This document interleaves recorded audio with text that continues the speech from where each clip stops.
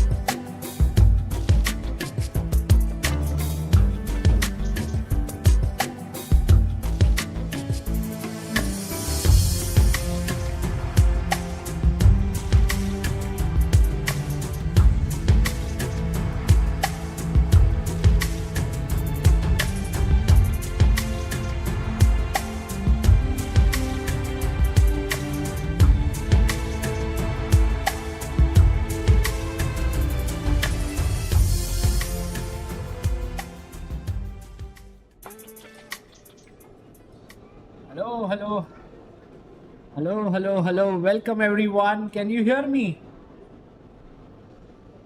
I think you will have to introduce. Hello, hello, hello. Can you guys hear us? Hi everyone. Welcome to day 8 of the Chennai Grand Masters. Alongside with me is, of course, the legendary Sagar Bhai and a good friend of mine, Kinshore Toth. Hello Yes. everyone. And okay, the microphone seems to be working now. Let's go.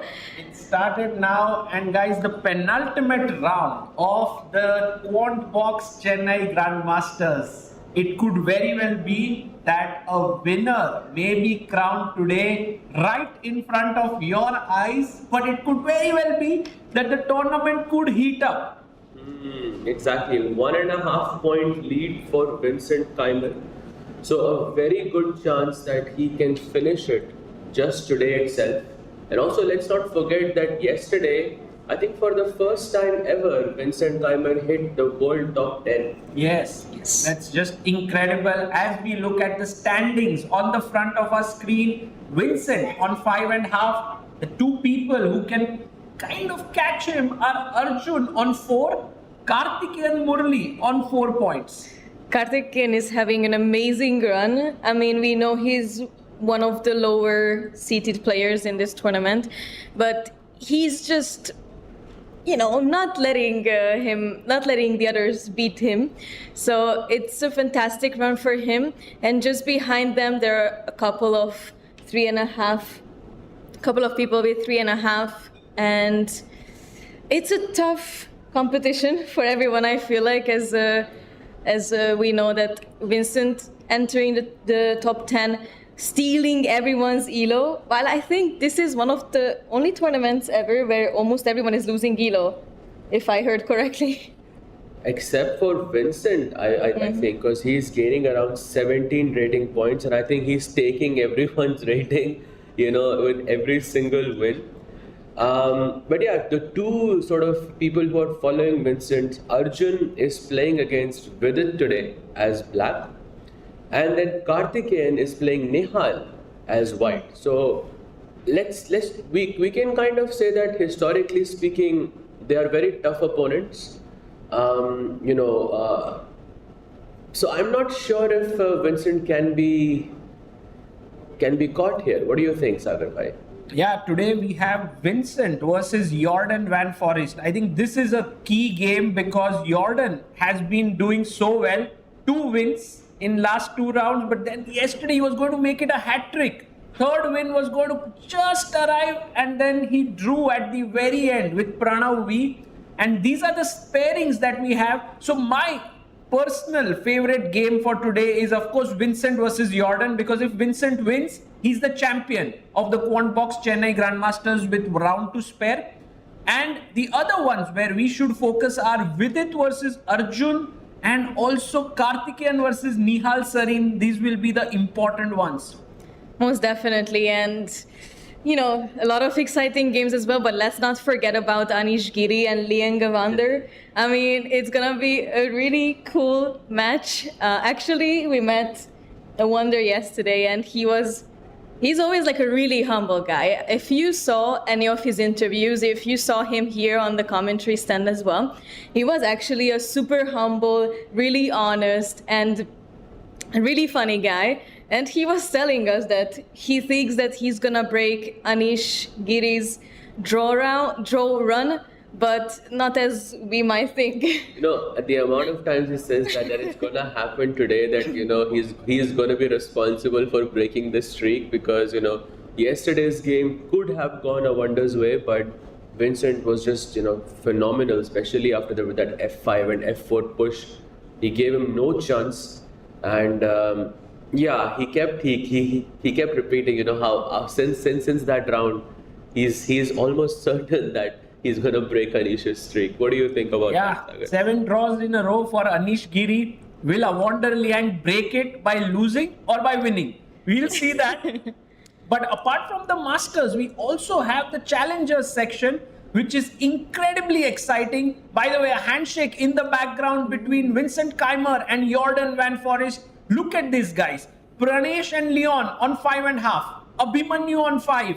And we have like these 3 players who are fighting for that top spot. Today, Pranesh is facing a very important game against Harika, while we have Leon, who is up against Inian. So that's also going to be super, super critical here. So I think maybe it's safe to say that the person who scores 1.5 out of 2 might end up winning the tournament. And I was just looking at the players that both of them are playing against. You know, Pranesh is up against Harika and Harshvardhan. Harika, of course, not having the best tournament here, and Harshvardhan is, I would say, the lowest seed of this tournament as well, the only international master. Now, of course, we're not downplaying. They are incredibly strong players, but in comparison to Leon, who was playing against Inian, and Adiban, whose peak was 2700, would it be fair to say that Pranesh is having, let's say, a more easier opposition in comparison? Could be, because in this event, I think Harika hasn't really performed up to her best potential. Then again, she can really rise up today and make Pranesh's event really go downhill. I will be very excited to watch this one, but you rightly pointed out that as Pranesh has that edge. If he manages to beat Harika, he will be able to move one step closer to making it to the Masters section next year. And that could be a big breakthrough for Pranesh in his chess career. On the other hand, it's very important to mention that, okay, Pranesh is playing against Harika today, but tomorrow he's playing Harshvardhan. And okay, he's the only international master in this field, but he is fighting, here. He's been showing us some very good chess. If he scores, by the way, 2 out of 2, did you know this? He's getting a norm, right? Yes, he'll make a GM So norm. it's, he's very, very ambitious here. Okay, that changes things for me, because I think that is a lot of motivation for Harshvardhan. That was fully deserved for him. I have to say, yesterday I was very pleasantly surprised by Leon's performance, especially in the end game. He defeated Diptayan Ghosh with the black pieces, and he kept pushing. In fact, I also spoke with him right after he finished his match, and when I asked him what happened, he said, I have no idea how I won. But it's the tenacity, it's the fact that he kept putting the pressure to someone as experienced and someone who's as strong as Diptayan Ghosh.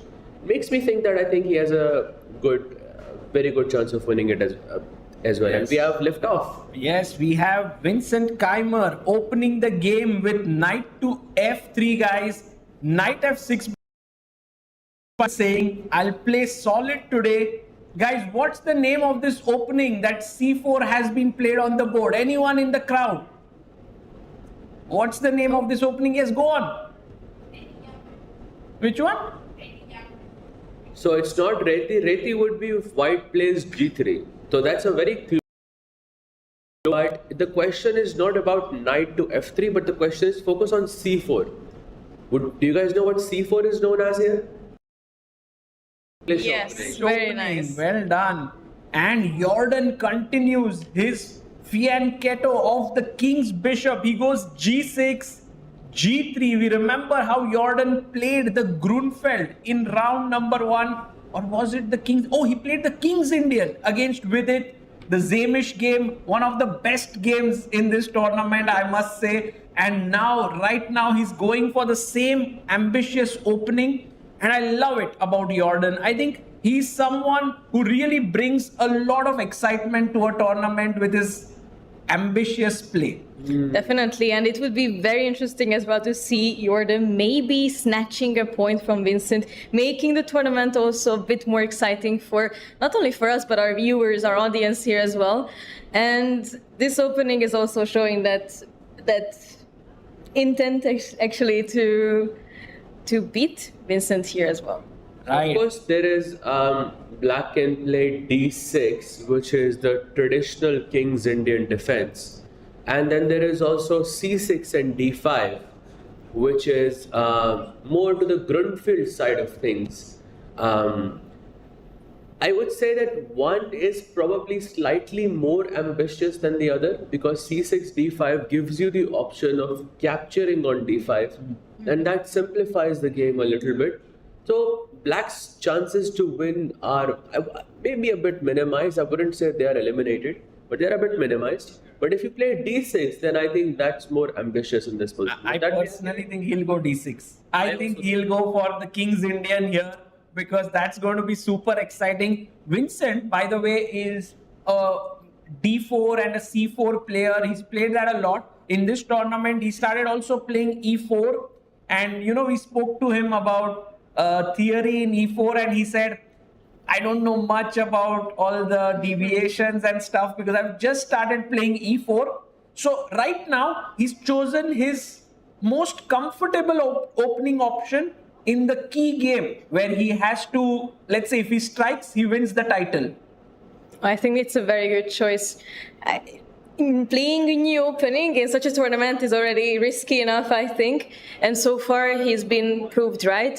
But definitely a more safer option against Jordan, who's, a very creative player as well. I think is a completely safe choice and is also a good idea.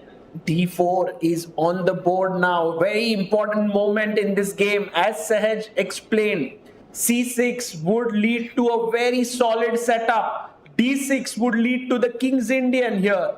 D5 would lead to the Grunfeld. What will he choose? He goes D6. All right. So the more ambitious. You were correct, Sagar. D6 on the board. Let's fight is the big thing here today. So while Jordan is going all out today to win, at least that's what his opening suggests. Should we quickly have a glimpse of the game of Arjun Erigaisi versus Vidit Gujrathi? An important clash, both actually good friends of each other, part of the Olympiad gold medal winning team. Vidit having a very, very difficult game yesterday, losing to Karthikeyan Murli in a very intense battle. Today, how will he show up to the board? Will he be ambitious? Will he say, okay, Arjun is amazing player, let me be safe? That's a very good question, and sorry for interrupting, but I think it's a very important question because I think we've seen Vidit being able to bounce back. He had a very tough situation in the beginning of the tournament, but he bounced back, he found his balance back, and I think he's definitely able to become or stay ambitious even after a loss like yesterday. So we will see how he's going to manage against Arjun, who we know is a really tough opponent. Yeah. So I feel that Vidit would of course try to play for a win. Now I would like to remind the audience that last year when Vidit played against Arjun, it was I believe the first round of the Chennai Grand Masters. And Vidit pressed so hard in that game. He tried to win so much. I believe I was looking at the game last night as well. It was basically a 2-result position. And somehow, Vidit kept pushing for the win so hard that he managed to actually lose. He had a huge advantage. Huge advantage there. But I think it's more about Arjun's perspective here as well. Because even though he's a point and a half behind Vincent, still, he is the closest person to, chase Vincent here. So I think Arjun will definitely push for the win here. Also, the opening that Arjun has chosen here, very weird in my opinion. Actually, in a way, he's given with it kind of everything that one dreams about in an isolated queen-pawn position. The knight is on c3, bishop here. And generally you have certain subtleties by which you let the light squared bishop first develop, then take on c4 so that white loses a move and all of this. Nothing like this happened. Basically, Vidit can go knight f3 castles and have a great position, I guess. No?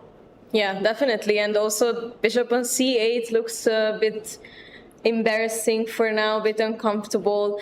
Black hasn't really developed the pieces, while white has, I think, a development advantage here for sure. Could this be his health, maybe speaking again? Because I think Arjun is not known to sort of simplify matters so quickly. This feels like he's okay with a draw. Well, maybe his health, I don't know what is the situation as on today, but until yesterday it wasn't great. He came to the board against Anish with white pieces and he just wanted to make a draw. Yeah. So today with black, it could be fair to assume that maybe Arjun now thinks that winning the title is super tough, 1.5 point gap. So maybe a draw is okay with black. But if Vidit tries to push, Arjun will get his chances. But I think Vidit will try to push, right? I think so. And Vidit is very principled in general. Like if in the opening you give Vidit like an advantage, then Vidit will not be like, oh, I will make a draw. He will be like, I want to win now. Yes, of course.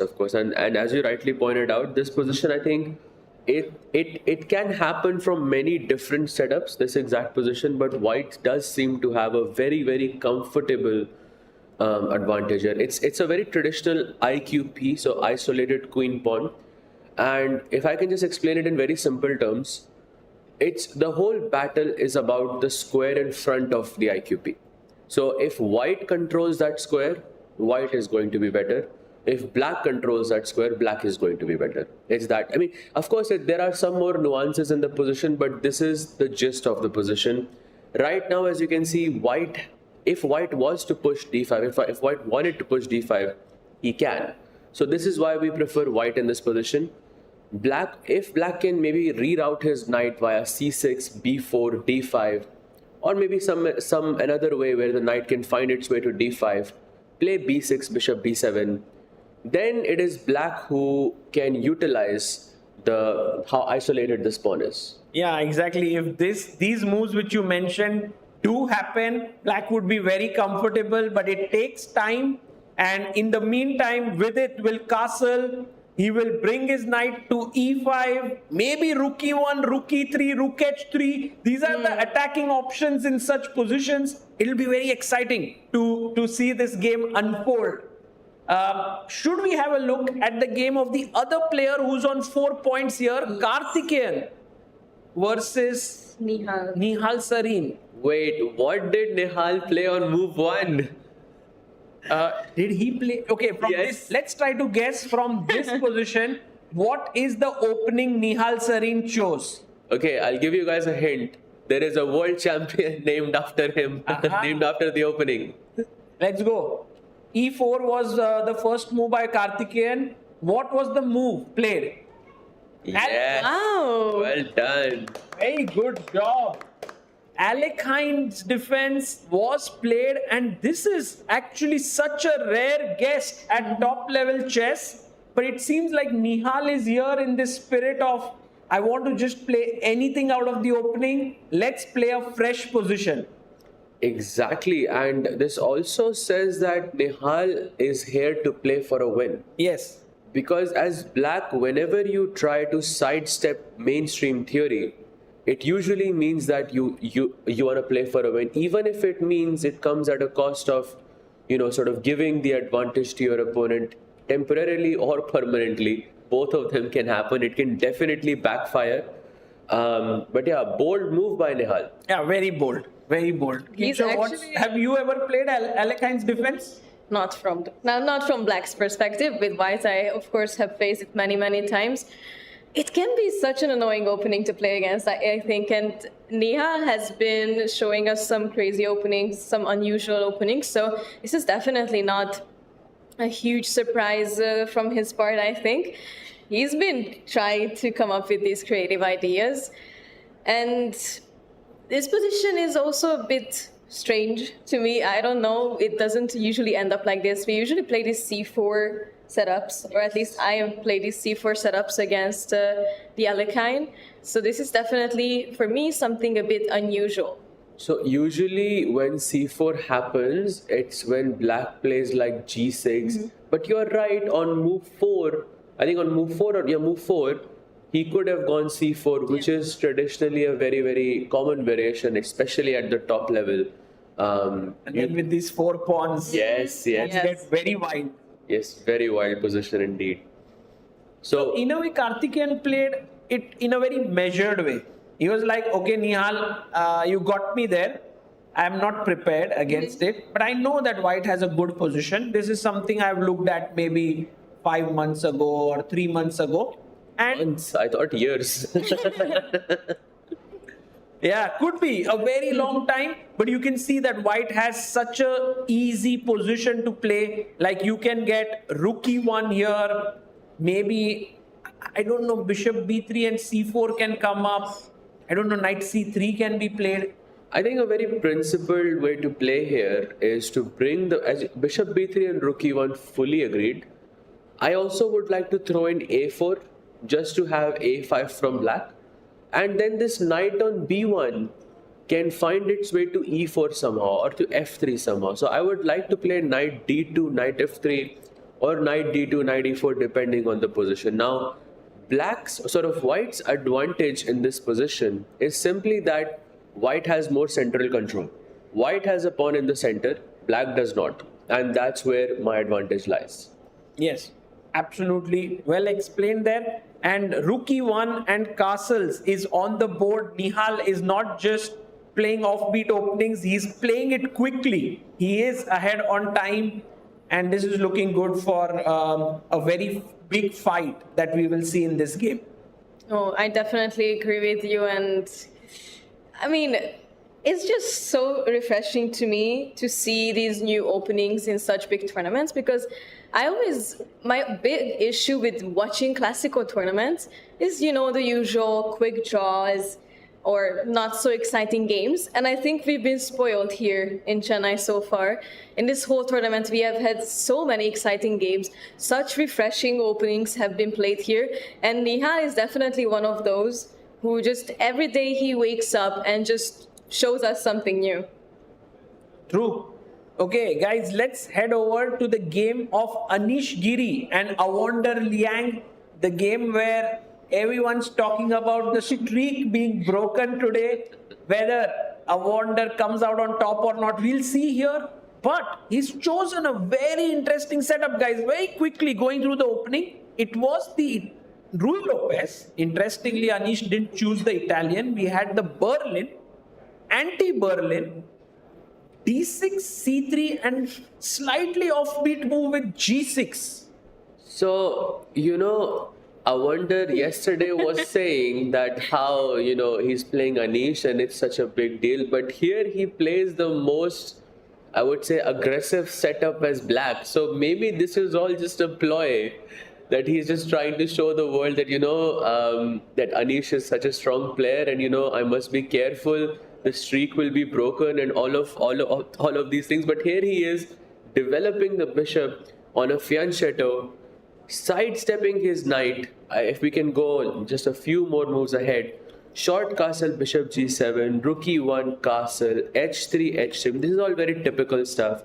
Bishop b3, and now check this move out, knight to d7.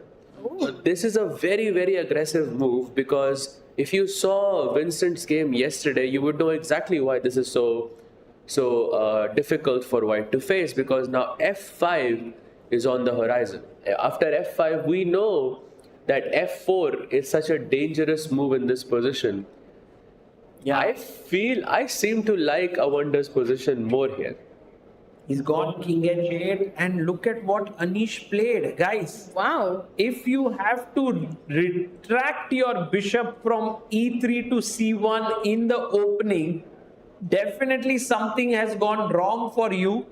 I believe that, isn't that and it's what actually the computer's first move, which is to me shocking. And Anish also plays it. And Anish is at 132. So quickly, exactly. If this is opening preparation, guys, just remember that opening is all about developing your pieces. But if you are Anish Giri, perhaps you can break those rules, yeah? Going back to c1. What the hell? And I would never ever think of this move. Me neither. And if you're thinking this is mainstream opening theory, it's not. Is it? Has it been played before? No, never. In fact, Wow. on the previous move, when he played bishop to b3 on move 11, at least according to the chess.com database, there are no games in this position ever played classical, rapid, or blitz. Amazing. That is crazy. Can we have a look at that view where we can see the playing hall? Because we'll get to see Anish Giri there. And how is he looking? Because I want to see his face after making the move bishop c1. How confident is he looking? maybe if we have the view of the playing hall. But I mean, yeah, while we get that, a the wonder sole has a reason choice. the sole reason that he's not on the board makes me think that he knows what he's Look doing. at him. Look at him there. That's Anish there for you in the black shirt. He's walking around confidently. He knows that he knows what he's doing here, guys. I think so, and I think when it comes to these strong players, I think often it happens to them that they just find some idea on their own, maybe when they're bored, and then they just dive deeply into these positions. And I think this could have been something that happened maybe to Anish in the past. He may have looked at this position, he may have found something similar to this, and he may have found this idea already on his own, let's say maybe a few months ago. And that's what's crazy about these players, is that they can remember these. So I think this is what happened here. It's, to me, impossible that this was preparation from yesterday night. So, to all of those who are wondering what is the reason behind this move, the point is very simple. Actually, it's not that simple. There's no point here. Please tell me that There is a point. Okay, So, there's a point. if black plays f5 here, which is the idea for black, you go e takes f5. And now g takes f5 is not possible in this position because of a very, very beautiful tactic by Can we white. ask our viewers? Yeah, Let's. Yes. wow. How did you find it so quickly? You Really? Wow. Our viewer here says he's played this in his game once. You're 10 years old? 11 Wow. years old. Insane. What's your name? Shreyas here with knight to g5. That's a crazy find. I mean, Very, very nice find. But you might wonder, why did I have to play bishop c1 for this? Now, if the bishop was on e3, how would this position be different? Exactly. They could play f4 and kick your bishop away. Very, very nicely done. So if we have, let's say, a4 here, just a normal move, f5, ef, gf, and now if you go knight to g5, then we have this, yes, f4, nice move there, and then pick up the knight with the queen. wow. Our audience is full of future grandmasters, and maybe in a few years we will actually commentate them playing here. Yes. I mean, And then crazy we'll have times. Shreyas making knight g5 and Yes. we'll be like, oh, what a move, yeah. We'll be like, no, we've seen this before somewhere. Why is this so familiar? Okay, so guys, bishop c1 on the board. Now that Sahaj has explained it to us, suddenly starts making some sense that f5 is not possible. If a wonder goes f5, I will be super shocked. Of course, he will understand that this is the point behind bishop c1. He is in deep thought, so I believe he already understood that f5 is no longer possible. But the question is he prepared for something else, or was he preparing f5 in his plans all along? The time says that he was planning f5 all along and is finding it difficult to find something else right now. If f5 doesn't work, or you cannot time it, in the correct way, then I would say something like d5 will make sense. So I like the move knight c5 in this position, kicking the bishop away, and then maybe looking for some d5 breaks. But yeah, I think this is a position that really needs to be examined before we can make a decision on what to break open with. Interesting position here. This is what opening preparation in modern chess looks like. You find a good idea which you can use for one game only. You play it. Others will look at the engine, find the refutation, but then you never play it, so that refutation is not that handy. Or maybe the equalizer, basically. We have one game which is pending, just so that we can finish our exploration of all the games. We have Pranav versus Ray Robson, and Pranav has gone for 1 e4, and Ray Robson has responded back with the very famous Sicilian Najdorf. Right. The most popular opening, I would say, in chess, as black at least. Well, definitely. And interesting, yeah, the strategy that Pranav has chosen, it's a nice opening, normal position. You have ideas like A4, Bishop E3 or H3, and then maybe at some point you jump in with the knight to D5. Yeah. Seems pretty standard to me. Although Ray Robson, his time is ticking and he's already down 13 minutes. So question is, why is he thinking so much? Because I feel like maybe some standard moves could be knight c6, bringing the rooks in the middle somehow. Not so sure what the correct move order here is, or what the opening theory here is. Maybe our Grandmaster can enlighten us in that sense. I'm not very familiar with this setup. But what I do know is that as white, you want to throw knight d5 at the right moment. So when black takes, you can capture with the e pawn, and then you have this queen side majority, which you play the rest of the game on with a4, c4, a5, and stuff like that. Another very cool idea that I see in this position that is possible is that first you play a4 and you block all of this b5 business, and then you reroute the knight from b3 to e3. So you go knight d2, knight f1, knight e3, knight d5, which I think is definitely possible.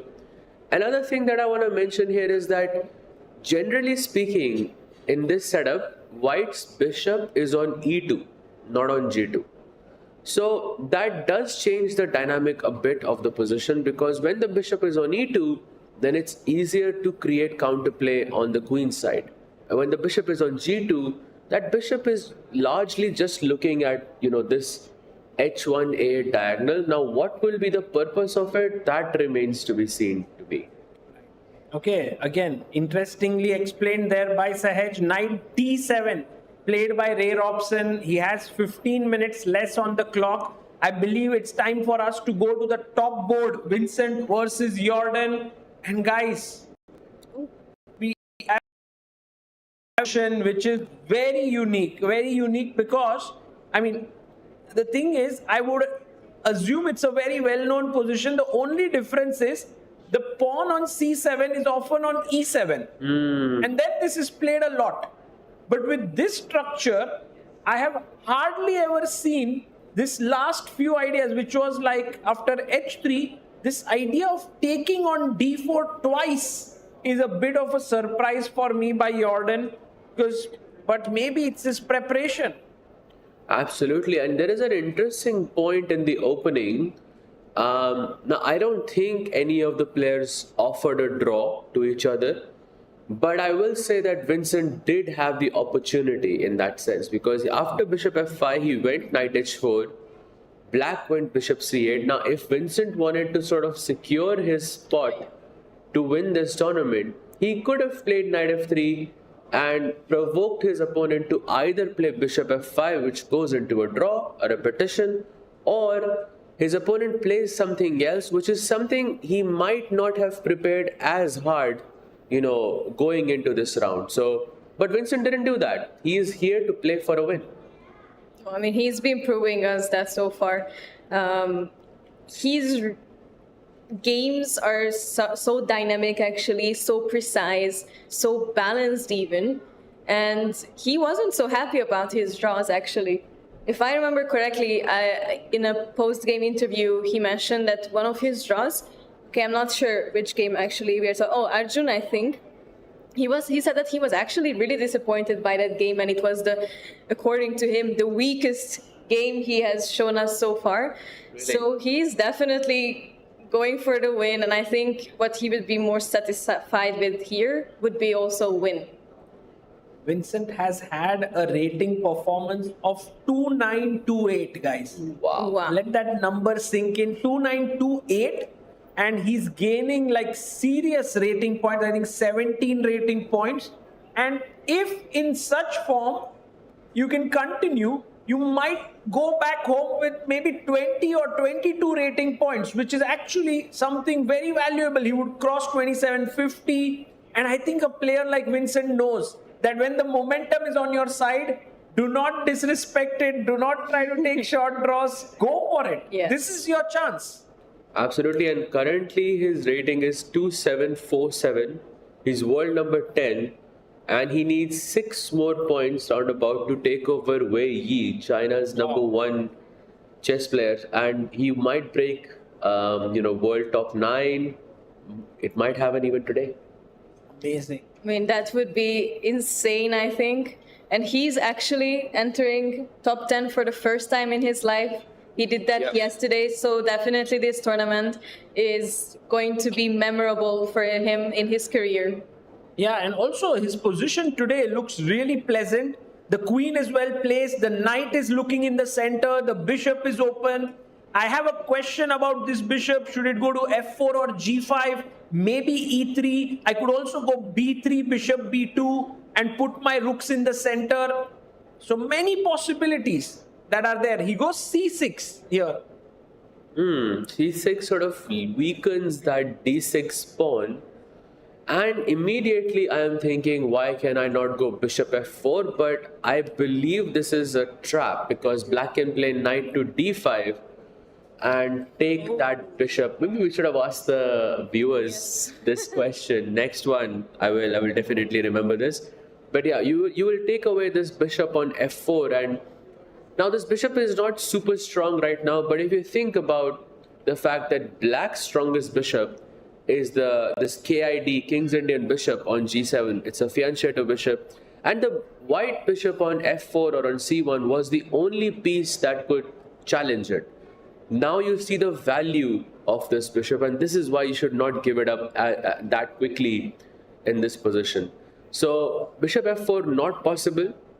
Maybe you can go queen to d3, just sort of some prophylaxis, and then you go for something like bishop f4. Correct. That looks like a good idea. Also queen h4 with the idea of playing bishop h6 could be a very much possible idea here. So many options here. I think Vincent looking good. No, I completely agree with you, and I think playing with the white pieces here is so easy.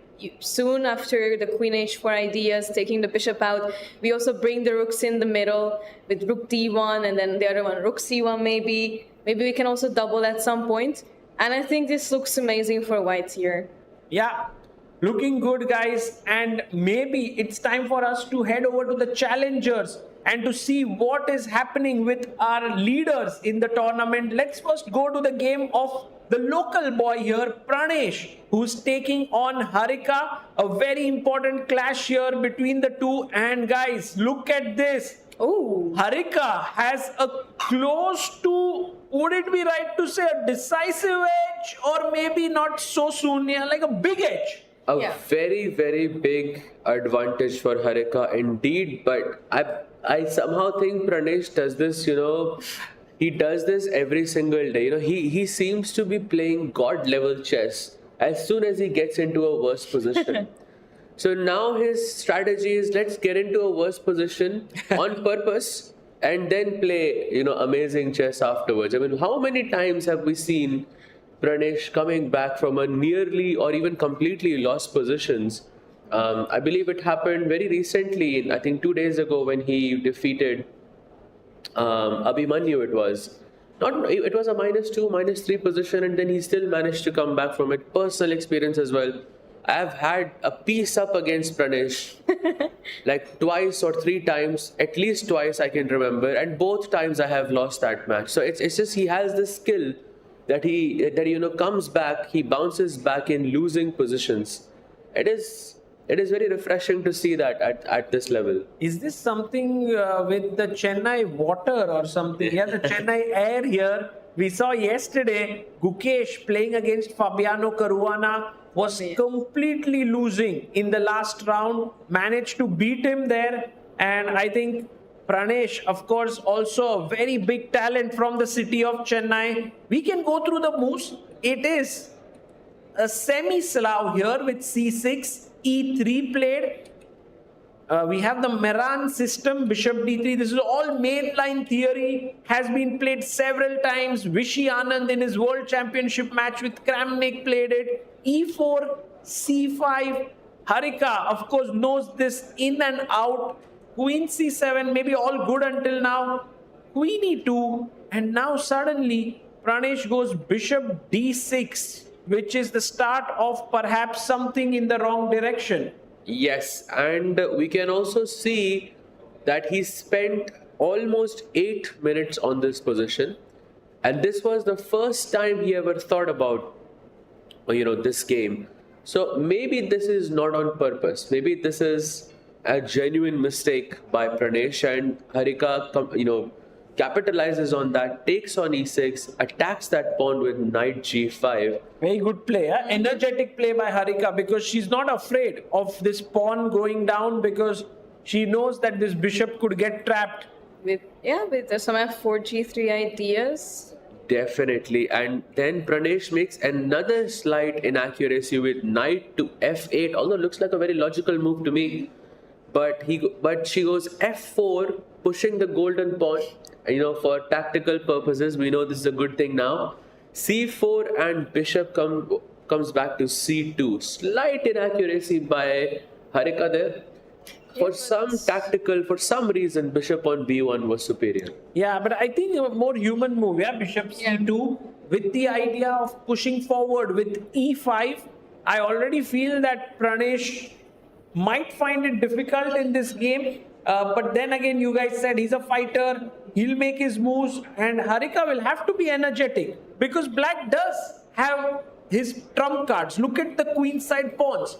Look at the two bishops, supremely positioned. Yes, however, that knight on f8 looks a bit, well, not even a bit. It looks extremely unnatural, extremely uncomfortable. That e6 pawn is just hanging in there for now. We don't know how long can it survive how long it can survive. And maybe Harika has to move the king maybe on h1 just to prepare maybe some e5 pushes. Of course, something is going to happen in there, as Pranesh cannot let e5 happen at any point. And White's play just seems more easy. Very natural, very easy. That's not, I don't think that's an understatement here. Look at black's position. Yeah, the pawn on e6 isolated. That king is doesn't feel safe anywhere. On the king side, it's not possible. Queen side, you are supposed to attack on the queen side. So that, and you cannot keep the king in the center either. So that king has a very, very big, difficult game ahead of him. So yeah, I think Pranesh suffering there, at least for now. Meanwhile, Sagar, I would really like to draw your attention to Leon versus Inian as well. Let's go, the game of the other leader in the challengers. Absolutely, and we had, I think, Reti system here. Maybe we can go to around move 9 or 10, because a very interesting decision by Inian there. And I think it had Leon stumped for some time as well. I can see he's thought for about 4 or 5 minutes after that moment. Now this position is known as a reversed Benoni. Very normal, yeah. Very normal position, but look at this. Bishop takes f6. Now, generally speaking, black captures back with the queen here. It's a very basic principle of chess that you shouldn't damage your pawn structure for no reason. You should try to bring your pieces forward. But Inian plays g takes f6 here. What do we think the idea behind this is? Because I don't think that there is some rook g8 ideas. The pawn structure is quite solid for white. This could be Inian's prep. It's not a terrible move. It's playable. At the same time, it's quite possible that Inian knows Leon very well. In fact, I remember vividly back in 2019 when there was this training camp with Vladimir Kramnik back in France and on the border of France and Switzerland. Inian and Leon were there together. They were staying together. So, they've grown up together. They know each other well. And perhaps Inian feels that GF6 might be more uncomfortable for Leon to face. Although only the time will tell whether it's uncomfortable for Leon or for Inian. I I am not sure who it is more uncomfortable for. I believe whichever side is less prepared is gonna suffer more here. But although White's king is super safe, the follow-up is super easy. You do want to play this knight a3. I have no idea what this is. He goes king f8, and so Indian is like not only making one awkward move, gf6, then goes king f8. And guys, do you see, like, he made this move king f8 in 2 minutes. So he didn't even think much. Although in this game, what is very interesting for me is that when Leon played knight f3, Indian took close to 4 minutes 37 seconds to play d5, which means that perhaps he was not expecting knight f3 to be played, because I don't think he came late to the board. Yeah. Leon usually goes c4, d4. That is more typical of him. Knight f3 could have stumped him a bit, but just looking at the final position, I feel this is exactly the type of position you need to play for a win. Yeah. For whom, but? For both, I think. Both sides, For both sides, yes. Well, I think this could have been somewhat preparation as well, and maybe Indian was just recollecting his thoughts before the game, like that. Maybe that's why he took some 4 or 5 minutes to collect his thoughts, remember the prep, or maybe choose between the preps that he has on hand. But I personally think White's play is not so tough, right? Like, for example, threat is to clamp down the position with a4, so we could go b3, then rook b1, then b4, b5.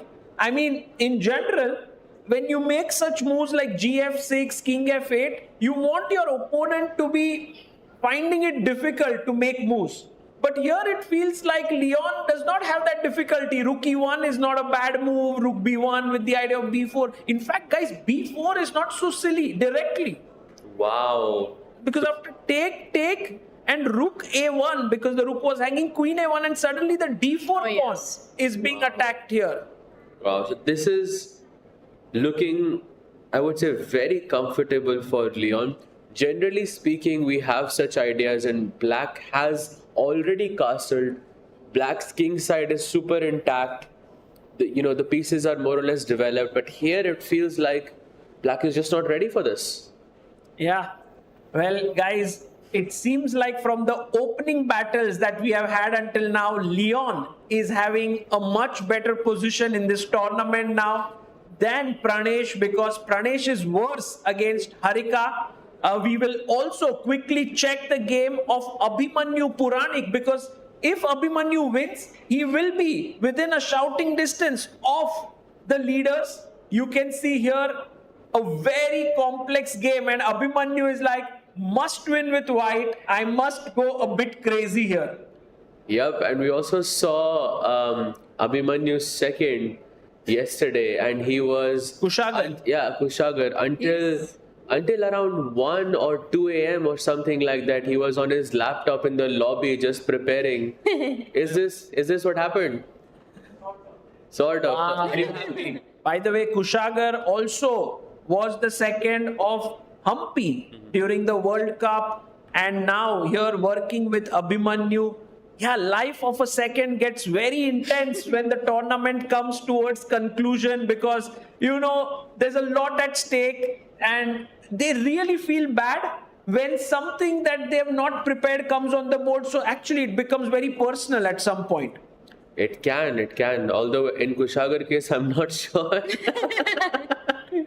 I personally think it is. Yeah, so knight c6, rook a2. By the way, this rook a2 reminds me of this Ding Liren's move. Yeah, he did this and he called it, what did he call it? The cannonball kind of a move. But Richard Rapport had actually prepared it, rook a2 for him. It does feel like a Rapport move, actually. He's a very, very creative chess player. So this does feel like something that he would do here. And the idea of rook a2 being that once White develops the bishop from f1 to d3, you will play f4 or f3, and that rook on a2 will find its way to either e2 or f2 and contribute to the kingside attack. Right. Now it's a very flexible move, because you don't have a plan that is just one way. You can have rook a2 being useful in many different ways for you. So Really nice move by Abhimanyu there, but he did think for about 20 minutes before he played Rook A2. So maybe this is not full prep. That's why Kushagar said sort of. Yeah. Okay, too seems like over the board inspiration for Abhimanyu here. But guys, this is the kind of position you need when you are playing for a win. Yes, the engine says slightly better for white, but it means very little. Diptayan is a more positional player. Abhimanyu is more aggressive. This is the kind of position you need. By the way, we have some fans gathering there over there. Do we already have a result or what? Not yet, yes? No, I don't also think so. spotted the fans there, and I was just thinking, what's going on? Do we have maybe a special guest? Maybe someone possible. joined us here. Very cool. We'll get to know very shortly, guys. Now, heading back to the Masters. We've seen like the 3 most important games in the Challengers. We are going to just very quickly take a glimpse of Jordan versus Vincent. And guys, there were a couple of updates that happened in this game. After C6, the move that was played was Queen H4, which we guessed could happen. Knight D7 by Jordan, offering a trade of queens. And now the question is, does Vincent trade or not trade? I think Bishop G5. Let's go for it. Let's go for like the that. kill, yeah, because Queen takes D8 might neutralize the advantage a bit. It might be easy for Black to play in the next coming moves. But what I like here is to not exchange the queens, but rather exchange the bishops, because I like playing Bishop H6. Oh. I can't play it right now, of course. Yeah. So Bishop G5, F6, and then Bishop H6. Let's take away my opponent's strongest piece, and now the D6 pawn becomes a weakness. Yeah. No, you're completely right. Very good points raised by our Grandmaster here. And if we do manage to trade off that bishop, I think white's play becomes even more and more easy to play. Look at that bishop on C8. It just looks super awkward, really stuck inside, especially after this knight d7 move. So here I think Jordan would have to become super precise how to continue in order not to accidentally run into a situation where we have a lot of weaknesses, a lot of stuck pieces, and the king also might become vulnerable, I might say. Yeah, absolutely. Okay, so nice position for Vincent. Yes. I think a perfect position to get when you are trying to win the tournament. I think not too much pressure on him here after this opening. We're going to quickly check the game of Vidit Gujrathi and Arjun Erigaisi. Guys, it seems like Arjun has played something today where he's not super well prepared. He's taking his time. It's a very standard position where we left off with pieces on their natural squares. Vidit actually took time out to stop the move B5. And now if Arjun had some plan in mind, he would have quickly played either knight c6, b6, knight d7, I don't know. But he's thinking. He's not making his move. I think one thing that doesn't make much sense to me is that if Arjun is not feeling as healthy, which I think we know from yesterday, why go into a IQP position against someone like Vidit, right? That's like going against the craziest opening against Arjun.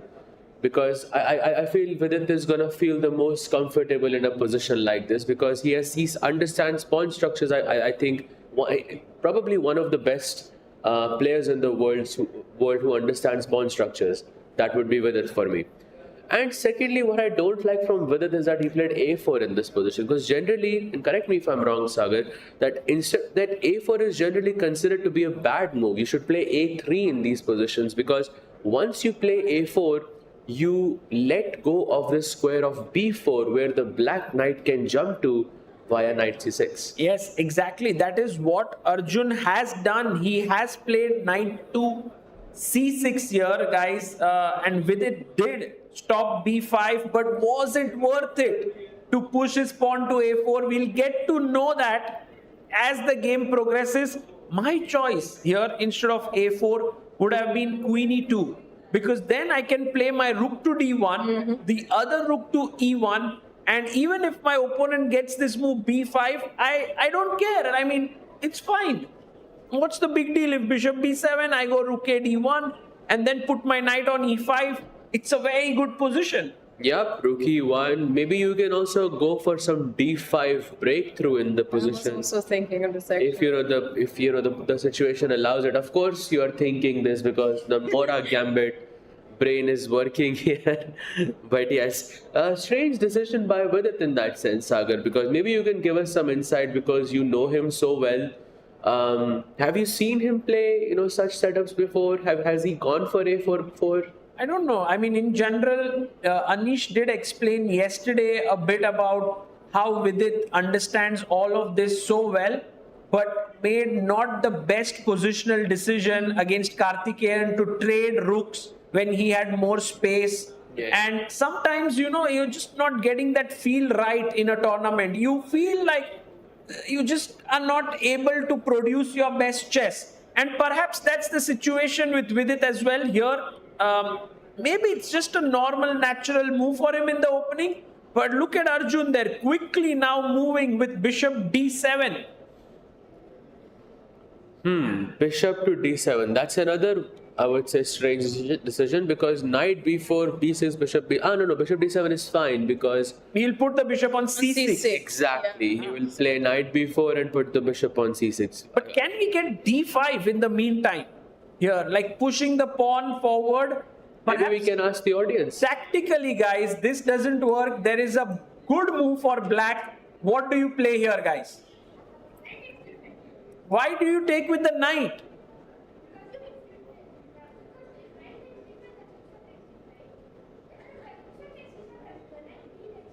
Wow. He's so sharp, actually. It's so quick. Okay, 1600. Are you very soon going to reach 2000? I think d5, knight takes d5, and this standoff here is in black's favor. So even if you take on d5, I can take the bishop on g5. So d5 isn't possible just yet. Okay, so while Vidit is now thinking for his move, it's a good moment to check out the game of Karthikeyan. He's seriously getting some edge, it seems, against Nihal Sarin's Alekhine. We saw rook e1 on the board here, and then castles c3, knight d7. And now, instead of taking the knight, you know what? Oh, Karthikeyan took the knight. Yeah. Yes, knight d7. I thought he went back, keeping the space. Even not a bad move, by the way, to come back here because black lacks space. Takes, queen takes, knight d2. The other knight is coming here. b6, knight f3, bishop b7. Bishop to g5, attacking the pawn twice here with the threat of bishop d5. Rook e8 played. And this is the live board position. Oh, I am not so sure of this position with black. The f7 square just suddenly, my spidey senses are tingling when I look at the f7 pawn. I just feel like the knight won't be able to move from d5 very soon because there will be some tactics here and there with some, maybe even bishop f7 at some point. So I am not so sure about this. And what is the idea behind rook e8 besides, of course, protecting the pawn? Do we want to go for e5 at some point, maybe? Yeah, I think right now Nihal just defended this pawn, but maybe overall he doesn't seem to have too many possibilities. I mean, c5 might be the break he might be looking forward to instead of e5, as the knight is standing here. No, I like e6 and c5, I think.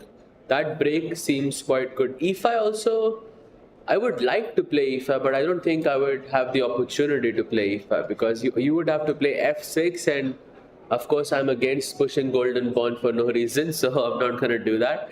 But yeah, e6 could be the plan, but I do agree with you in the sense that I don't know if this opening is working out well for Nihal. I don't know if this risk has paid off in this position yet. Maybe on the clock it has to an extent because he has about a 20-minute lead over Karthikeyan, but I don't think it has paid off over the board. Yeah, but my question is, if we want to go for e6, why put this rook on e8 first? Why not e6 first, c5? Is this maybe a safer way of playing things? That's a good question. It's a very good question. And I'm not sure actually. I'm not sure why he would play rook f8. Maybe he doesn't want to be as committal. Because once you push a pawn, you can never take it back. And perhaps that could be a reason. Maybe he does, or maybe in somewhere in all the complex lines that Nihal is analyzing here, something about e6 he doesn't like. Yeah, could be. And by the way, the move that you suggested might well be the better move in the position than Really? rook e8. Yeah, so actually great job there. So e6 could have been nicer than rook e8. And now white has some plans. Bishop h4 to g3, take this diagonal, jump in with the knight to e5, and maybe even gain space on the queen side with a4, a5. Wow. So now Karthikeyan is definitely sort of pushing for a win in this position. And maybe that's Nihal's strategy, to get his opponent to push, for him to invest in his time early on. Maybe this means that Karthikeyan might have a winning chance, but he won't have enough time to execute it. And that's where Nihal can strike. So both players here to play for a win. No draw, I think, possible. Let's go. The game is on. Exciting. Guys, that means that the player who's on 4 points here, Karthikeyan, is pushing. He could reach 5, potentially fight for the second spot here, which would be huge for him. He came in as the last minute entry into this tournament to finish second in Chennai Grand Masters is huge. I want to take you guys to the game of Anish Giri and Evander Liang. What a game we have had here. First this move Bishop c1, which was kind of shocking, but then we understood it. Yeah. Good job Anish finding this move. Then b5, gaining space on the queen side. Evander says, I understand f5 is not possible yet. a4, again Anish, I think made this move very quickly.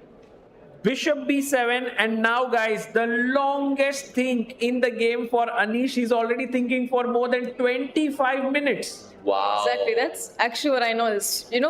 I wear glasses, and for a second I thought that I'm misreading 0-3 to 3-0, and we are only like 2 minutes into the thinking. But then I looked very closely and I'm like, wait, is he like thinking for almost like 28 minutes even? That is true. It seems to be true. But I think the position also justifies that, because if you haven't analyzed it, if you're not familiar, surely Anish is familiar with these positions. Maybe he doesn't remember it. There are many different ideas that one can go for. You can play knight, you can take, play knight a3, attack on b5. You can go for some d4 ideas early on, or you can go with the general, Spanish, that Fischer's idea with knight d2, knight f1, the typical stuff. And when you put the knight on f1, then it's a question about where do you keep it? Do you put it on e3? Do you put it on g3? So there are many different ways that white can approach this position, and it makes sense why Anish is sort of investing him time, calculating these complex ideas and figuring out how he can put the most pressure on his opponent. Yeah, this is something which super GMs often do when they have prepared a line and they are at the end of their prep. Then they start to really think deeper that, okay, is this something that I should build my position like this, because I do feel that my opponent hasn't played in the best possible way. And yeah, Anish is one of those players who's right now kind of charting out his territory, like, should I go d4 direction or knight d2, knight f1 direction, and so on. So interesting stuff happening here in this game, guys. We are heading towards our first break. Should we look at one game, last game that we haven't looked at, Pranav versus Ray Robson? Let's do it. Okay, this was the knight of position, I believe. Oh, by the way, the idea came on the board. Yes. Wow, Sahaj, that knight is incredible. The knight was on b3 and Sahaj was talking about all the plans in the position. We were at this point and he was like, one plan is to go knight d2, knight f1, knight e3, and guys, Pranav was like, Sahaj, I love your idea. I'm going here. Knight f1, b5, knight e3. And now he has these both knights looking at this d5 weakness. And white is definitely going to take over that square. I mean, we also have the queen, the bishop, the pawn looking there. And I mean, I think very shortly we're going to see a knight jump on this d5 square. And I really don't like that e7 pawn, in bishop, sorry, the e7 bishop in black's position. Oh, actually, you are right, yeah? It's like a pawn. It is. It's like a big pawn. So yes, definitely a big trouble in the position. But I would say the other pieces who are much more active in comparison compensate for it. So maybe just this game could very well continue with b4, knight d5, and then maybe we'll have a couple of exchanges on the d5 square. We'll see where this game is heading to. Guys, the penultimate round of this tournament is super exciting. We have no short draws. Everyone's come to the board in fighting mood, and we are going to continue our coverage after a very short break.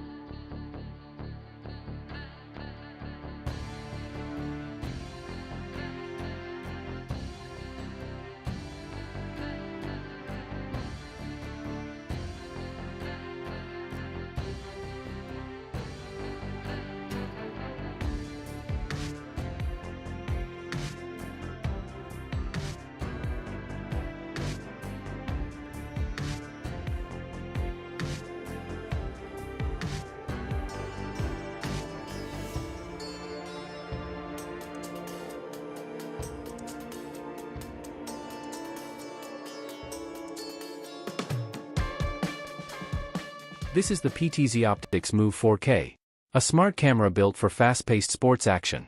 It follows the players automatically with smooth, accurate tracking. No camera operator? No problem. Control it from a joystick, a phone, or let it run on its own. With crisp 4K video and easy streaming, it fits right into your setup. Perfect for schools, clubs, and live sports broadcasts. PTZ Optics, professional video, made simple. Brought to you by RTAV, your broadcast AV partner. Want to play chess but don't know how to get started? Try chess.com. Play for free against someone at your level or challenge one of our friendly computer bots. Trying to improve your chess? Learn the Queen's Gambit and other openings with guided interactive lessons. Like chess but don't want the pressure of playing games? Chess.com has hundreds of thousands of fun puzzles to help you relax and sharpen your mind. Play your friends, make new ones around the world, follow the latest games, and more. Sign up and play for free at chess.com today. Are you struggling to get better at chess? A chess.com premium membership is here to help. Train with unlimited tactics to become a strong chess player. With puzzles of all levels, you'll beat all your friends. Our library of interactive chess lessons will improve all parts of your game. Just like a friend who has your back, the computer analysis feature will give you feedback on every move you play. All of this and much more. Only, I think, 5,000 rupees a month or something. No, plans are affordable for all, along with a 1-month free trial, so that you can take your game to the next level. Upgrade to Diamond now because Chess.com is best. This is the PTZ Optics Move 4K, a smart camera built for fast-paced sports action. It follows the players automatically with smooth, accurate tracking. No camera operator? No problem. Control it from a joystick, a phone, or let it run on its own. With crisp 4K video and easy streaming, it fits right into your setup. Perfect for schools, clubs, and live sports broadcasts. PTZ Optics, professional video, made simple. Brought to you by RTAV, your broadcast AV partner. Want to play chess but don't know how to get started? Try chess.com. Play for free against someone at your level or challenge one of our friendly computer bots. Trying to improve your chess? Learn the Queen's Gambit and other openings with guided interactive lessons. Like chess but don't want the pressure of playing games? Chess.com has hundreds of thousands of fun puzzles to help you relax and sharpen your mind. Play your friends, make new ones around the world, follow the latest games, and more. Sign up and play for free at chess.com today. Are you struggling to get better at chess? A chess.com premium membership is here to help. Train with unlimited tactics to become a strong chess player. With puzzles of all levels, you'll beat all your friends. Our library of interactive chess lessons will improve all parts of your game. Just like a friend who has your back, the computer analysis feature will give you feedback on every move you play. All of this and much more. Only, I think, 5,000 rupees a month or something. No, plans are affordable for all, along with a 1-month free trial, so that you can take your game to the next level. Upgrade to Diamond now because Chess.com is best. This is the PTZ Optics Move 4K, a smart camera built for fast. Welcome back everyone to the penultimate round of the Chennai Grand Masters 2025. We have very exciting round going on right now. The top board clash between Vincent Keymer and Jordan van Foreest is heating up. We have Tanya joining us along with Sahaj. Guys, Vincent is looking very comfortable. He did trade his queens, and this position, I believe he cannot really lose today. I think Vincent Keymer can't lose in Chennai, full stop. And that's at least what we've been seeing so far. 4 wins, 3 draws, undefeated in the tournament so far, 1.5 point lead. And this is a dream position with the white pieces. It's what in chess we call a 2-result game. White has clear targets, material balance, but look at that d6 pawn that black has. You can just plan your entire play around it. Rook to d1, attacks it once, get the other rook on that same file, double up, attack it twice. Meanwhile, Jordan van Foreest, this is a nightmare for a player like Jordan, right? He likes those aggressive positions. He's not going to get any of that. For Keymer, a dream position with white. Yeah, I agree. And a draw, even a draw today, would mean that he has confirmed a playoff at least.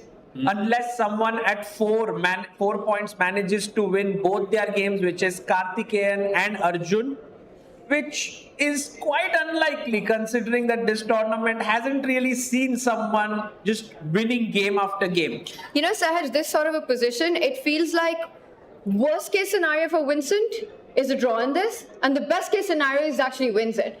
And if he wins it, he pretty much gets the championship 1 round to spare. Yeah, definitely. And like you mentioned, this Rook D2, Rook D1 stuff, how is Black going to make progress? What is Black going? I mean, the one idea I see is King F7, King E7, and you defend the pawn on D6. But what about that Rook on 8? Where is that going to go? You can't play A5. There is no A4 because I'll play B3. And there's no way to get that rook out either. So, do you think this is already, Vincent has secured a spot already? I think just play the moves. Yeah, King F7, King E7, Knight F6, Bishop E6, A5, and then maybe hope that you get your chance here as Jordan. I think that's how the game will continue. He'd have to sit on defense and just hope that somewhere Vincent goes wrong in that. But right now, I will say that these kind of positions is also where Vincent Keymer really thrives in. A position with no dangers. Let's not forget, he's Peter Lecko's prodigy. So playing this is what he's probably learned from childhood, started with the fundamentals. But what a tournament he's got, and he's looking sharp on the camera today as well. All suited up for this big game. Yeah, looking good here. Should we quickly check the game between Anish Giri and Evander Liang? I think that was one game, Tanya, where we have to show you a moment. I want to see the moment, but before we go to that, I want to ask both of you about this, because what do you think it is that Vincent Keymer is doing better than the rest of the field here in Chennai? Because it's such a stacked, sort of closely contested players lineup. It's a good question. I think he seems, it's not just about the opening. I think he is better prepared, but he's finding those crunch moments really well. I think whenever his opponent makes a mistake, he seems to pounce exactly at that moment. I can think of the game against Evander, for example, when he allowed F5 and F4 as well. And I think when F5 and F4 happened, Vincent was already very close to being completely winning. So I think he's able to spot those moments very easily, or much better than in comparison to other players. What do you think, Sagar? Yeah, I think in general, when you get a chance in such events, you have to convert them, and Vincent did it. Even the first round, if we remember with Nihal, it was a bit shaky. And if that game had ended in a draw, we would never know if this would have been his performance. I think it's all about this, getting your chance and converting it. And in super tournaments like this, once you do it for like couple of games, it starts to flow. And that's what happened with Vincent here. I think I want to add a little bit to what you just said. It's about converting those positions, but I think Keymer also has this incredible ability to pull the brakes at the right time, to switch gears, whenever required, to go into a full control mode. He's not always on that lookout for those chaotic positions, for that mess on the board. He's able to handle the positional battles with equal ease as he is. It looks like those kind of F5, F4 positions where he's going for the win as well. It just looks like in every aspect of the game, whether it's opening preparation, whether it's the versatility of the middle game, or even the technique in the end game, he's just a slightly bit better than everyone else right now in the field. I think that's a great summary there. I used to watch Vincent a lot, even 4-5 years ago, and he always seems to have a good score against Indian players. At least that's what I felt. Watching him. Maybe it's just the fact that he's in Chennai. Yeah, I think this is his second visit to India. Mm-hmm. He was at the Olympiad. And Tata Steel as well. And yeah, he's played in Kolkata as well. I think he'll go back with great, pleasant memories here. By the way, guys, Anish Giri is doing something which has shocked, I think, everyone here, at least me in big way. I think he's taken the longest think of the tournament. He's been thinking for more than 43 minutes. What? 43 minutes. He hasn't made his move after Bishop B7. He was at 1 hour 30 minutes and now he's thinking for 43 minutes. I don't know what is he thinking. I was explaining a bit earlier all the different ideas, but 43 minutes I think is a bit too much for any position. There is a book, I think, by Kotovit is the Think Like a Grandmaster, where he explains that you mustn't spend more than 20 minutes on any position because it can mess up with your clock. And Koto was saying it when the time control was much longer. Yes. And now it's like 90 minutes. Anish is using almost half of his time for one move. And we're only on move 13, right? So already under the 50-minute mark for Anish. I think it comes from also the feeling that black is sort of completely ready to go f5 and strike at the center of the board. The bishop on b7 also gets ready for that. The king's already slid to the corner, so getting away from the pin along the a2 to g8 diagonal. The knight coming to c5. I wonder if Anish is feeling a bit of pressure here, but I also want to talk about what Sahaj just said.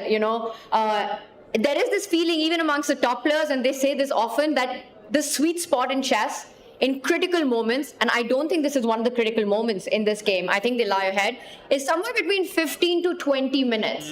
Anything more than that, you're doubting your own variations. You're double thinking everything that's going on in your mind. Your brain is getting more and more foggy. The calculations are getting that much more blurry. And usually, we've noticed this at even top level chess. A player who thinks more than 20 minutes, surprisingly, that's the move that mistakes happen on. Yes, and we might see a mistake by Anish as well, because very rightly Tanya pointed out that he would have seen the best move already, but he is doubting it. He doesn't like something about it. And the bar slightly goes down. And he plays a takes b5. Maybe it's not the best move, but Tanya, I had promised you to show you something truly incredible in this game. Let's see it. This is the position that we had. And guess what Anish Giri played here with white? I'm guessing it's not natural moves like a4 or knight bd2, because you'd never ask we were me. on this position right now. When we were looking at it, this was the position. Oh, so he did play a4 then. No. Oh, No. He wait, played. what? He played. Bishop. Wait, bishop's on e3 here. Yes. The bishop came back. Yes. And it's the best move. This was his preparation. Guys, this was Anish Giri's most I think this game by Anish is very weird.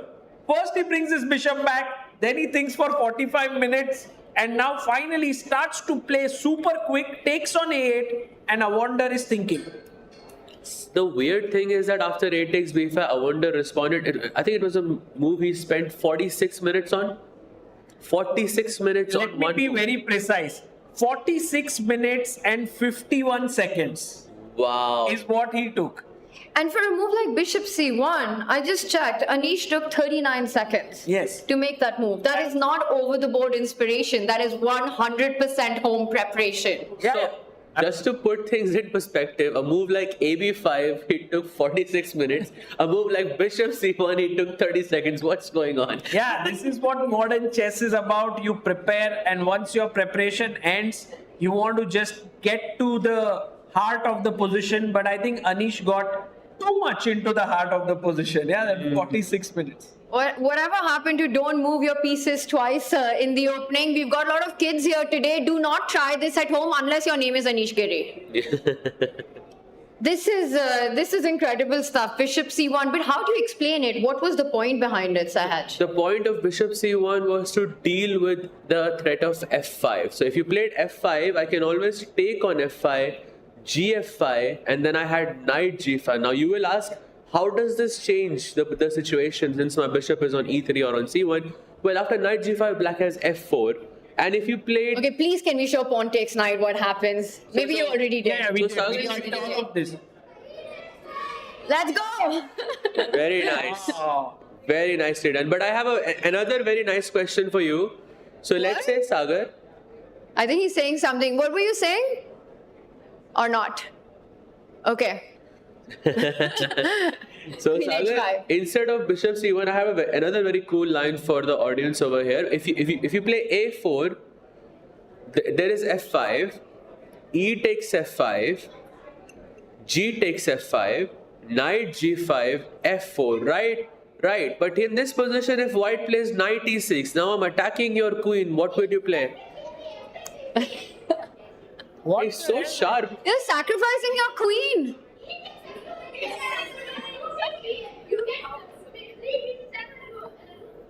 That's beautiful. That's so Calculated everything today. Did you do your puzzle rush in the morning? No. Very sharp. Takes. No, it's good because if they do puzzle battles, it's over for us. You know. And black, wow, this was amazing calculation. I think today we are not just three in the panel. We have like 10 more people out there who are going to support us. A lot of commentators in the building today. Love it. But this is, so preempting all of that, he moves bishop to c1. Yes. So it's prophylaxis. Right. Comes back, and then this is where we are. Some trades have happened. Once again, even though the rooks are off the board, f5, that has got to be Black's big plan, right? Absolutely. f5 is definitely going to happen. And although after ab5, I can understand why Wonder didn't think. But after rook a8, I'm still thinking, okay, maybe he could have spent a bit of time. He's playing extremely fast against Anish.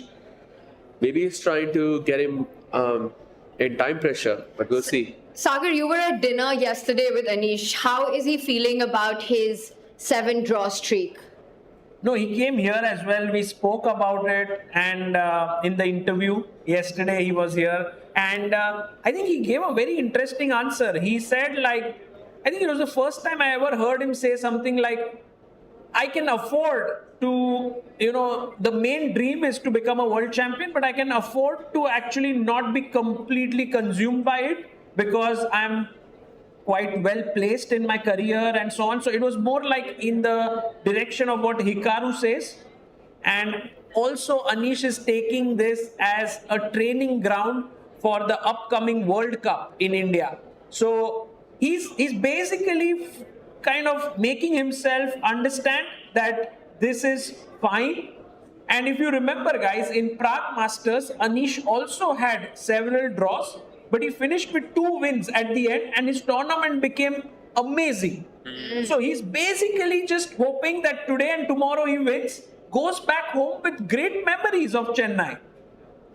And I think this position, it could go anyone's way, right? It's still a game for all 3 results. Still a lot of pieces on the board, and the first pawn break hasn't really happened. It's going to happen at the center, either white going d4 or black getting f5 in first. And when that happens, either of these 2 moves, the position will explode. But in whose favor, only time will tell. Yes, I'm actually quite excited for this game.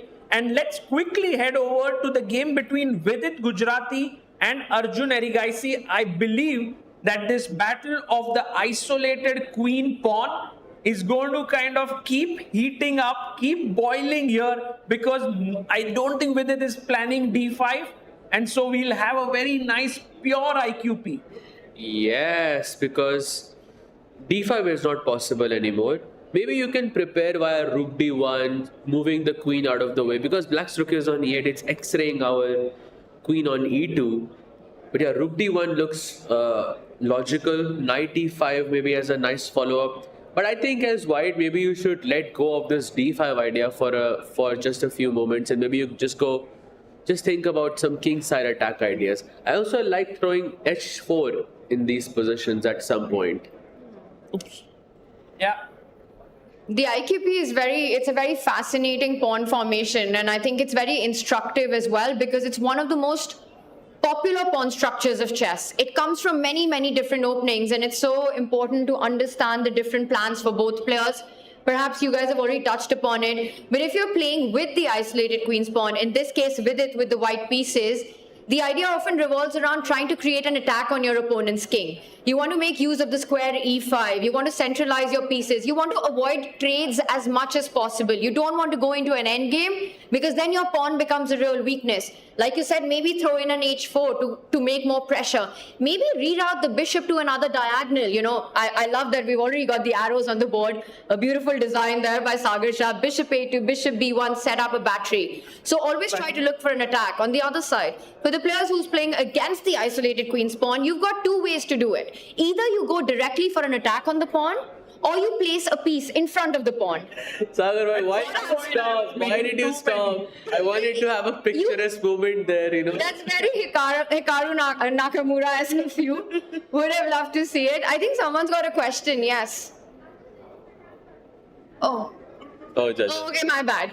So, I saw Sagar doing G4, King Jude. I was like, no, that's too much, and then he stopped. I was like, till Tanya is suggesting all the plans, I'll keep drawing arrows, Why did then you stop, though? I ran out of arrows. because I was just moving on to the black side now, we have to start explaining Okay, that. I'll do the black stuff.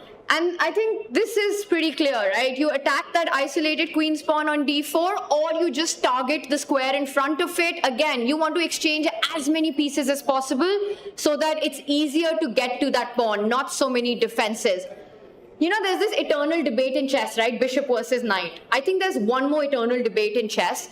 There are two kinds of players. One who like to play with the isolated queen's pawn, and the other who like to play against it. Let's ask our viewers, how many of you like to play with the isolated queen pawn? Oh, wow.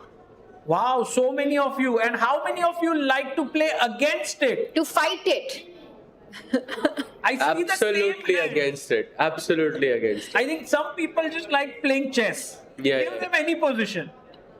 They like to play with it and against it. Love it. What Because about you, versatile, Sagar? universal. What about you? I like to play against it, but I think I have had good results with it because at some point I realized that if you study the position well, then you can actually know the plans better than your opponent. And there is this very nice book, by the way, on this subject by Alexander Baburin. It's called Winning Chess Middle Games. And perhaps this book could be very handy to know the plans. Well, look at Vidit. We're talking about who in the commentary studio here with our audience likes the position, but he's been head and hands for a long time. He's low on the clock.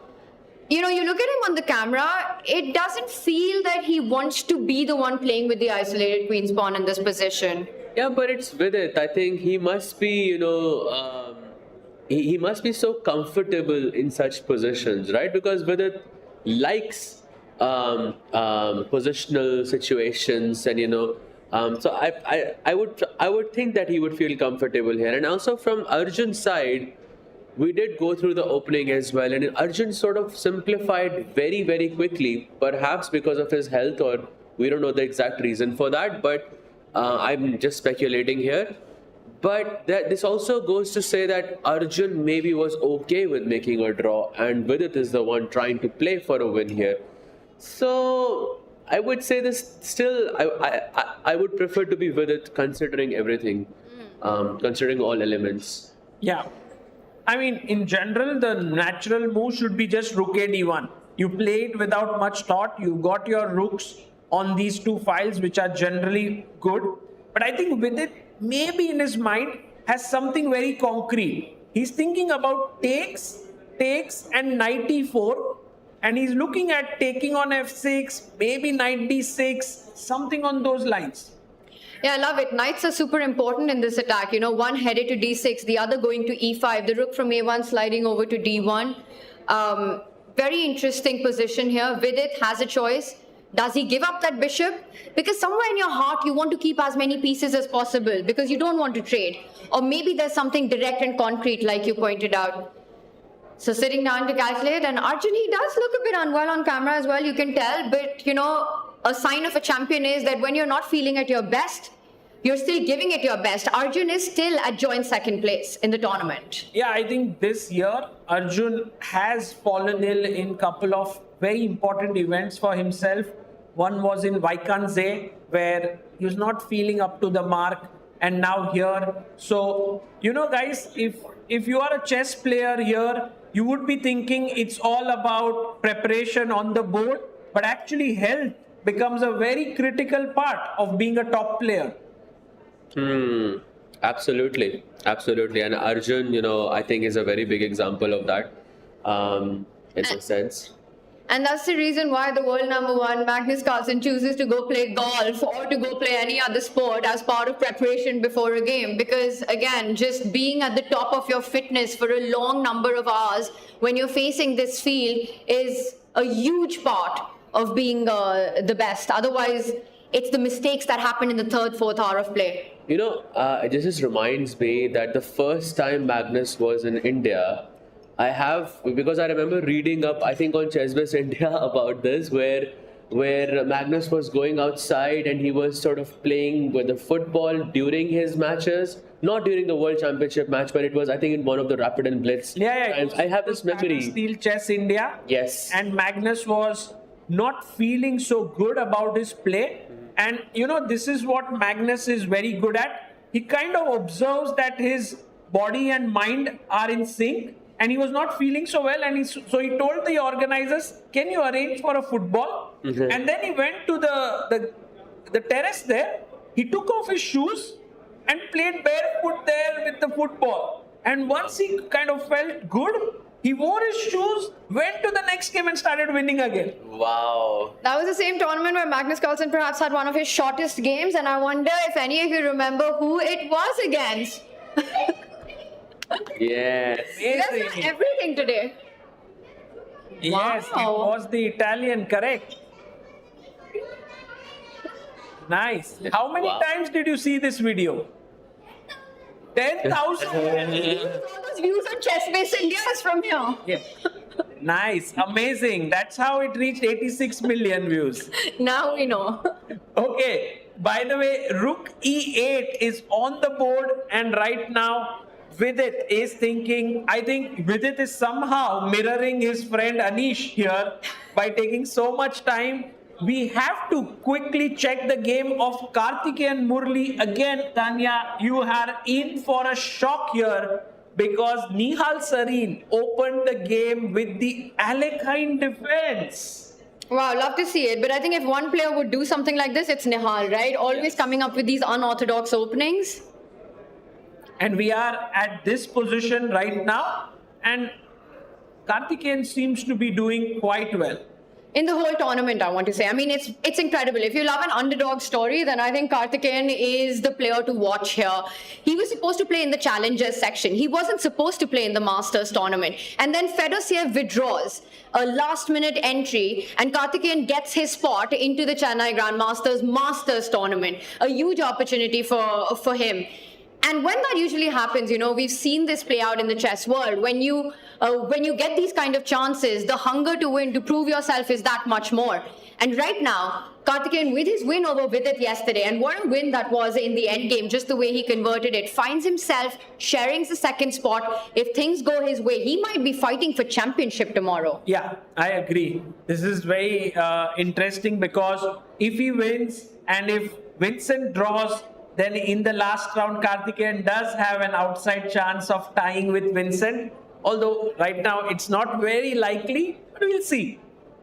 Yeah, he has Nihal and then Arjun in the last round. Yeah, he's playing Arjun tomorrow. But you've got to take one step at a time, right? If you're Karthi right now, and the position he has is actually quite pleasant for white. You've got all your pieces in those central lines. The e7 pawn is weak. You have your rook and queen doubled up. Everything is very harmoniously developed. Meanwhile, for Nihal, that bishop on b7, stuck behind his own pawn. The bishop on g7, blunted by Karthi's pawn, the pawn chain at the center of the board. And unless you're able to break free with a move like e5, you're playing extremely passively as black in this position. Yeah, e5 or c5 is a must C5, I think, in makes. this position. But I think maybe he doesn't like C5 because probably after some bishop d5, bishop e7 ideas somewhere, or maybe he doesn't like d takes c5, queen takes c5, and some variation, tactical line in there that he doesn't like. But yeah, I think c5 break would level the position. Although I do agree with you that on the board, Karthikeyan's position looks quite good, but off the board, let's look at the clock. I mean, he has around a 20-minute difference, which will, affect him at some point. I think he's taken a lot of time in this move, particularly here, Karthikeyan. He's now trying to come up with a plan which is nice because maybe he'll continue with h4, h5. He could continue with a4. We'll see what he does here. Let's head over to the game.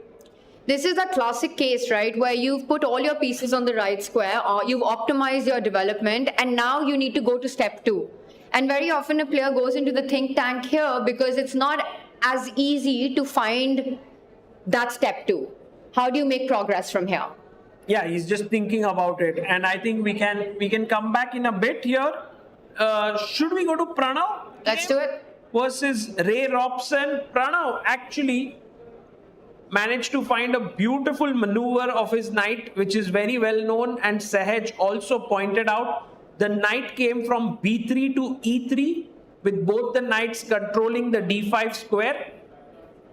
And right now it's the move for white. What would you consider? Should I ask the viewers this question? It's a very interesting one. What do you think is a good move for white here? A slightly non-obvious move. What do you play here as white?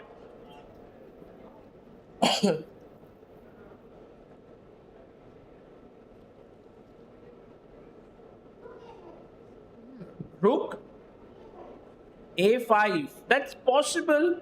Not a bad idea, but maybe B4 would be played. Pushing. Good move. Yes. So Black wants to play b4 and kick that knight on c3. And don't forget that queen on c8, it's also x-raying that pawn on c2. So we've got to fight that idea. Yeah, that's a good So point. have you heard about world champions? Have you heard about world champions? You have? Okay. Who's your favorite world champion? Hey, nice. So when you think like this, think about what would a specific world champion play in this position. So for example, what would Karpov play in a position like this? Nice. Very deep. See, now we're getting to that Close, we're direction. getting We're getting close. We're getting Better close. move, knight d5, but there's one move which is really, really strong. It's to stop this pawn on b5. Yes, you can answer. Yes, Well very done. good. b4 said by both of you here, and stopping the pawn on b5 and fixing this weakness. You can then do this thing which rook a5 you mentioned, queen e2, and this could really become weak. Yes, rook a5, queen e2, that pawn on b5 looks very... By the way, this is the only move that gives Pranav a sizable advantage. Otherwise, the position more or less balances out with any other move. So, crucial. This is one of the moments where that blue arrow should be there, because I think without b4, it doesn't have that advantage anymore. While I think b4 is super strong, I also think that the other suggestion of jumping the knight to d5 just makes a lot of sense. It kind of forces Black to give up one of the bishops. So at least, long term, you will have a bishop pair advantage. Right. So that would give something to play for. So I think knight d5, whoever suggested, also a really good approach in this position. b4, super classy. b4 is a very difficult move to play here, for sure. By the way, guys, a small update. Vincent Keymer has actually I think he wants to say something. messed up a bit. Yes, you want to say something?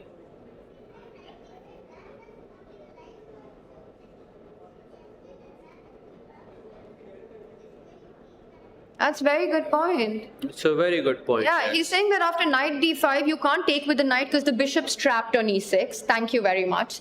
So you'll have to give up your light squared bishop, which is the only active bishop that in fact Black has. Now you take back on d5, and Jordan would be left with a dark squared bishop, which is a very sad piece here. Yeah, rare option. Yeah, this would be quite tough. But this is good analysis. We are going to go quickly to the game of Vincent versus Jordan.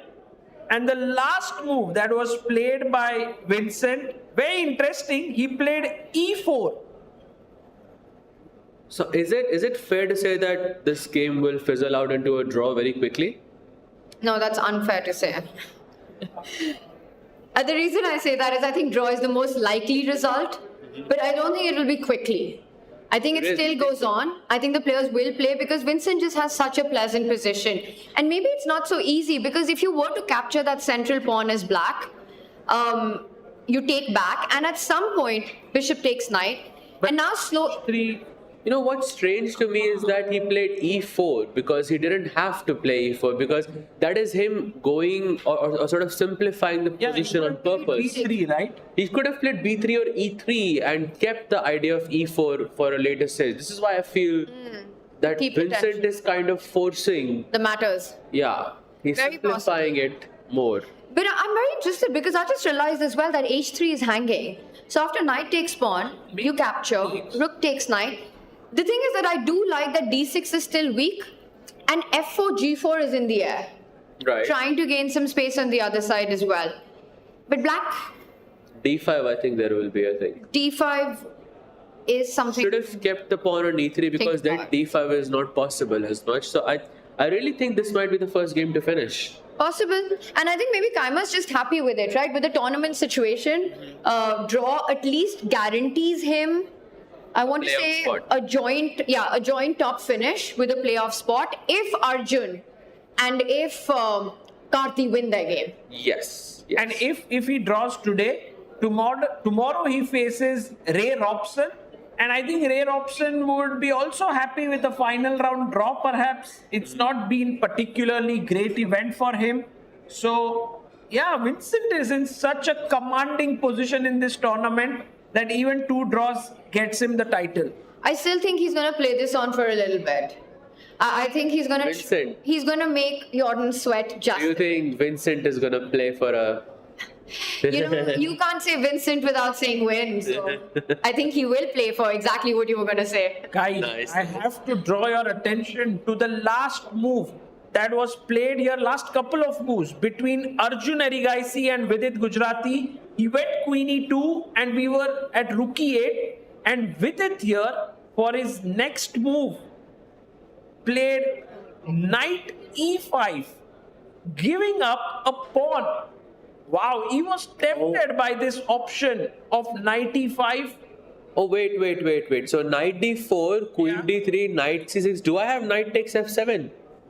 That's what Vidit is angling for here. And why is this move? How is it possible, Sahaj? Take here. Good question. King takes. And guys, what's the move here? Only move. Whoa. Queen F5, yeah, but Knight D4 probably there, or King G8 and my king just runs escapes. away. Yeah. There is only one move here that sort of keeps things okay for white, and that is Rook A D1. Not a very easy move to play, no? Because you just stacked a piece and now you're focusing on development. Chess can be very strange sometimes like this. That is not easy. I think thinking having knight into pawn on your radar, that is there. But Rook D1, playing a quiet move after that, incredibly difficult. But it comes with a huge threat, right? You're threatening bishop takes knight, winning the bishop on D7.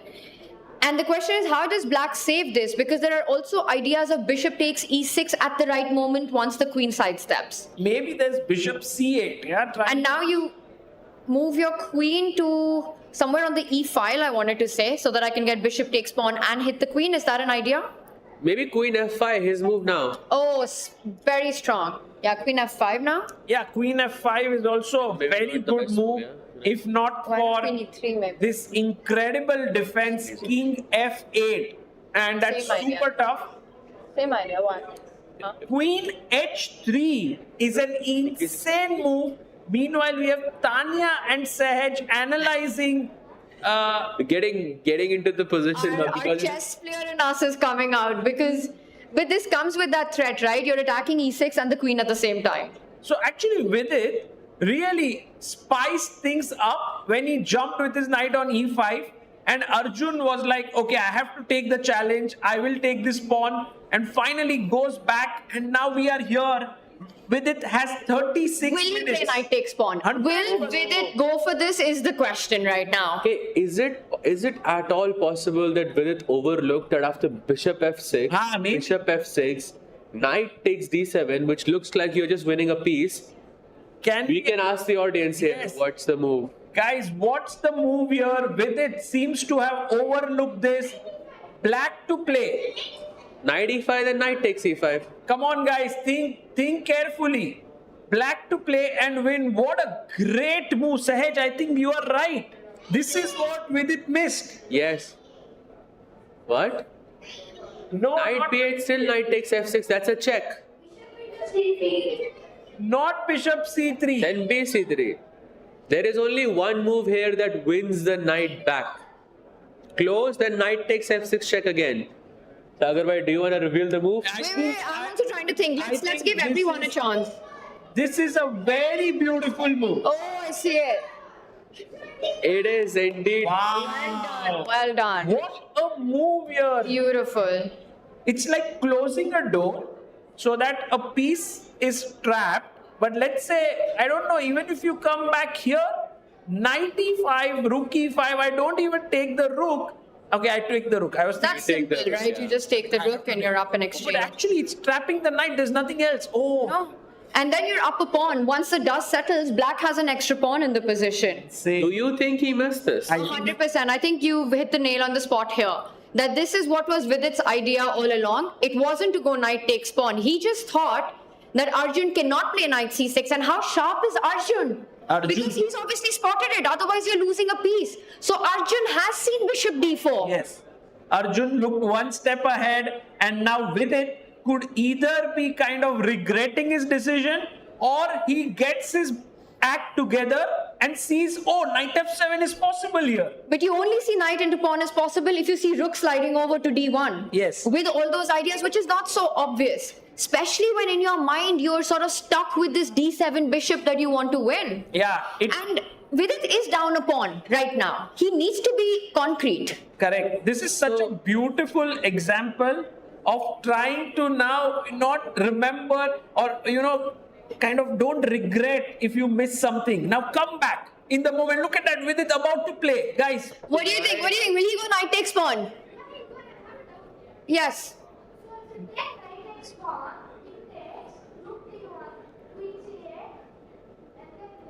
Bishop f6. Then bishop f6 and queen d7. You get rid of the defender, you pick up a piece.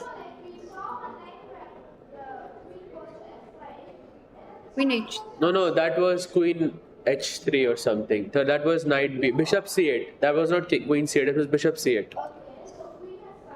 Queen h3. Queen h3 only move here. Okay.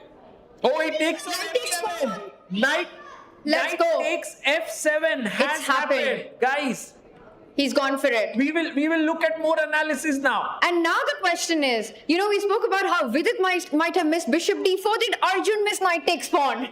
This is that such a move that was overlooked? I mean, I would be surprised if Arjun missed this, because Arjun doesn't miss things, He just doesn't miss anything like this. I think he spotted bishop d4 Sahaj, but this and the double exclam is on the board. It's a brilliancy, guys. Knight takes pawn. Vidit has seen rook d1.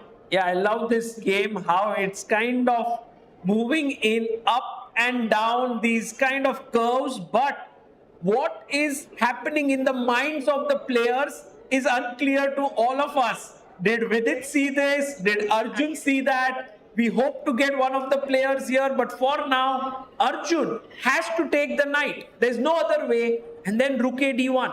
And I just want to point out, in this up and down, wavy, curvy game that you're talking about, the accuracy of both players is so high. 97.3% accuracy for Vidit Gujrathi and 98.1% for Arjun.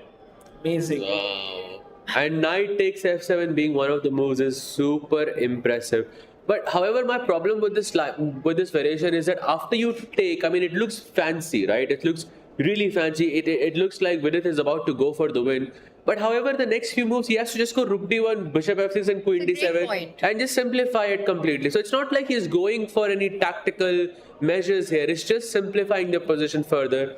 And the bar says that Black's doing fine after all the complications. Exactly. And also, when you play a classical chess game, I think when you see hour 30 on your clock, just 30 minutes on your clock, you start to panic, because that's the first sign of worry that this is where, time can be an issue. Yeah. So I feel this is where I would start to be worried for Vidit, because we know that in crunch moments, Vidit has been having issues in overall as well, and also in this tournament specifically.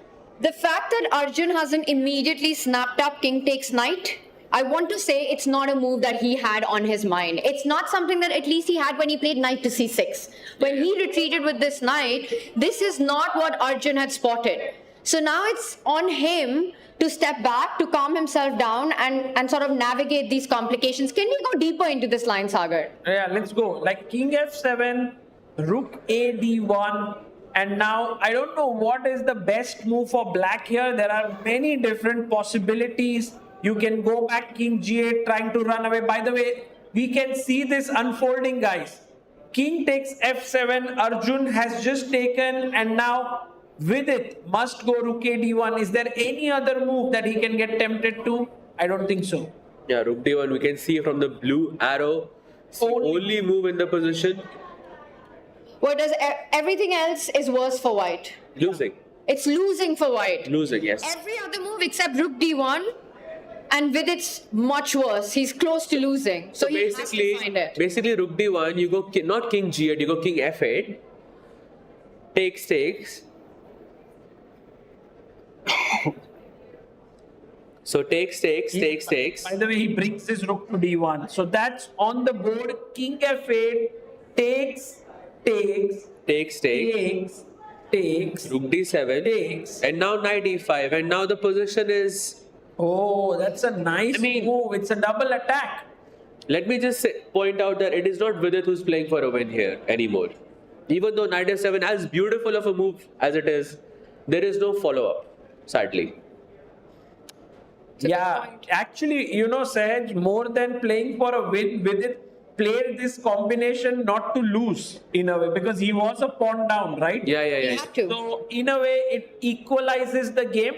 And as this variation beautifully shown, by the way, King F8 takes, Queen D7 takes, and then Knight E5. You have to play Rook C7 to defend the bishop, and perhaps now trades here. And guys, why can't you take this bishop on a pawn on E6? This. Yes, wow, that's so sharp I think actually. they're coming after our jobs. You guys want to come here? No, they're not coming after our They're coming job. after their jobs. They're coming after their job. They are after the job. Our jobs are safe. And now, beautiful. Takes and the rook falls. Amazing job, guys. Rook What a A1 spot. on the board.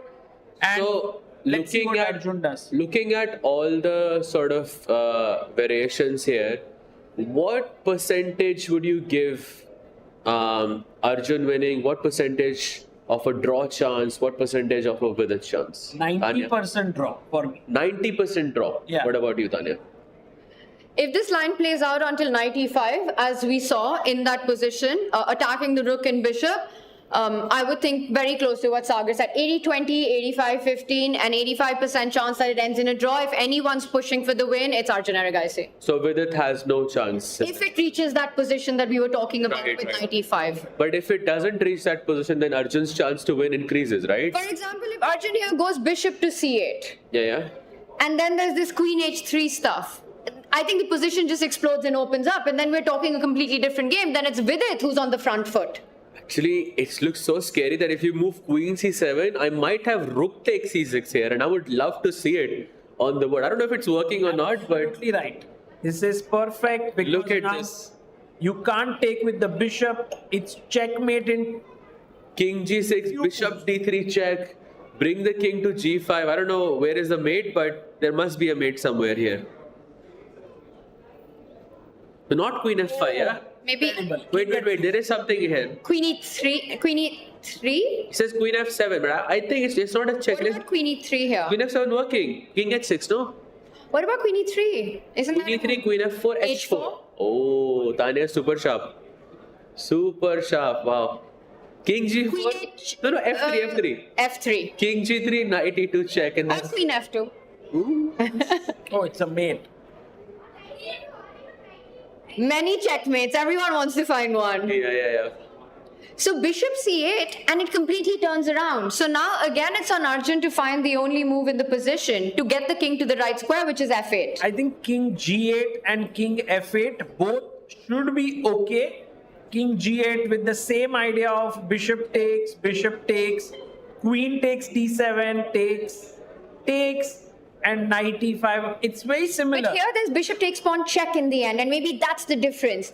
That line with rook c8, and you remember all those tactics we saw, suddenly will not work because after rook takes rook, there's bishop takes pawn coming in with a check, so you don't have rook e8. So very, very nice. But that's why King F8 is important. But I think someone like Arjun will definitely He finds something it. like He'll this. find it. He'll play king f8? Yeah, I think he'll find the move. Look at him just calculating. He doesn't even need to look at the board there. I would love to get a heart rate monitor on Arjun right now and see is it 66. Yes. Is it as calm as he actually looks on our screen? So right now he's chilled. He knows Knight F7 was the worry because I mean when Knight F7 happened, something would have spiked there, but now it's completely I think level. He just doesn't give any emotion away. I mean, the position's sort of on fire, right? You're taken aback with this knight takes pawn move, and yet you're chilling. Arjun chilling. Yeah, he's just super relaxed here. And I want to come back to this game and see what Arjun plays. Let's go to Karthikeyan versus Nihal because fire is on the board indeed with h4. Even though it's a bad move, I don't care. But h4, h5 looking like there is some solid things are attacking. Love it, actually. Karthikeyan Murali is taking on the fight to Nihal Sarin. And this is exactly the kind of game I believe Karthikeyan wanted. And also, to some extent, what Nihal wanted when he went for the Alekhine. He was like, okay, Karthi, attack me. I'll defend. And perhaps I'll get my chance there. I'm still really liking White's positions for all the points that we made earlier. You know, as long as Black doesn't have a central break, White's pieces are so much more active. H5 is coming in. Not just H5, he can also shift focus to the other side. A4 at the right time, trying to basically play on all sides of the board. And it just feels like it's hard to come up with a plan if C5 is not possible. B5 also very tender. Also, he committed B5, which was a bit strange to me because now the plan of C5 will be less likely as the B5 pawn will always be left hanging. Yeah, I think mainly Nihal wanted to stop C4, get this light square control, which is why he got his pawns here. But long term, this is not looking pretty. If Karthikeyan somehow also maneuvers his knight to D3, he could also make his knight sit on this nice square on C5 in the long run. Okay, here Nihal has 20 minutes lead on the clock. He's thinking about his move here. But it's advantage Karthikeyan. I think we can safely conclude on that. It's going to be a long grind, far from a sizable advantage, but he's the one pushing. Better placed pieces, pawns are moving forward, knight will jump to E5, the bishop hitting on E7, all the trumps for White currently. Guys, I have to take you to the Vincent Keymer game. Yes. The top board game, we left it at E4 and we thought that, okay, there are going to be trades. But once he took on E4, Vincent went for the D6 pawn. And now after takes, and it's the live board position, the question is, do you take the pawn on C4 or is there something else here? I think the real question is, will Jordan offer the draw or will Vincent offer Really? the You draw? think so? Yeah. I think. Is there a 30 move rule? 40 move. 40 moves. So you can't offer a draw. So you would have to find a way to repeat the position. Yeah. But I'm more inclined to go with what Sahad said earlier, that actually maybe Vincent has it in his mind that he wants to safely navigate this towards a draw given the tournament situation. Because trading off the D6 weakness for a healthy C4 pawn, it has to favor Black. Yeah, for sure. I mean, yeah, I guess. It doesn't favor anyone, I think. I think both sides are just gonna take the draw because there is nothing to play for. One thing, if Vincent had very low time, then I would say Jordan can maybe push for a win. But in this scenario, But when I say favor, I mean from a position where you're defending a weakness, now you've just neutralized your weakness. You don't even have anything to save anymore. You're completely out of trouble then as Black. I think that's a good point. Yeah, that's a good point. From that perspective, I think, Foreest, I think, is going to be way more. But he's thinking, which means that bishop takes pawn, he finds an alternative to that move. No, I think he probably didn't expect rook takes d6. Probably he was looking at knight takes c4, but that's the most logical move. You keep that weakness on d6 alive and, you live to see another day. But I think rook takes d6 just took him by surprise. And okay, he just goes bishop c4. No surprise there. Knight takes c4. And now I think there will be a couple of exchanges. Knight takes c4. Rook f8. You exchange the rooks. And yeah, then it's a question once again, who offers the draw? 1 second. If knight takes knight, bishop takes knight, and the rooks come off the board, and it's a pure bishop pawn endgame, I would be inclined to think that Black might be able to push just a little bit more, simply given that his majority 3 versus 2 is on the left flank, which makes it further away from the kings to try to create a passer. So good point, but the problem is that I have my bishop on e4, which is tying down your c6 and b7 pawns. Another small problem is that Vincent is white. And he's playing so well here. In that sense, I think you're right. I think Jordan won't push? Won't push. Yeah, I think Jordan is also pretty happy to take a draw here. Yes. Of course, playing rounds consecutively I for just so long. realized, Sahaj, you're wearing a chessboard today. Oh yes. Did you pick that up from the playing hall? No. This is from Chennai actually. I got this nice yesterday. Yes. catch. But yeah, thank you so much. Very cool. Can we play, can we set up the pieces? Yeah. Of course. This is actually the game of Nihal against Arjun. Really? Yeah. It's that position. Oh. I'm kidding. Of course not. Very cool. Actually, this could be a great thing, like you have a tournament and then in that tournament there's an iconic position and quickly you print some t-shirts of that position and then everyone can have the sign of the players there. Wow. It's a good idea. By giving us some Sagar, crazy I was thinking idea. about merch and content, Yes. How to do this, how to make it happen. But I love it. I'd buy those t-shirts. If out of all the games that we've had in this tournament, you could put one position on I would put Bishop A6 by Jordan Van Foreest against Vidit from round 1. Oh yes. Yeah, it was the move of the tournament for me. Wow. Yeah, that was crazy. Even though the match didn't necessarily go his way the way that he wanted, but that move was crazy. Or would we put Anish Giri's Bishop C1 today? No. Or would we put Vidit Gujrathi's Queen F5 Against? against Anish? Which wasn't the best move in the position, but beauty prize goes to that. Some great moves, in this tournament. We could actually compile a complete tactical sort of not a book, but small book. Speaking of Vidit and Queen moves, a lot of action in his game against Arjun.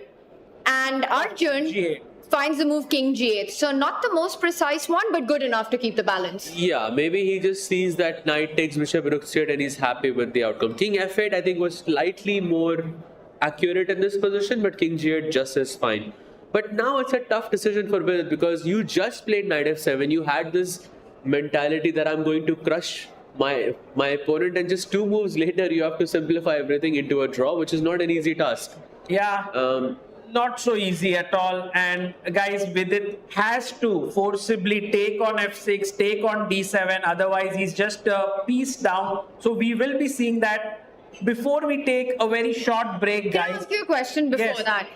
Just to understand, why does Queen H3 not work now? I still want to go Bishop takes pawn. Queen C8, right? Or not? Oh, Rook But then I D7. take on F6, I take on D... No, I Rook have to take directly. Knight D7 Yes. straight. That's a good point Then Bishop actually. takes pawn, Bishop takes knight. And Bishop takes rook. Maybe that's why you went King G8. Yeah, because after Queen H3, the best move is King H8. Oh, wow. Alright, but we have moves going on. So Queen H3, both figure it out. And we're going into the endgame saga that you earlier showed. Yes, we are going here. And so we will come back very quickly with a short break, and on the other side we will be looking at the games of Vincent. Maybe there would be a draw. I think we may miss the end, but also Vidit Arjun, and also the very exciting games in the challengers section, so stay tuned. This is the PTZ Optics Move 4K, a smart camera built for fast-paced sports action. It follows the players automatically with smooth, accurate tracking. No camera operator? No problem. Control it from a joystick, a phone, or let it run on its own. With crisp 4K video and easy streaming, it fits right into your setup. Perfect for schools, clubs, and live sports broadcasts. PTZ Optics, professional video, made simple. Brought to you by RTAV, your broadcast AV partner. Want to play chess but don't know how to get started? Try chess.com. Play for free against someone at your level or challenge one of our friendly computer bots. Trying to improve your chess? Learn the Queen's Gambit and other openings with guided interactive lessons. Like chess but don't want the pressure of playing games? Chess.com has hundreds of thousands of fun puzzles to help you relax and sharpen your mind. Play your friends, make new ones around the world, follow the latest games, and more. Sign up and play for free at chess.com today. Are you struggling to get better at chess? A chess.com premium membership is here to help. Train with unlimited tactics to become a strong chess player. With puzzles of all levels, you'll beat all your friends. Our library of interactive chess lessons will improve all parts of your game. just like a friend who has your back, the computer analysis feature will give you feedback on every move you play. All of this and much more. Only, I think, 5,000 rupees a month or something. No, plans are affordable for all, along with the 1 month free trial, so that you can take your game to the next level. Upgrade to Diamond now, because Chess.com is best.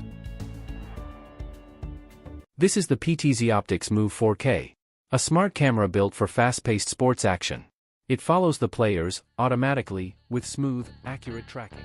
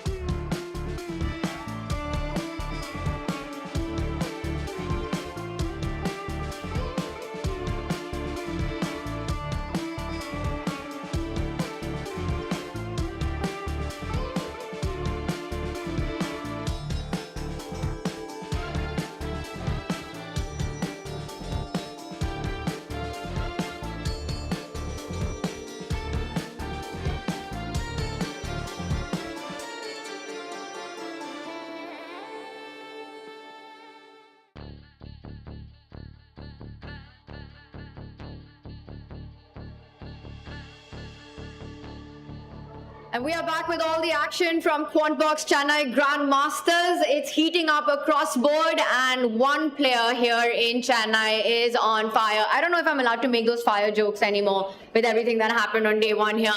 But Vincent Keymer, such incredible form, and right now completely in control. But across other boards as well, lot of action. Lot of action, absolutely. Tournaments heated up at the start. Now it's heating up again, Tanya.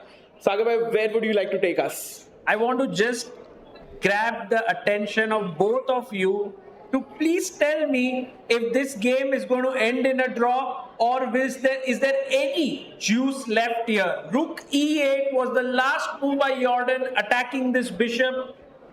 What's going to happen?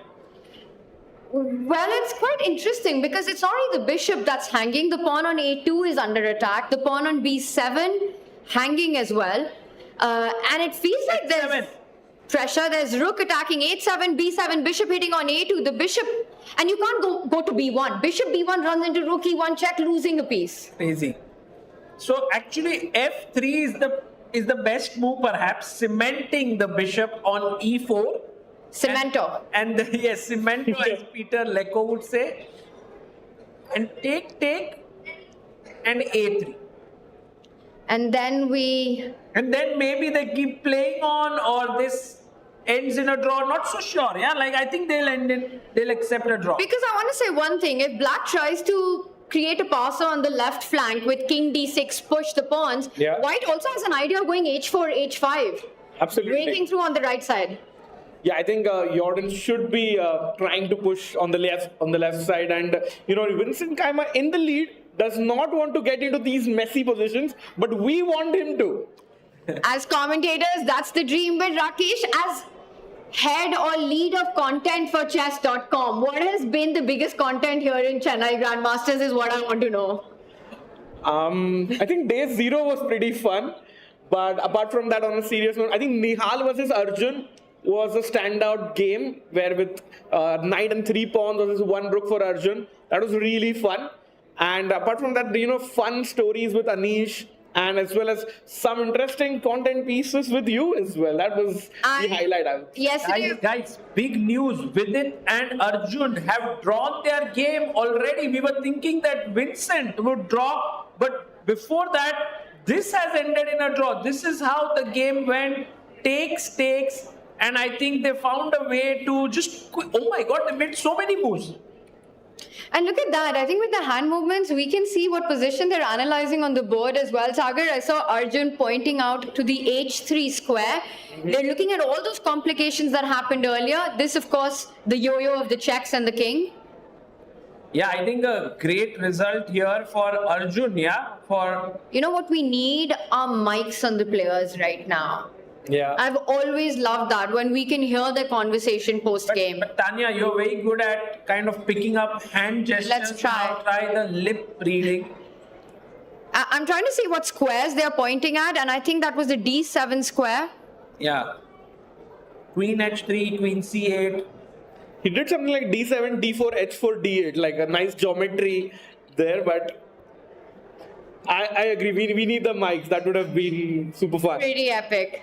So guys, then today we had this game that ends in a draw, which means Arjun can no longer catch Vincent Keymer. You know, looking at the hand movement, sorry Sagar, we'll come back to the standings, but I don't think Vidit is asking Arjun how he's feeling right now. No. I don't think that's the conversation happening. No, they are just talking about like what shall we eat dinner tonight? Yeah. Do you think we should go for this restaurant? Because there are different tables. He's like right side ke table pe khana hai ki left pe. Yeah, I ordered the paneer. That was really good yesterday. And the dal is to die for. And Arjun's like, I should have had that because something's made me sick here. I tried to pass it on to Anish as well, but Sagar, nice event for Arjun overall, even though he was sick. From his sponsor, Quantbox. Yeah. So Arjun relatively should be happy. No, I mean, he should be happy that this event is happening and is sponsored by Quantbox. But personally, I think for his personal chess, he would have wanted to win the event. He was the top seed by nearly 40 elo points. Yeah. And he started off so well, 2.5 out of 3. But Nihal Sarin kind of threw spanner in the works for Arjun. He couldn't move ahead after that. He kind of got... After his loss to Nihal, actually Arjun has not won a single game. It's loss, draw. So yeah. Just broke his momentum. Absolutely. On that note, it's a very important point that you make, that Arjun cannot catch him.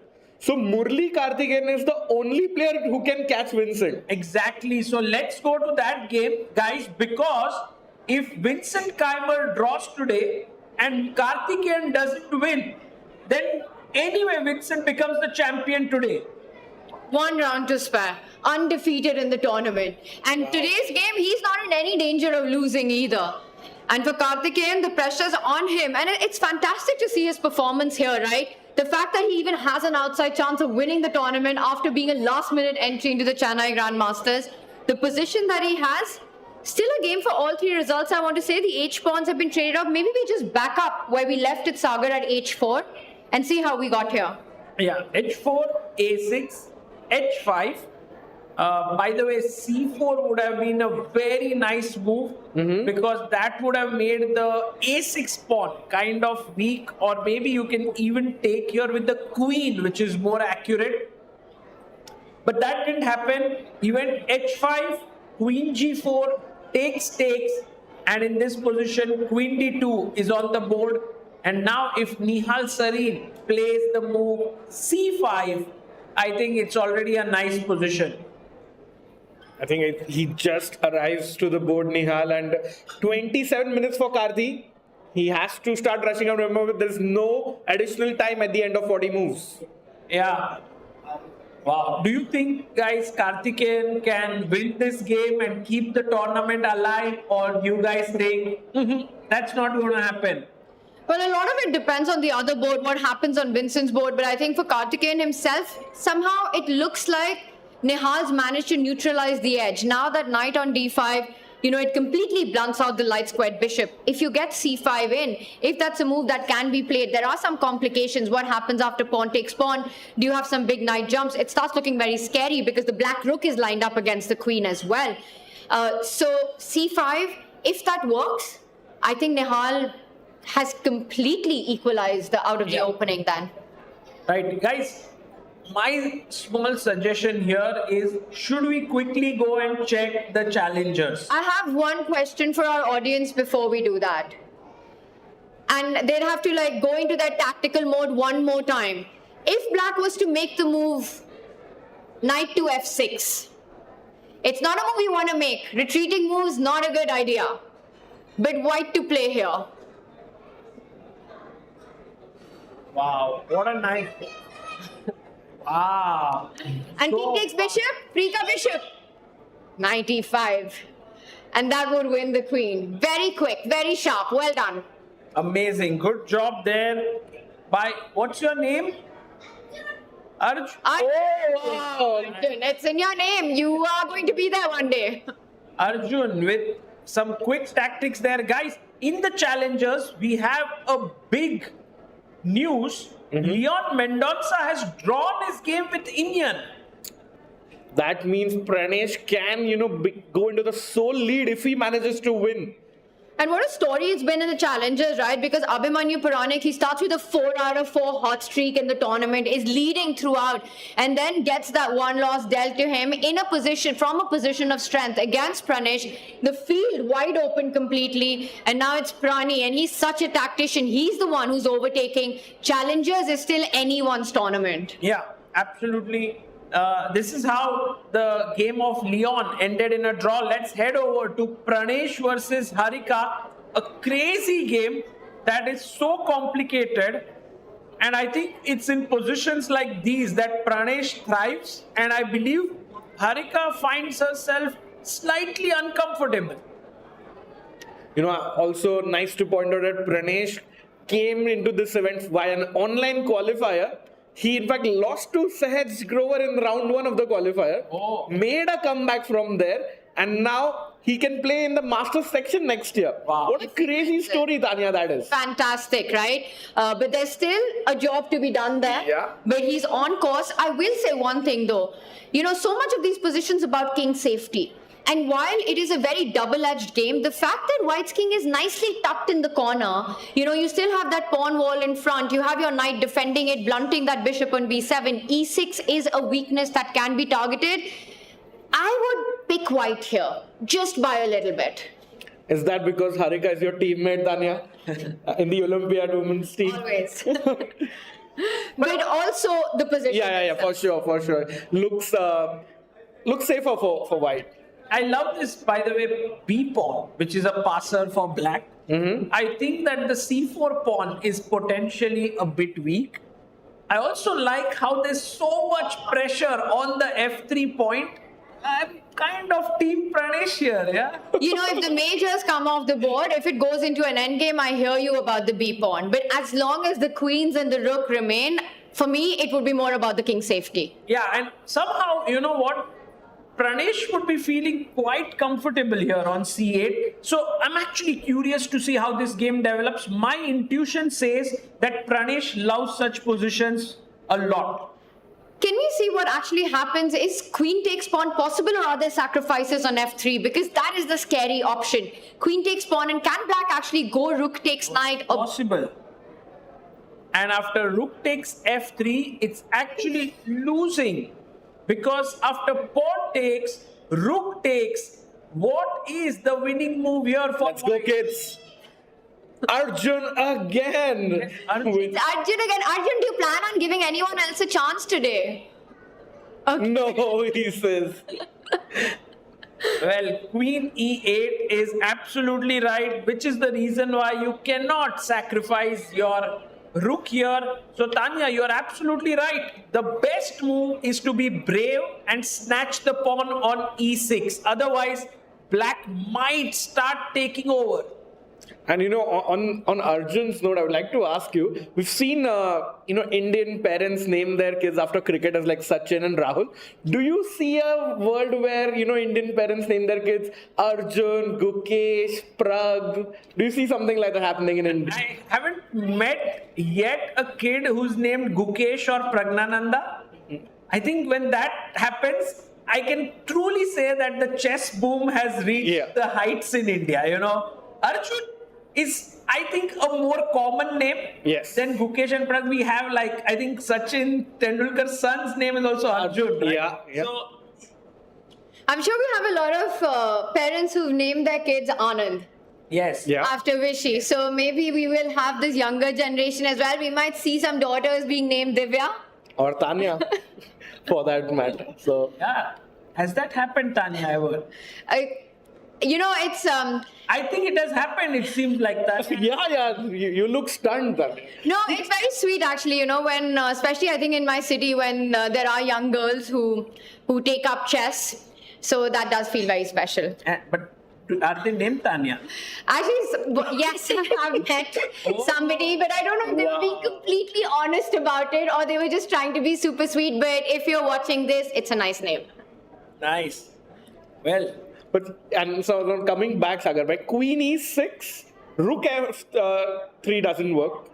Yeah. So what does Pranesh do here? And it's a pawn. It pins the knight. I am in some world someday threatening to go knight E5, not just yet because of the rook on F1. Bishop C6. The idea is to just create a loop for my king and then again threaten this rook takes F3 business. And it might not be so easy for you to take care of it. Look at this. Queen. Harika goes for it. Queen takes pawn on the board. She takes it. And let's see if Pranesh finds bishop c6. It's the only best move in the position. It's not only the best move in the position, but it's also the only move that keeps the balance. Otherwise, Pranesh is much worse here. He must find bishop c6. Yeah.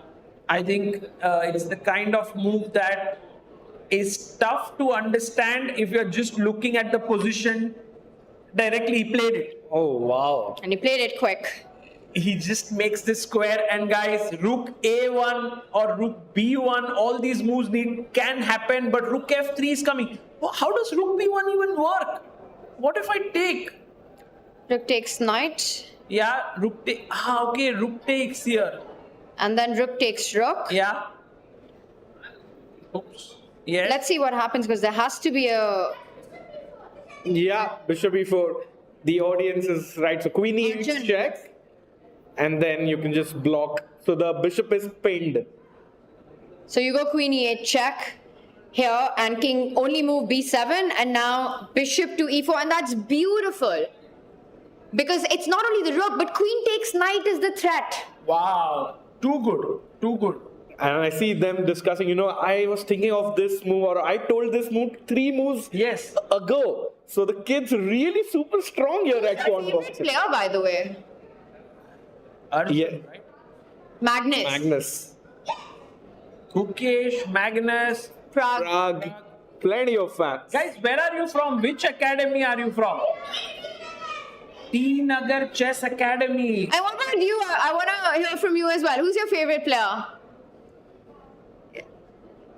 Also Gukesh. A lot of Gukesh fans here. Guys, Gukesh. Sagar. No way. Come on. Thank you so much, but you can just not have the ambition of being like me. Become a better player than me, please. That would be amazing. Become a GM. But with everything that you're doing, Sagar, that's what exactly they're doing. They're becoming better players. They have to become Grand Masters, Tanya. You see, guys, this panel has 3 IMs. and you all have to become GM. I am not a GM. It's a story of our lives. Yeah.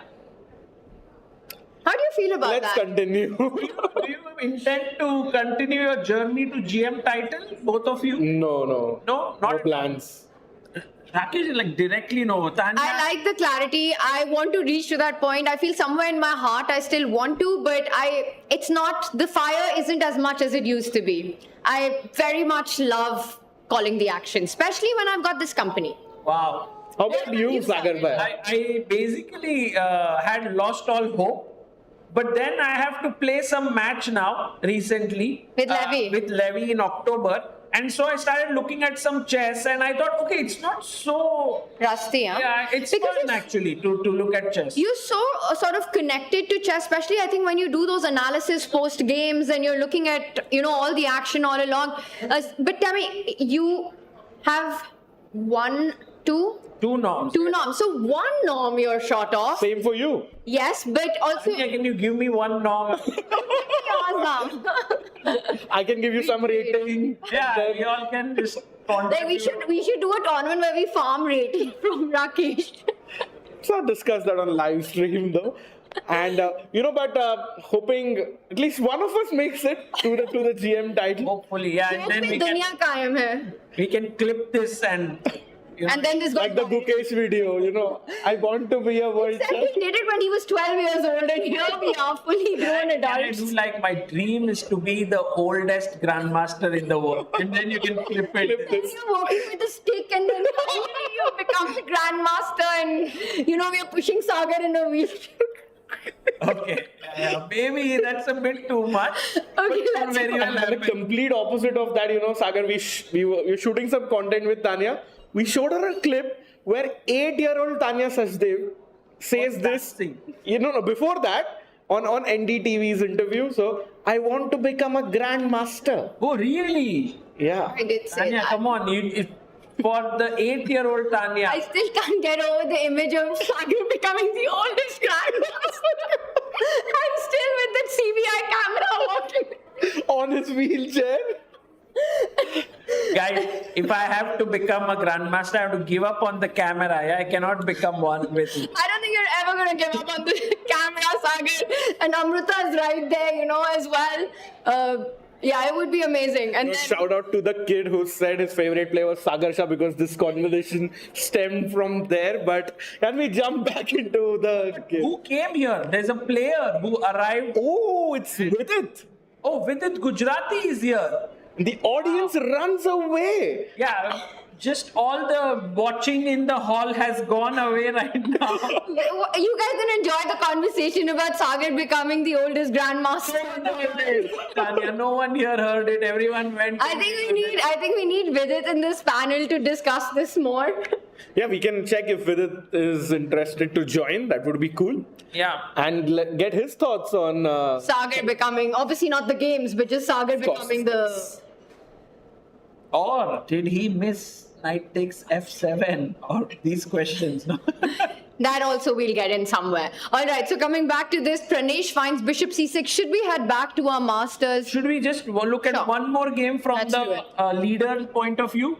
Abhimanyu Puranik versus Diptayan, because Abhimanyu is half a point behind the leaders. In fact, now with Leon drawing his game, he's on 6 out of 8. So if Abhimanyu wins, he will also move to 6 out of 8. It's a crazy wild position. Last move was bishop takes f6, and now Diptayan is thinking, should he take back the bishop, or there's this crazy move e4. Wow, what a move there. Even giving up this rook. And Sagar, you see Deeptan thinking, that means it's not an automatic recapture. Yes. He's thinking of these moves, e4 or maybe dc4, some crazy tactics. Otherwise, he would have just instantly recaptured gf6. And that's a great point you make, because pawn takes bishop is a hand move that you make. He's slowed down, and that's very instructive, that sometimes you don't have to make the automatic moves. But I'm still expecting him to take that bishop. I mean, e4 with your rook hanging, having just given up a piece, a knight on f6, that is crazy. Now, so after rook d8. And you're relying on bishop takes pawn. All the tactics, I think they work because the bishop will fall back, and then black captures on c4, and all the majors are hanging. Nice. Wow. And black is better here. So that's the reason why maybe Diptayan is tempted by this move e4. It's not so straightforward. Abhimanyu is known for his crazy complications, but Diptayan is taking the fight to him. And I think that the more time Diptayan takes, Abhimanyu is also calculating this very variation. He of course realizes you have to go for forcing moves. If you don't take that bishop, you're looking at pawn takes pawn or e4, that's it. For sure. It's a great position for Abhimanyu because Manu and his team, like we have Kushagar here, they knew Deeptan is a super solid player.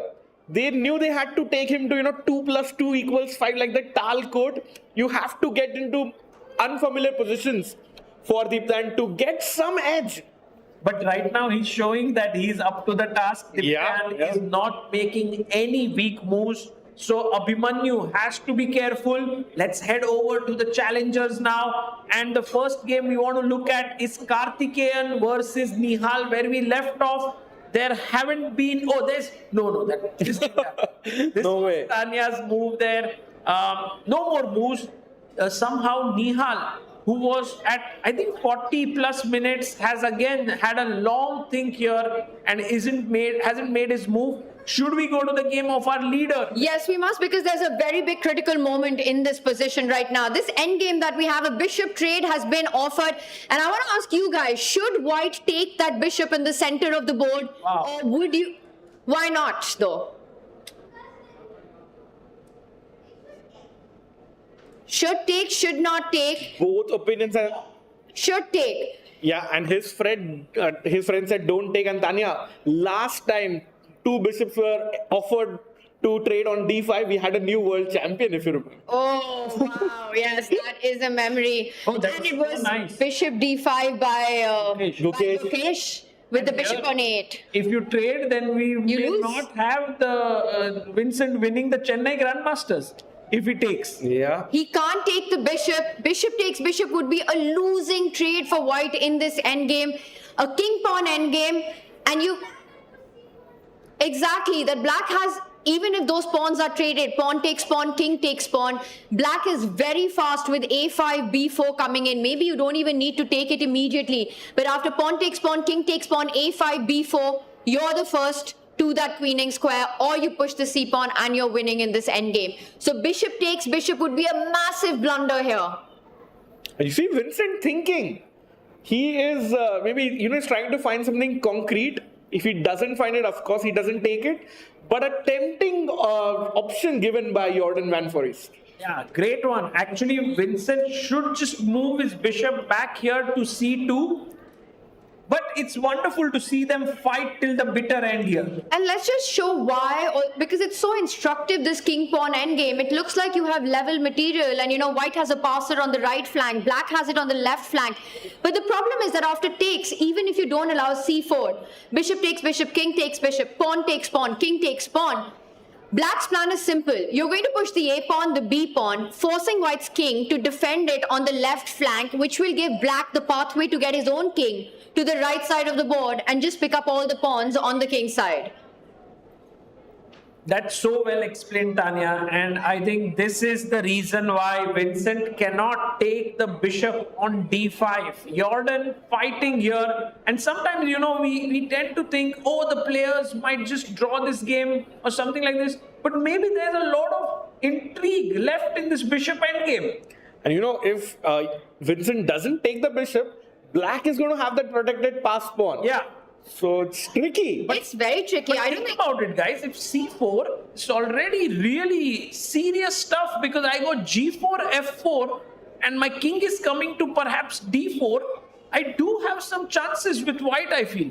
In fact, I want to point out another plan, h4, h5, and suddenly that h7 pawn is also incredibly weak. Yeah. So while c4 looks like a massive asset, Vincent has got his own ideas, and of course, Keymer knows the form that he's in. There's no bishop takes bishop in this game. Bishop does fall back to c2, and next he's going to start advancing the kingside pawns. Yeah. In these same colored bishop end games, it's so much about the squares the pawns are fixed on. Look at the black pawns, g6, h7, b5. All can be targeted by the white light squared bishop. Meanwhile, the b4 pawn on a dark square. Black's bishop doesn't have any clear targets here. h3 can move to h4. f3 can move to f4. No fixed pawns. Right.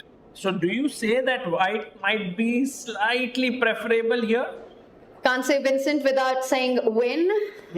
Of course, and given the form he is in, he's definitely, he wants to be in a no-risk situation and push for a little bit here or there. That's like a dream position at this level, a dream situation when the elite grandmasters play, right? That you can play an endgame forever without any risk of losing it. Absolutely, and he knows the tournament situation as well. Has entered the world top 10 for the first time ever. Vincent wants to stay there. He does not want to drop back immediately. Right, and guys, while we are in the Masters, I want to have a very quick look at Anish Giri. By the way, King c6 played by Jordan here. Guys, this could get intense, this endgame. We'll come back. I have a feeling that Vincent might even score a win here. I think this can come in like the Dvoretsky endgame manual with a nice win. And look at Anish Giri here playing Evander Liang. He is a pawn up right now. You can see the extra pawn on c3. I think Anish might well be looking at his first win today. What do you think? It's an extra pawn. It's a very healthy extra pawn in the position. For some reason, the bar remains level. Yeah, it's actually a direct way to get back the pawn. Knight takes knight, pawn takes. Knight c5. Knight c5 hitting the queen, and queen d5 is coming. That's exactly, I think we're seeing that line being played out. I thought queen c4 you hit the knight, or queen b5 you hit the knight, but the difference is that queen takes pawn. You don't have to capture it with the bishop, and this saves everything. And then I take here. I'm still a pawn up, right, as white, so maybe some hope. And Anish likes to grind. So, yeah, for the full point, Anish will play on. Very surprising that the bar remains so level in that endgame. Yeah, and it's also a nice draw for Evander after his loss yesterday. In fact, Anish said yesterday that he was super impressed by Liang's preparation in this tournament, but sadly I don't think him getting the better of Liang in this one. So Anish might be getting his 8th draw in a row. Who would have thought? And if Anish gets a draw today, then in the last round he faces his countrymate, Jordan van Foreest. That makes it 9 in a row. I think they'll play. Yeah, for sure. I think that would be the one decisive game that Anish gets. Let's not forget there's so much history between these two players. The Tata Steel Masters playoff, where it was, in fact, Jordan van Foreest who took the title from Anish in that. Of course, Anish went on to win the Masters next year. But there's a lot of history there. I think they'll fight that out. Knight c5, meanwhile, on the board by Liang. He's about to neutralize the material deficit, at least for a move. And we'll see how this one goes. Let's hop over. And sorry, just before we move, you see Liang's chair on the right, and I'm not sure if you guys caught it on camera, but as soon as Liang came to the game at 255, he sat on the chair, he didn't feel comfortable. So he turned around, And there was Vidit's chair. Vidit was not yet at the board. He sat on Vidit's chair, he tried it out, and then he switched chairs. Oh, wow. So maybe there's some chair gambit coming in. He swapped chairs. Yeah. That's interesting. That's very interesting. I've never seen that happen at a tournament. I don't know if Vidit Knows, is aware, is Does he okay know? with it. How does Vidit feel about this? Yeah, good idea for a shot, yes. Sagar by giving content ideas as well now to us. So Yeah, we have this kid who is like super strong, also knows content. I think the future is like super GMs with content creators, like mixing the two, yeah? Because they see so much content right now. The yeah, for sure. Tanya, any advice for such Well, potential I'm neither a candidates? super GM nor am I a content creator, but I can advise you that I think the only content that you should be focusing on is on the chessboard for now. Right. You disagree? Well, in general, if it's chess content that helps you get better, then please watch it. Yeah. No, you should watch it, but I mean to create it. Okay. Maybe wait on that. You mean as a creator? As a creator, as a Right. content creator, because Right. You can always interview top players, yeah? You get to learn a lot. yes, or you interview them and they watch it, and then they learn a lot. Then they're not creators, right? Then They focus on the or you can end up as IMs who are commentating. Moving on. Moving on. I see Nihal has made a move. Yeah. Did he get in C5 or something else? Oh yes, he has played C5 after a Finally. very long thing, guys. 27 minutes. Wow. I think it was a very important moment in the game, which makes sense because now it seems that he has solved his problems and Karthikeyan has to be super careful. So can we see what happens after a move like pawn takes pawn first? Because at first I thought knight f4 just wins, but knight f4 runs into queen takes knight. Yeah. So you have to find the right square for the knight, which would open up the bishop diagonal to the white knight and the rook to attack the queen. Let's ask our viewers here. Guys, black to play. What's a good move here? Oh, that's so nice. That's such a nice tactic. I'm not sure if I'm spotting it right. No, Tanya, that's wrong. It's a very interesting moment. You know, Sagar Bhai, normally they say these moves are tough to see. Yeah, because it's a backward move. Guys, black to play. What's the best backward move in this position? That's a massive hint though. And C5 actually enabled it. Is it the one that was a blunder just a move ago? Yeah. No, so you make a back. Oh wow, that is a very backward. No, you want to also attack something. What do you do with bishop f8? You have to come in with an idea. It should threaten something. No. Too slow. Try to win here. Try to win here. The queen. Yes. Yeah. Knight c7 is also possible, but then I have queen f4. Yeah. Unfortunately. And the idea is f7 is hanging. So bring your knight back and try to protect f7 as well. And yes, Sagar Bhai, knight f6, as the kids are saying, is correct. And also this time, if bishop takes f7, Tanya, as you were suggesting with knight e5 threats, there's king f8. Oh, wow. Crazy move. Crazy tactics. Because of this now, it becomes possible. The other move is if queen takes d8, right, at this point, yes. Yeah. And that's the only move. That's the only move, and your knight is defending the rook here, which is also very useful. Super. So finally we see queen f4 because it seems like it controls everything, but then you have bishop takes f3. It's a mate threatened. You have to take here, and then I can take here, but I can also take on d1, rook d1, and now queen g5 with a winning position. Amazing, right? He's like, Wow. Yeah, and c5 looks like, you know, a normal move. That just means like Karthi cannot play d takes c5. yeah. He can't take the pawn, but also c5 is sort of the dream for Nihal since the start of the game, since yesterday. He wanted to get c5 in because now suddenly that bishop on b7, it's a monster. It's a complete sniper, right? The knight is threatening to jump and attack that other knight on f3. Knight h2 or engine to the rescue is the best move. Another retreating move and not an easy find here. Not at all. It looks like a bit passive, and it's not easy to play. Knight e5 might look like more in the spirit of the position. But then bishop takes knight and a knight jump looks very strong there. Yeah, exactly, Tanya. Because now if Sagar is definitely missing something here. That's very clear. and then f6 is coming in. So yeah. Oh, what a move, I love it. Like c5, and Nihal gets up from the board. Craziness incoming.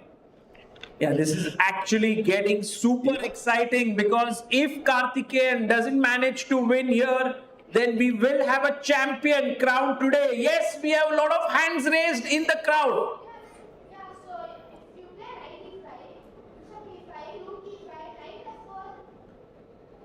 Knight e5, bishop e5, rook e5, knight f4, threatening a mate here. Can you find the winning move for white? Yes, Yeah. f3. Very nice. Blocking here and here. Guys, our online viewers can't see these kids. Should we actually get them here just to wave to them? Because they have been shouting since the Sure, come on start. and say Yeah. hi to everyone. All the kids, can you join us on stage? Can you come here very quickly Yeah. and say hi? Because you guys have been as much a part of the commentary Yeah, today. everyone. You can. All the kids are welcome. Tactics. You guys have been in some great shape. Wave to the camera. Yeah, you Say hi to come over everyone. here as well, so you can see Wow. everyone. This is... These are the guys who have been finding all the right moves. Come here, come here. What's shout your out name? to, Can you say your name? Siddharth here. What about you? Kasturi Rangan. And who's your favorite player? Can you tell everyone? Yeah, you on can. camera? Oh. Who's your favorite chess player? Mikhail Tal. Mikhail. Wow. Are you an attacker like him? Do you sacrifice pieces like him? That's how I found Nigel Fred. Oh, inspired by Tal. What about you? Gukesh. Nice. And you? Mukesh. Gukesh. Ragnananda. Pragnanand. Prag. Gukesh. All right, Gukesh. Mukesh fan. Did you follow the World Championship match? Nice. And tonight, if Gukesh is playing late in the night in USA, would you guys stay awake to watch him play? Yes. You don't sleep soon? Yes. I sleep soon, but I'll stay awake to watch. Just to watch Gukesh, huh? I sleep at 3 3 so late? Just to watch Gukesh play there. Did you watch yesterday? No, today. Just today, the finals, only the Sagar, finals. we're not making parents happy at all in the audience, but shout out to T Nagar Chess Academy and everyone. So Oh wow, I love these badges that you guys have. Yes, they have of different players, and this is one of the beautiful things of this tournament, that you can actually get a small badge there with all the different players. Like on Arjun, it's written Gandhivam. On Anish, it's looking good. Looking good. looking good. Yeah, so very cool, guys. And kids, thank you all for coming here. Let's give a big round of applause to these kids, the future of Indian chess. Let's have one more wave to the cameras there. So cool. Okay, thank you guys. And now you can go back and answer a lot of questions that we ask you. All the best. So cool, yeah. These kids, they are actually breathing chess, yeah. Like they love it so much. And they're so sharp. It's amazing how quickly they've been finding all the tactics on the board today. And Sagar bhai, if one of these players becomes a world champion, a You star, have the you piece exactly, right there. exactly. I think this is all part of the plan. Like एक दिन तो बनेगा कोई ना कोई world champion यहाँ से. Someone will become. He will have a clip. So he invited all of them. Yeah, I mean, I think that's a good idea. Yeah, you invite like a lot of kids, and then one would become. And that's true. Yeah, like when there was this. When you go to like age group tournaments, you see like so many young stars over there. It's very difficult to guess who would become the best player in the world. But yeah, guys, keep working hard. One of you could become. Speaking of best player in the world, there's one player who's been playing the best chess here, Sagar, but things are turning a bit around here. This is getting super messy. We're off to our tournament leader, Vincent Keymer with the white pieces against Jordan Van Foreest with black. It's a bishop pawn ending. We'll get our cameras corrected as well here. And now this has become a race. It's a race on both flanks. And it's a huge race because right now the black king has been denied entry into a4. So black is going to create a passer which could queen. Meanwhile, white is going here with the bishop. The pawns could advance. I think the plan is clear, right? As black, you're going to push that b pawn, forcing white to give up the bishop for that b pawn eventually on one of the squares. White, meanwhile, will create a passer on that right flank. And perhaps that's exactly what will happen then. Black will be forced to give up the bishop. So will it actually go into a king versus king position at the end of it all? Might be possible. In case black wins the bishop first, Jordan has the h7 pawn. That's going to has the correct queening square on h1. So Vincent has to be careful before he gives up his bishop. Let's see that line. So if you immediately go for the race with b4, pawn takes pawn, you take it with the pawn, you want a passer, you want to move ahead, and h5 here is what you want.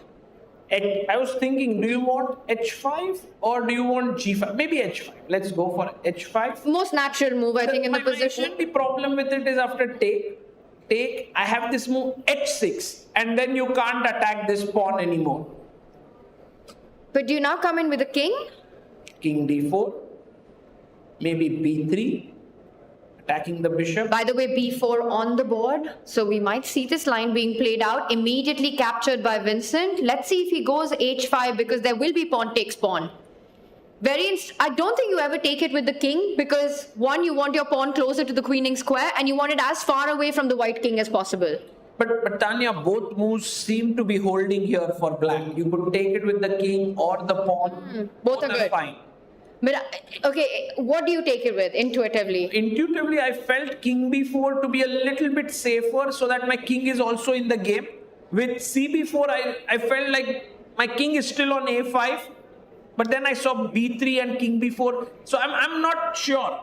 I would have taken pawn takes pawn here. Pawn takes team as well because I'm too afraid of white's pawns coming in. And both of these players were seconds for world champions. Magnus' second was Jordan. Gukesh's second for Vincent. Do you think these players also prepare or study some endgames, or is it just openings? Battle of the seconds. I think if you are at this level where you've crossed 2700, it's maybe a given that they have studied the endgames really well. It's quite another thing, by the way, takes with the pawn. You guys were right, absolutely right. C takes b4, and now I'm curious, do you go f5, g5 or h5? All moves seem possible. Sagar, by any chance we'll have a result in this game, by the way? Unlikely, because many variations are saying they are drawn. So the margin of error is quite huge here for both sides. Unlikely, but I don't think it's impossible. I still think that black needs to be surprisingly the one more precise here, even though you're closer to the queening square. Simply because white is ready to give up the bishop. The king is ready to come to the pawns on the right flank as well. Via the dark squares, d4, e5, f6, h5 coming in. If anybody's pushing, it has to be Vincent here. I want to play g5. Yeah, I was thinking, what if I'm super greedy and I want to lock up your pawns and try to enter the way Sagar Bhai was showing? And then f5, right? Yeah. Okay, so b3, bishop b1. And now you go king b4. Yes. You're trying to come in with the king. f5. Let's go bishop f7. Let's just keep everything defended there. Yeah. Important. Is it? Okay, good. Because if you take here bishop f5, bishop g8, you're already kind of playing with fire, but this could also hold. But I like bishop f7 a lot more here. So bishop f7. And now I cannot make progress easily. So king d4 is already losing. Wow. Oh, but let's try to find why. You take and bishop takes pawn, there's bishop g6. Yes, exactly. And you drive the bishop away from the defensive diagonal. Tricky. This is not easy at all. yeah, things can go wrong actually. White should be very careful and in fact try to hold this maybe with f6. I don't know who's pushing here. To be honest, it could be anyone. What do you think? What do you think Vincent will play? Sorry? Black is pushing. Yeah, maybe. Could be. Do you think Vincent will play g5 here or will he go? I'm still wanting to get that f5. We have some f5 in our Also, card. very good move. b3, bishop b1, and gf, bishop f5, h6. This is the move which kind of saves the day because then you can only create one passer which will be sacked for this bishop. I think because you said there's so many options for Vincent, it also depends, on his mentality. Does he want a safer route to a draw or does he want like a double-edged chance? And looking at his situation, I think he might play the safe. Well, all right. While Vincent decides which pawn to move ahead, let's go over to Karthikeyan's board. A big move by Nihal in that one. A sacrifice, some lines that we were looking at. So he went pawn takes pawn. What? Did he go pawn takes pawn? No way. And he did find knight f6. And Tanya, your move is on the board. Why? Commentators curse. C3. But this was also the most natural move. This is what everyone's thinking about. Knight f6 is so hard. Queen takes d8. It's a blunder. Losing the game. Guys, be careful. Intermezzo tactic. If you take queen takes d8. Yes. Wow, bishop f7 is such an incredible move because if you take, I have knight e5. No, there's a bishop here. Wait a second. King f7. Queen d8. Bishop f3, threatening a mate. And guys, Rook e7. Rook takes pawn. You just guys, this. Oh, wow. full variation, please. Correct. Queen takes Did you see e8. this? Guys, rook e7 actually loses to rook e7, queen e7 and king g8, black wins. Oh my god, I think that is what I want. Crazy. That is amazing. Who is queen e8? And that's Mamma checkmate. mia, what a tactic. I didn't know you had a bit of Italian in you. That's my shout out to my friend Harshan Raja for introducing me to that. Whenever someone sees him, there is Mamma Mia that comes out, yeah? But Sagar, what a crazy position. Yeah. Knight takes c3. Has Murli played? Can we please go back one move? Knight f6, that moment when pawn takes pawn, a brave decision by Karthi. And in this moment, had Nihal played knight f6, he would have been close to winning here. Yeah, but Tanya, knight c3 is very difficult to navigate. Although it's like, kudos to you for actually thinking of this move. Because it's a bad move, but it's the move Nihal chose. That is such a backhanded compliment if there ever was. Think about you thinking similarly like Nihal. That's not a bad. I will take it. I will take it any day. Yeah. Even a blunder by Nihal, I will take it. But knight takes pawn, I have to say, He goes queen f4, he guys. does not play bishop takes pawn. No, and I think this was a smart move by Karthikeyan because now he's looking at f7 and after queen takes queen, you have to play the intermediate move. Guys, what's the move? White to play? Because if you take the bishop queen back, your rook is hanging. This is so complicated. Yes, Yeah. rook takes Only move. Finding, this is I think his name is Arjun, so that helps. just prodigies everywhere here. And here the game now kind of equalizes somehow, knight d5. But maybe we can expect things to fizzle out here. It was such an exciting moment. Do you think that Nihal even considered knight f6 in that moment? We can see how long he thought for. No? If we come back. Yeah. He thought for 1 minute and 37 seconds, which is about an eternity in Nihal's timeline. Yeah, so I don't think he gave it a thought. Yeah, I think he just looked at knight takes c3 before playing c5, double checked it and went for it. and went for it. That he's not losing in any of the lines. Which is true. Which is true. His calculation was correct, except that there was something stronger in that position. Yeah. Absolutely. All games heating up suddenly. Well, right now I feel that this was a super critical moment, yeah? Knight c3. By the way, we have a big moment in the challengers. Harika has just blundered and Pranesh is winning, guys, which means that he will go into sole lead here. Can we look at that moment? We did see until queen takes e6, Tanya and Rakesh bhai. Yeah. Queen takes e6, bishop c6, and here Harika played rook e1. Queen takes pawn, bishop b3, a good move. Take.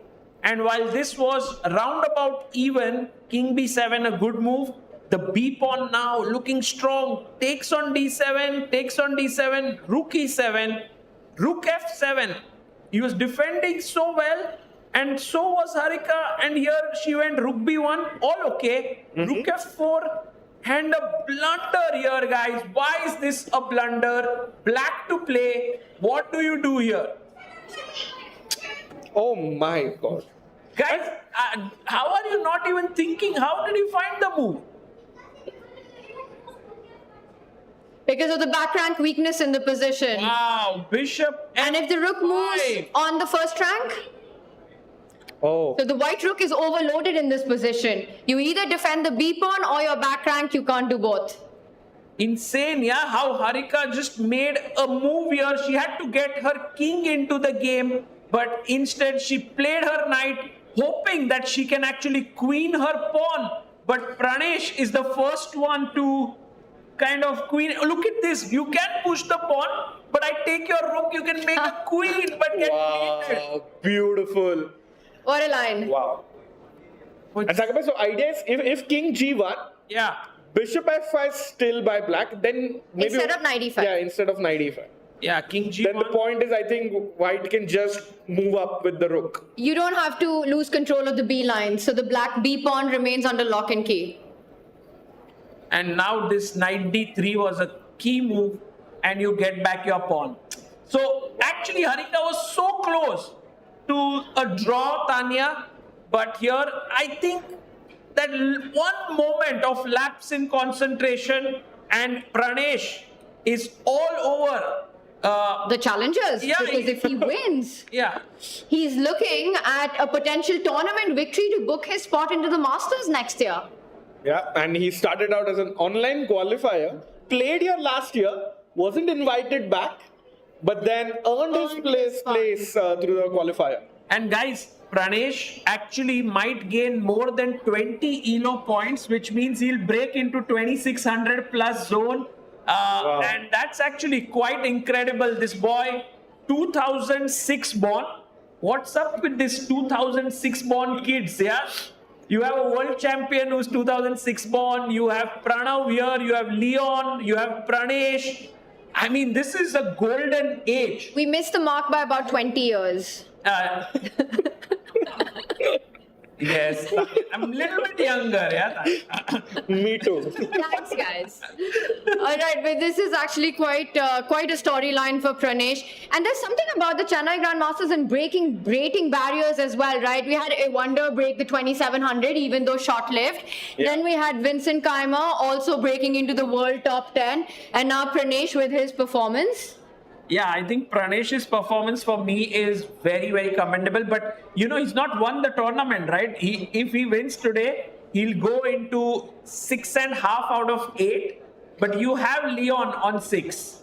And we have to have a very quick look at what Abhimanyu is doing, because potentially he could also reach 6 out of 8. And guys, Abhimanyu Puranik has turned it around. From being slightly worse, he's now better.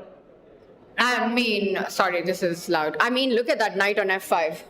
That is a stunning piece. And all of black's pawns disconnected. What is the knight on a5 doing? Knight on the rim. There's a saying like that, no? Yeah, knight on the rim is grim. Grim Also is dim. Also on the edge, falls off the hedge. Oh, wow. Oh, I didn't know There's this. something like Hedge, that. maybe. Ledge, hedge. But basically, don't put your knight on a5 is the point. While knight on f5 and we live. Looking good there. Rook e4 attacks f4. The d5 pawn very strong. Abhimanyu looking good in this endgame. Yeah, if Abhimanyu converts this, then once again, what an finale we'll have tomorrow with Abhimanyu actually facing in the last round Indian, which is going to be very exciting. Tough pairing. Tough pairing for him. And Pranesh, by the way, He's playing Harshavardhan with white. By the way, if Harshvardhan wins today and tomorrow he gets his GM norm, it's not looking likely today. He is worse against Adiban. So Adiban pressing here, and Harshvardhan might not be able to make his norm. Vaishali, by the way, better against Aryan Chopra. That's also a very nice thing for Vaishali. If she's able to beat Aryan, that would really help her in this tournament. She hasn't had a single win. 2 draws and 5 losses. 5 losses in a row. And after that sort of a run, you really need a win to get back your confidence. And she has a great position. Something's got to do when Prag came in yesterday. Yes. She might have had like a nice meal with him, some discussion about the event. It does help to have a 2750 player as a brother. 2780, yeah. 2780. Almost in that zone. And I'm trying to understand why is this so much better for white, and I think once again it comes down to the pawn structure. Black with the weaknesses, easy play for white to double up, maybe even triple up. The white knight heading to c4, b6 square is weak, a5 is attacked, d6 will be under fire. So it just feels like you're creating a lot of threats. Meanwhile, what is the rook on b8, a8 doing? He wants to get b5 in. I think that's his counterplay plan. But the moment you do that, after pawn takes pawn, you can't even recapture with your own pawn because the d5 square will be weak. Yeah. So clearly, Vaishali doing really well. Guys, let's go to the Nihal Sarin versus Karthikeyan game. We had Queen f4 here played, and then Queen takes Queen.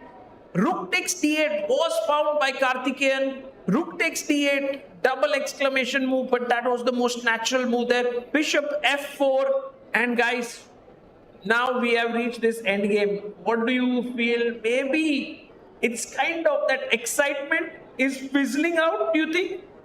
I think that often happens, right, Rakesh? When two very strong players, they play accurate moves, they calculate well, then once the dust settles, it neutralizes the advantage for either of them. Yeah, for sure. And, not without a chance. Nihal had his opportunity to grab after knight f6, but he played knight takes c3. But yeah, it looks like a draw now, heading towards a draw, which means Vincent's game is important.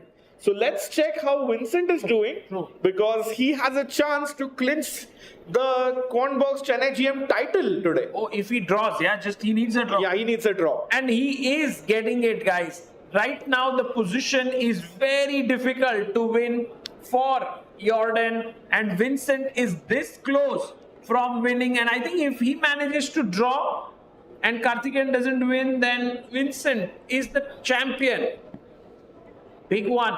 And by the way, just to tell you guys, I was talking to one of the top players, and he told me that, nowadays, recently, chess has evolved a lot in the sense that if you are playing against a top player, you will get very few chances to convert an edge in a tournament or even in a game. It's very subtle. And if you miss it, then chances are that you won't be able to win many games. And I think that in Nihal's game that was shown in ample measure right now, he got his chance. He played the Alekhine. He actually got his chance there. And this is all that you can hope for. If you then can't kind of convert it, I don't think that's the fault of the opening or anything, right? Or Vishnu, maybe. For bringing up a very nice idea by Vishnu actually with the Alekhine. But yeah, Sagar, so true, half a chances, and we know these top players, you can't just defeat them once. They keep coming back, you have to keep beating them in other, little pockets throughout the game. But great defense by Murli there. But we see this game, Tanya, Bishop End game looks kind of a draw now. I think that is an understatement. It's not kind of. I think it looks extremely close to getting that result that he needs for championship. I don't even think that there are any bad moves for white in this position. Did this happen? Did this line I'm happen? just actually making these moves. Okay. And bishop d1 is somehow the only move now. And guys, what's the only move to draw now with white pieces? White to play very tough move. Kids, let us know. White to play, only move to draw. We've solved a lot of white to play and win, black to play and win. Bishop e6, then perhaps I have b2, right? Then bishop c2 with the idea of king a3 and pushing the bishop away, maybe? Very good. So this is winning, right, for black. Do you think white can take bishop takes pawn? How would black respond to bishop takes pawn in the starting position instead of bishop e6? What's the problem with bishop takes? And then bishop g8.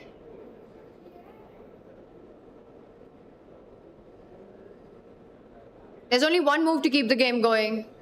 Yeah, b2. And then the same idea, right? Your king comes in. Yes, and you don't have squares for your bishop. So what is the move then that holds the game? Even I'm trying to figure this out. Not easy. Yeah, it's not so simple. Yeah, I think just maybe liquidate. Yes. G6, guys.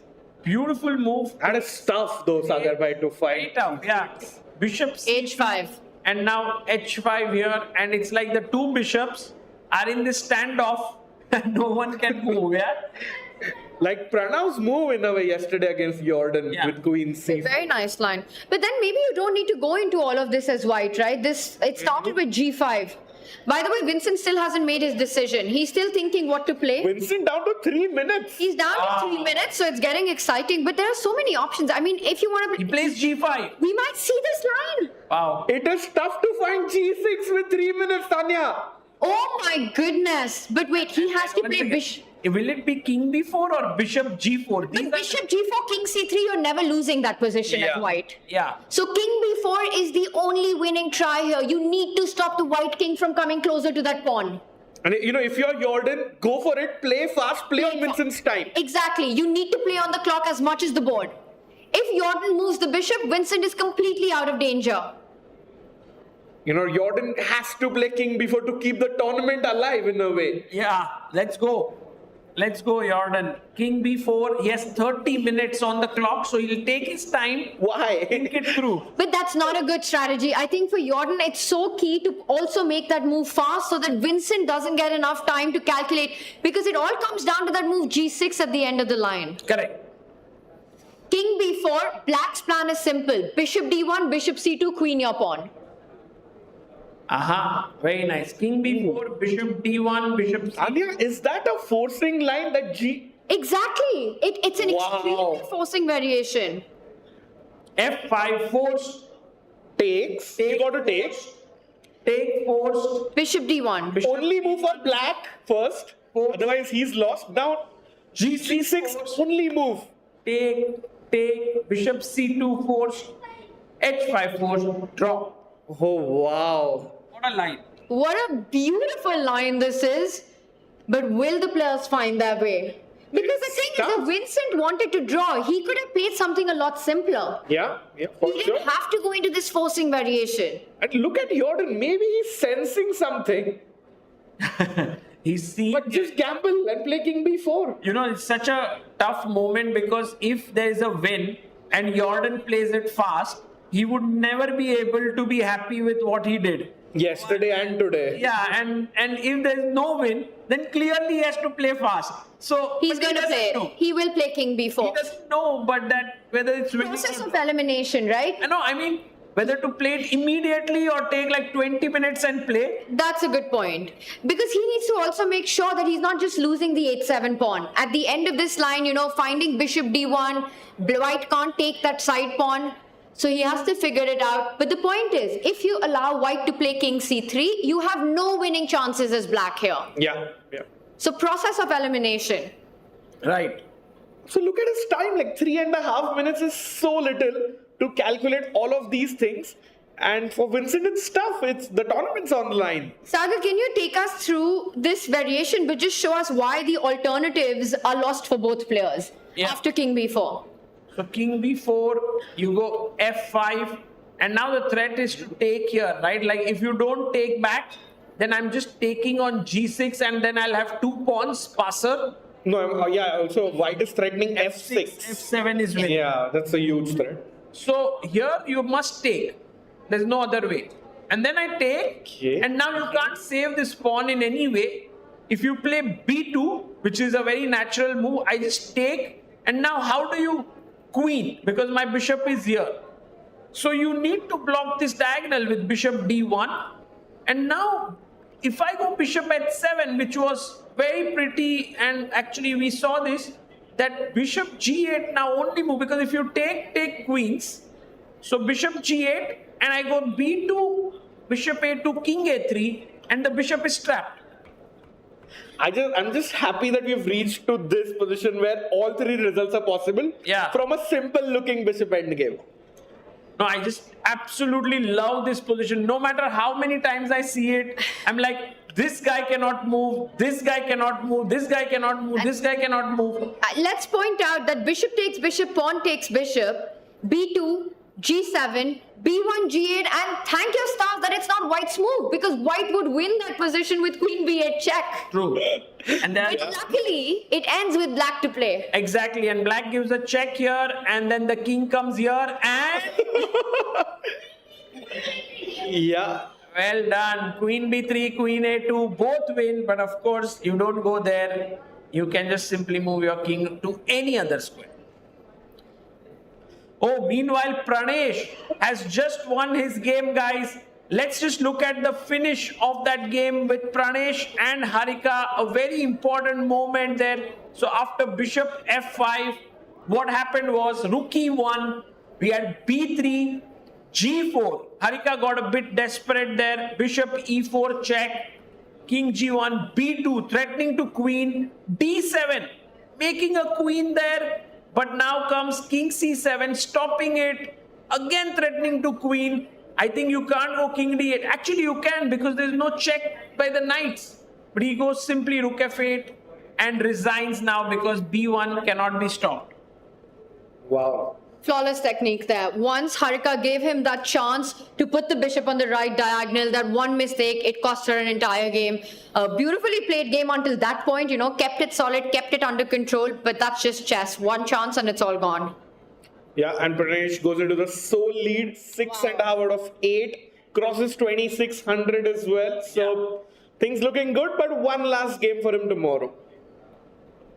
Yeah. Meanwhile, Jordan still hasn't played king b4. Let's go back to that one here. Jordan Van Foreest versus Vincent Keymer. And can we have a full screen on the players? Just want to see, you know, the body language of both the players, if possible. Vincent looks a tad bit worried, Tanya, doesn't he? Yes, I mean, especially with the angle we have now. I mean, head in hands, he's thinking, I really think that g5 was a very risky decision unless he's calculated that whole line and seen that resource with h5. Look at Jordan's expressions. He looks so intrigued, yeah? He's not there saying, oh, it's a draw. He's trying to... Yes, King b4. It's game on, guys. It's game on. b4 on the board. F5 immediately. Let's have the board, guys. Let's have the board on the screen. F5 played. What do you guys think? Has Vincent seen h5? I think Vincent has seen it. He's the man in form. He's seen the draw. He's seen h5 in the end. He's lost if he hasn't. That's the thing. But look at Vincent turning a bit red. Yeah, there he knows that it's very critical. It's very close. And Jordan's forced. His hand is forced right now. He can't give the g6 pawn. No, he'll take. I don't think he's going to go bishop h5 because f6 is happening. You just lost on the spot. He has to take. He has to take. And Jordan might not take too much time here. Then Vincent will take on f5. Guys, it's the only line, only moves for both sides. If they don't walk that path, anyone can lose. But what do you think with Vincent? Do you think he's just spotted that bishop takes four? Loses to bishop Jordan gave him a stare. Wow. Drama incoming. And look at Vincent Keymer there. Completely. Guys, the championship hinges on this moment, right? Yeah, $28,000. And FIDE circuit points. just champion of Chennai Grand Masters. And we know what that means for a player's career. You're guaranteed to go very high up. Gukesh becoming world champion. Arvind Chidambaram going on to win all those tournaments, breaking into the world top 10. And I think Vincent would also break into world top 10. He already did. Exactly. He actually had a really nice tweet, Vincent. He tweeted. Anish is drawn, by the way. Anish is drawn. Oh, Anish drew his 8th. Who would have thought? Wow. I mean, today a wonder. Actually, full credit to him. Let's get back to Vincent's game. And Vincent's tweet, I just want to read it out, just how meaningful this tournament has been for him and how much it means to him to break into the top 10. He said, entering the world top 10 for the very first time, truly a special and memorable moment for me. Thank you to all the people who supported me along the way. It wouldn't have been possible without you. Wow. That's so nice. It is so nice because so much hard work goes into it. He doesn't tweet. No, he doesn't. So this must be so special for him that in between the tournament, he took out time and tweeted. Jordan takes. Bishop takes immediately. And Bishop now, D1. He has to play Bishop D1. Has Jordan found that move, the resource of Bishop C2 is the question. Only move in the position. Move. If Jordan doesn't find Bishop D1, he could lose. He will lose. But I think Bishop D1 is easier to find. G6 is super tricky. H5, that's the point. Yeah, at the end. Bishop D1, and Look at Jordan. Vincent is like, I hope I'm not missing any move here. I can see the draw, but maybe there's something like... Okay, he's waiting for the bishop. That was a biship move. What was that? Yeah, It has to be a bishop move. No, everything else will lose. He was Everything else. If he moves the bishop, if he moves the king, Vincent wins the game.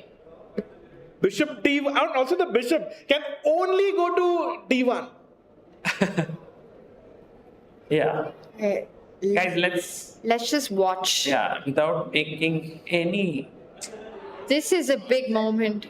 No noise? Okay. Let's do it. Little ASMR. This is getting serious. Oh, Bishop D1 on the board. Can And now, Vincent oh my find... God, look at that expression from Vincent.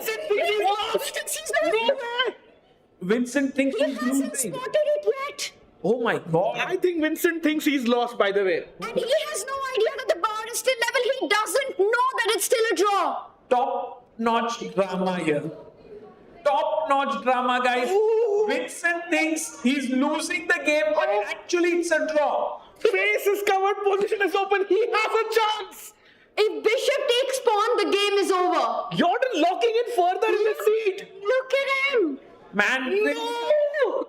Vincent, I think he's going to blunder something. But through No, he the will find method it. of elimination, he must see G6 here. He will find it. And he keeps shaking his head. He hasn't spotted it yet. He's so Look upset. at him. He's turning the red completely. He's like, Time ticking down 3.5 minutes now.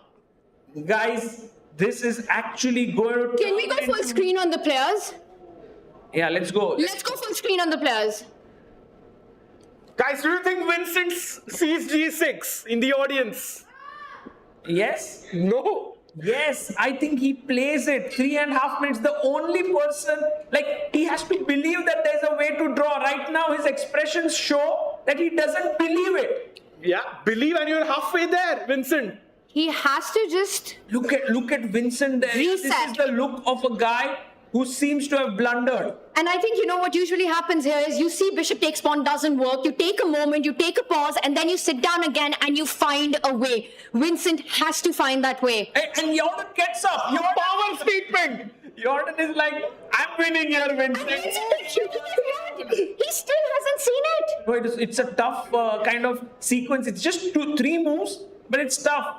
8 days, 400 moves. I've never seen Vincent biting his nails. Let's have the board again. Let's have the board again. Because the way to draw, just for all the people just joining in, is G6. Pawn takes pawn. Bishop takes. And when you play bishop c2, you have to push the pawn to h5, and now it's a standoff where no one can make progress. But he has to find the move h5. That is the difficult move to spot, and now Vincent has got 2 minutes to figure this out. Well, the time is ticking by. For Vincent, 2 minutes is like it will go away like this. He needs to find it. He will spot it. I think Vincent, with the process of elimination, seeing bishop takes pawn loses on the spot, he will find this. He has to find this. He hasn't found. Oh, he saw it. Maybe he's like, oh my god, I saw that. Oh my god, can he do? No, he shakes his head again. No, he hasn't found it. Has he found it? No. 8 days. I haven't seen Vincent, so upset. Yeah. He can't believe it because the whole line he had calculated on, and he reaches out. He's about to. Not bishop takes pawn. No. Do not play bishop takes pawn. No way. He has to find g6, but he cannot play it until he sees h5. He will find this. He's going to zoom this. Can we get a zoom in shot, please? Let's keep it on Vincent's face, and Jordan comes back. Wow, Vincent finding the move there. Incredible.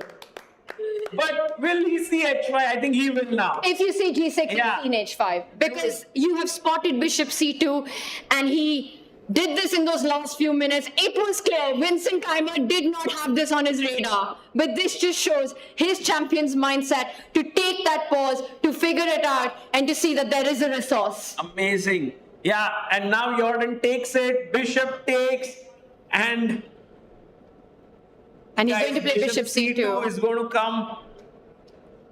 Yeah, Vincent was like, that was close. Dodge the bullet. And now he looks up at Jordan. After all those head shakes, head in hands, going red, feeling that you've just messed up everything, he gives Jordan the stare. I'm saying, what's up? I got this. Yeah. It's like you just sort of lost your breath and it comes back. Like it's coming back from the dead kind of a feeling, yeah, for Vincent here. They say the stronger you play, the luckier you get. Yeah. And it might look like, was this a lucky resource? No. Vincent just played a really great game and there happened to be a resource. Yes, it wasn't on his mind at the start. But he finds it like he usually does at the Chennai Grand Masters. Not missing anything is Vincent Keymer. And now for Jordan, it's like, I thought I was winning there. I got up from my chair and I was walking around and now I can't find the win anymore. I actually think that Jordan spotted the resource. Very often when you see a resource for your opponent, you just get up and leave the table. You don't want to give away anything. It kind of puts the pressure. You called it a power statement, right? Yeah. So it adds to that. And he's what? He's blundered. No. This is now it's fine. It's still a draw because you can always give your bishop to the pawn. Bishop c2 was the only move. Bishop b1. He probably wants to go king b3 and bishop c2, but is it king d3, king d2 for white then? And you keep everything defended. King d3 only move, which is not so tough to find. And then bishop h5 trying to give a check. I come back and there's just no way to win this. And it's not that Jordan did not see bishop c2, but he had spotted h5. So setting up a last trick here. And I think Vincent realizes it, he had a feeling there for just that 1 second that I'm lost. This is gone. 1 minute probably. He looked shook after Jordan's move. By the way, guys, the news coming in that Nihal Sarin is actually slightly better against Karthikeyan, which means that this draw would most likely, like 99%, seal the victory for Vincent Keymer in this tournament. So very important last few moves. We could be seeing a champion being crowned here. Bishop is a great idea. Bishop first, so king d3 is no longer possible because of check. Ooh. Winning your bishop. And now again, only move, guys. Oh my god, what a move. Because you go here, Rakesh, and he finds bishop c2. So tricky. Because if king a3, you have king c3. And this is move number 47. And for Vincent Keymer, it's an accuracy of 98.7. Wow. And for Jordan Van Foreest, 98.8% accuracy. Beautiful game. Just flawless technique by both. What I love about this game is that we were discussing somewhere like 30 moves ago that it could end in a draw, but they fought till like bare kings almost. Yeah, amazing. and setting up tricks till the very last moment, bishop h5, b2. Still making it difficult for Vincent. Because for white, the pawn is stuck. It can't move forward. The king is stuck. Keymer still is on the defense. Yeah, now maybe king b3 you play could be an idea because now you've taken away the d3 square. So I don't know what... The defensive resources to get your king to d2 if you're white. Yes. So you simply go king e3, king Very d2. important. Only move. Only move. Only move. And then you come to d2 and it's a draw. But if you don't find king e3, it's lost. Because I'm coming like this or... I mean, there are many ways. I'll bring my... How are you winning this if you don't find king e3? Let's see, but there's no move maybe. Yeah, no move. There's no move. You're actually in zugzwang here. If you move the king forward, then bishop d1, bishop c2. Yeah. If you move it... Yeah, just take space. If the bishop goes here... Bishop d1, bishop c2. d1 here, and there's no way to stop it. Yeah. So, somehow there's just always this one move for Vincent to escape. A lot of intrigue still left though. As they say, the good players are always lucky, and Vincent has got a close shave today. But always in control. Yeah. And that moment also so instructive that how many times we just give up. When you feel that it's gone out of your hands, you feel that you messed it up, and then you have to fight the voice in your head. What we need today is for Vincent to come here and to react to those 30 seconds or 1 minute. Yeah, we need to have that on the camera. What was going through his mind? Because, we need it today. He might forget tomorrow. Because today he will remember, I thought I couldn't find this move. I didn't realize. It would be amazing if we can actually have that, to play those 1 minute of what happened before he found the move, g6, and just have Vincent watch it and tell us what was going on in his mind. I think it's still going on in his mind. Yeah. He still feels he just survived it. Yeah. So close. Oh my goodness. It's like championship luck, right? Yeah. Sometimes that's what you need. True. And the interesting thing here is, even if Vincent lost this game, he could still become a champion, but then to lose and to win is, it's not as amazing as this way. Now with no losses, he's made it across the finish line. And he will make it.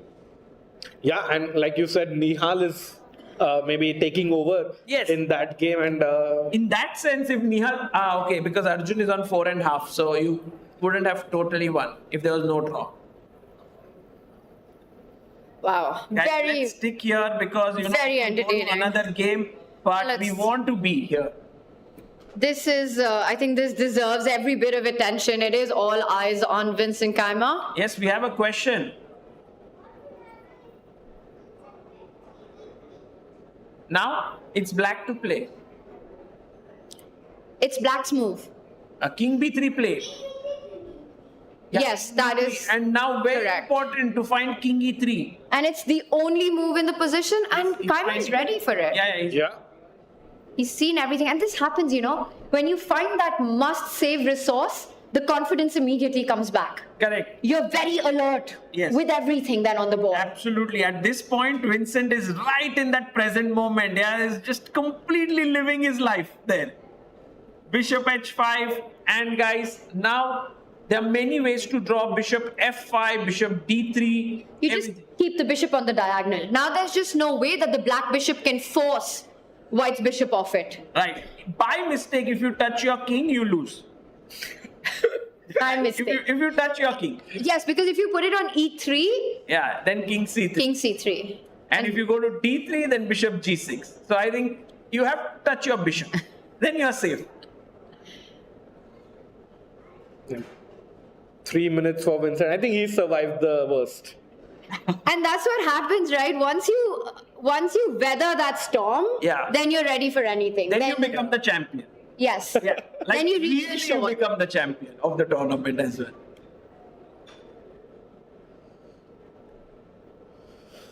Whew. What a game this was. And I think this game, this end game especially, is going to be featured in so many books. So many coaches are going to study this with their students. So Rakesh bhai, you're already planning, to show it to some of yeah, them. for sure. And even I think Yekub Bagad must be really thinking about this. I think not just in endgame manuals, but in calculation exercises as well. Yeah. To sit down and to find that move G6 to calculate your paths through, is G5 holding or not? Correct. You could write a whole short book just on this game. Very true. Very instructive game, and top level chess by both players, and both players playing the best moves. Game ends in a draw. Yeah. But oh my goodness. I'm wondering if there is a way to, for example, I go bishop f5, I go king a2. Okay, now I want to go king a1. Let's say you wait. Now I go king a1. You wait. Correct? Now I go bishop f7. You wait. Now I go bishop a2. So I'm coming here. I'll take this diagonal and then But now you go h5. Only move. Yeah? Only move. Yeah, because now if you wait, then I do bishop b1 and you're lost. Because next move I get my bishop out and queen. But the moment the black bishop leaves control of the h5 square, you need to start racing up the board yourself. Yes. Guys, Vincent, under 1 minute 10 seconds. Bishop b1. Jordan has Take played it. something. Sagar bhai. h6, h7, and you're just in time. Just draw. Oh, what a beautiful draw this would be. Guys, this will happen. My And you prediction. come to the live board, Vincent, under a minute. What? Maybe Jordan is trying your idea. Wait, why is Vincent thinking suddenly? He's looking at this line. He's just calculating not the next move, but the entire sequence, because he sees Jordan's plan and he's making sure that he has a resource to it. This is the other thing that happens, right? Once you've missed something and almost had the feeling that this slipped out of your hand, you become that much more cautious and careful. Because 30 seconds now, Tanya. By the way, guys, this is move number 50 and the draw lies here on move number 60. So you need to actually look 10 moves ahead perhaps. He goes bishop c2. All under control, no problem. King a2 now. You can move your bishop again. Just keep jumping around with the bishop. What, this bishop endgames are also super tricky. They're fantastic. And also the thing is, Jordan, it's amazing how he keeps the game going. It was so easy to go into that king and queen versus king and queen, shake hands, game over. But he's setting up tricks, and now Keymer again touching the 30-second mark. Yeah, and shout out to Sagar bhai for spotting that idea, bringing the bishop all the way around. 28. That is worrying Vincent here. There's a bit of panic on him. Yeah. It seems like he kind of passed through that previous panic, relaxed a bit, and a new panic came. Sounds like life to me. If there was no bonus 30-second right now, this would be a completely different game. Yeah.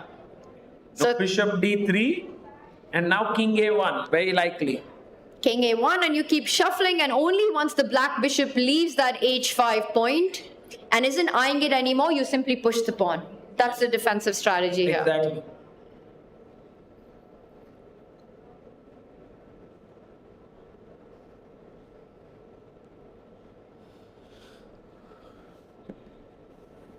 I think Vincent has spotted it now. He looks chill again. I really want to have a replay of those, of that 1 minute that happened after bishop to d1. And Tanya, what I would really love to have is heart rate monitors to see Vincent's spike when he missed that. Because his idea was clearly to take on h7. And that would have lost to that king maneuvering on the other side. And the realization dawning on him. You didn't need to look at the board. You could only see Vincent's face and you'd know the whole story. And then finding the resource at the end. It's amazing. Yeah, this entire story. In those 3-4 minutes, I think the entire beautiful transformation of Vincent. There is something called as different expressions of life. And I think Vincent went through so many things there. It's at first, I think he went through the 5 stages of grief. Yeah. Then, you go through the denial, the bargaining, I could have done this, could have done that. And finally you accept it. But then Vincent had a reset. Wow. Yeah, amazing. I think someone's got to clip that in this moment. Which one? Like what Tanya just said. Yes, His expressions. Brilliant. So I think we saw all those stages play out on Vincent's face. All right, we're seeing this plan being played out now. So again, just to remind everyone, Jordan is trying to reroute his bishop to the other diagonal and get to that b1 square. f7, a2, b1 is the path. So bishop f7 by Jordan.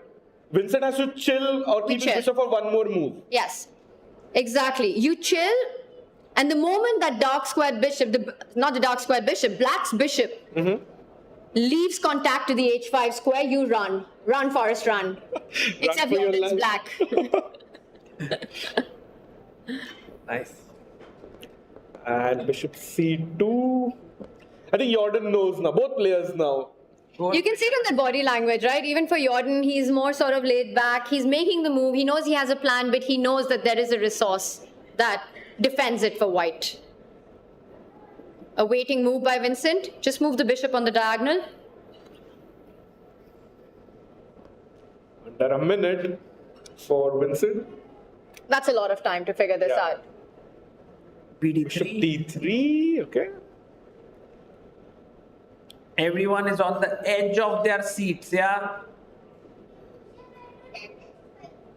Yes. Look at this flashy move now. c4, if you... Now don't go h5 though. Queens. Okay, just move the bishop. But how incredible is it that Jordan is setting up every last trick in the book here? He's trying everything. Yeah, he's just...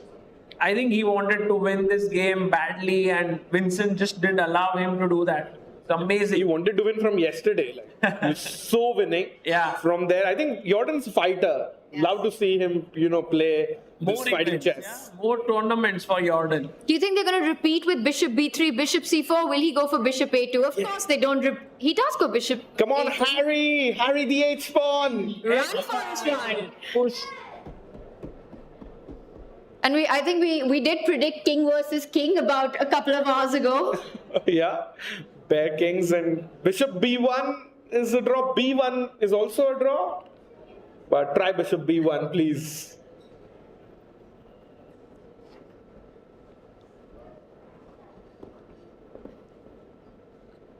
Yeah, there you go. Bishop b1. And now don't push the h-pawn because black queen's with a check. The only move is to take and he takes it. King takes and now h6. Chess is so beautiful, yeah? King a2. Just making sure that there's no check when white queen's on h8. It's precision. But still, I think I'll reach that position, yeah? Oh, draw! Guys, I think we're going to see it. They're going to analyze and I think they will discuss exactly that position. Amazing stuff by Keymer. Look at the smile on his face. You see that? He pointed d1 and he's saying, I missed it. I missed it. The relief there. And we need to see Jordan as well. Yeah. Beta, please move. And Jordan is like, you were so lucky, man. You had that resource. And he literally said, bishop d1, I saw bishop h7. Just take bishop h7, but it doesn't work. Wow, and with that, Vincent moves to 6 out of 8. Oof. And he will win the tournament if Karthikeyan doesn't win his game. Yeah. So we will have to wait until then. But I think we need to get Vincent in the studio. Yes. That would be... Can we get Vincent here? Maybe if we can have directors up, if we can get... And I think if he comes in, we all have to really cheer for him because what a save that was. Absolutely. Look at his expressions there. He's turned absolutely red. He still can't believe it. Look at him. He still keeps shaking his head because that's the moment that they're talking about right now.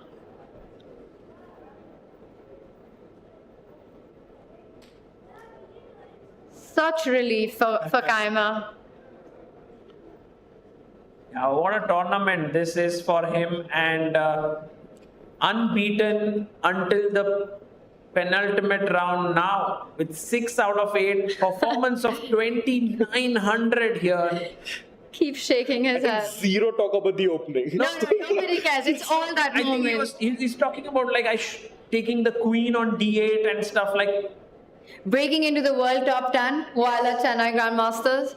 just a dominating cruise through performance. And it would be heartbreaking to mess this up because in a position where you just never lose, imagine he would not have had that resource. Yeah. No, I think it's amazing that he found it, because at some point from his expressions, it looked like he was very upset. And yeah, I'm just shifting. We can keep this video on, but just this board opposition is of Karthikeyan versus Nihal. They did reach an end game. And guys, look at this. Nihal Sarin is doing his magic here. He is winning maybe a bit too much, but he's clearly better. And what? He makes a big mistake. E5 takes F5. Oh, what a beautiful idea to sacrifice a pawn to create a deadly passer on G3. He wanted to go F3 next. Yeah. But right now pinned, the pawn is attacked. But what's the move here for Bishop black? E2. You just take and you go F3? Yeah. Oh, rook E4 check. Rook E4 and GF3. And then rook G4. But maybe you don't... That's the only way, right? Yeah. But you go rook G8. So rook E2, can you go F3 here? Yeah. Check. Check. King F5. And you play rook G8 instead of G2 after pawn takes pawn. Yeah, but then rook E1, right? And you just are in time to defend everything. But this should be draw, right? Because Yeah, King it's F5, drawn. King F3, King F2. It's drawn, but Nihal would have won this game. Nihal would have surely wanted to grind this into a win, right? He was almost -1 here. And can we also have Nihal's camera?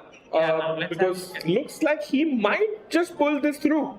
Rook E2 and he goes rook G8. Your idea, Tanya, here. He's setting it up. He wants to go F3 next, but he stopped pawn takes pawn. But does white have time to now race through with the E-pawn? Yes, E6, F3, GF, king takes. And now you need to play, I don't know, something you have to do. Rook E1, King F2, Rook C1, just move away. G2.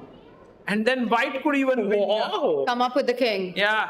So still a very exciting rook endgame, and we cannot say Vincent is the champion yet, because Karthi, if he manages to get this chance, will reach 5 points.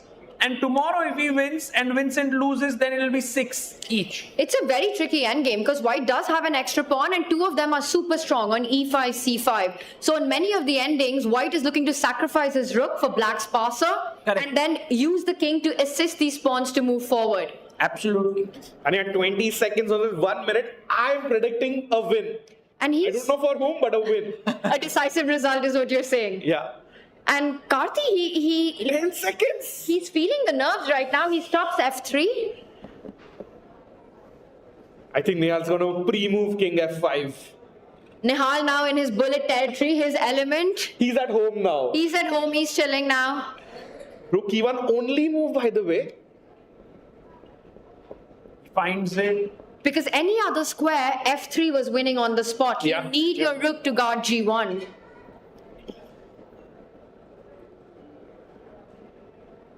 Now, Sagar, can we go F3? Yeah. Takes G2. So I lock down your rook on G1. Yes. Exactly. Then try to bring in my king. King E5. Yeah. I go now. Very, very important for white to play C6. Somehow. And to that hold. Is that the only move? Yes, the only move. It's King a very counterintuitive move because you feel like you're making a weakness out of that pawn. And here white has good chances to hold or even push. F3 on the board, we might be seeing this line. Yes, let's go. Quick predictions, Tanya and Sagar, about this. Draw. Okay, Tanya? I know you hate to make predictions, so putting you on a spot there. I'm not a fan, but I'll say this one does fizzle out into the draw. I think both will find the accurate Now way. C6. Now C6 Karthikeyan. only move for Murli Karthikeyan. And under 2 minutes on the clock, not the easiest move because it's not a hand move. Yeah, if you go King D3, there's King F4. But you know, in Blitz, my hand would have gone to King D3, Sagar. Yes. You want to keep things defended, under control. He's about to make his decision. I think he was reaching for the C-pawn. Yeah. Let's go, Karthi. And there it Plays is. And he barely takes any time to find it. And what So about impressive. King D6, you have King D4. If I take the pawn, maybe King E4, and then you are okay because your F pawn moves forward. You could even come back and win this pawn. And Black King will meanwhile defend against the F pawn. Yeah. It's a star move, and Karthi finds it. So now I feel better about our prediction. I think this does end in a draw. The moment this game ends in a draw, guys, we will applaud for Vincent Keymer because he'll become the champion. And it would One be round to great spare. if he is in the studio at that moment. So Yeah. let's try and get Vincent if possible. If he comes in. But the round starts early tomorrow, and if Vincent is like, oh, I want to end with 7 out of 9 and 29.50 performance, then maybe he's like, okay, let me not come to the studio today. I think Vincent right now is on a phone call with Peter Lecco, and they're just breaking down this entire end game. Could very well Vincent, be. you gave me a heart attack there. Now Nihal down to 50 seconds. He's trying to see how can he squeeze in, but just very little juice left. Yeah. Actually, Nihal has two options: to go back with his king or go ahead with his king. Both have their own pros and cons. He goes back. It's a safer option because you go forward with your king. You're also allowing the white king to step forward, and then to calculate what happens in that, it's taking a big risk. Nihal keeps it under control. He's going to pick up the c6 pawn. But white king can come back to e3, f2, and then black marches up with king d5, king c4 as well after picking up the c6 pawn. Yeah, and I mean, you don't need to trade rooks, right? Then. No. So, you just, for example, this is what you are saying. King takes, king e3, King d5. king f2, maybe let's say king c4, rook g2, and then you move the rook away. And then it's a draw. Because you have extremely active pieces, even though you're down a pawn. Correct. We had a camp with Judith Polgar earlier in 2024, and she said something very interesting about rook pawn endings, that piece activity is so key. If your rook is active, that's half a point. If your king is active, that's another half a point. So I think this explains why also it's balanced. You're down a pawn, down a point, but rook and king super active for black, and that's why the position's equal. I think I read in one book that you need to have an advantage of 2 points. So just like what you said, an active rook is 1 point, an extra pawn is 1 point. So to win an endgame, you need to have was it 1 point or 2 points? Now I'm thinking about it. I think 2. And we underestimate that how much a worth of activity is. So sometimes we go into a passive defense in rook pawn ending, and that's usually the losing choice. Exactly. Instead of giving up a pawn and going for activity. Right. Because I think passive rook is -1. So, yeah, maybe I have to read again, guys, this theory. Before your match against Levy. Karthi moving his king back to e3. So he's going to win a pawn, but his pieces become less active.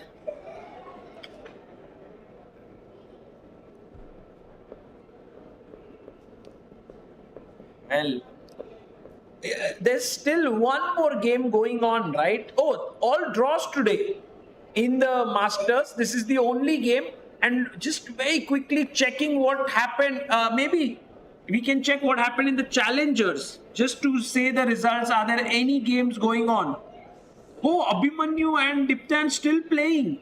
Yeah, and Vaishali is about to lose against Aryan, and Adiban also about to win against Harshavardhan. Right.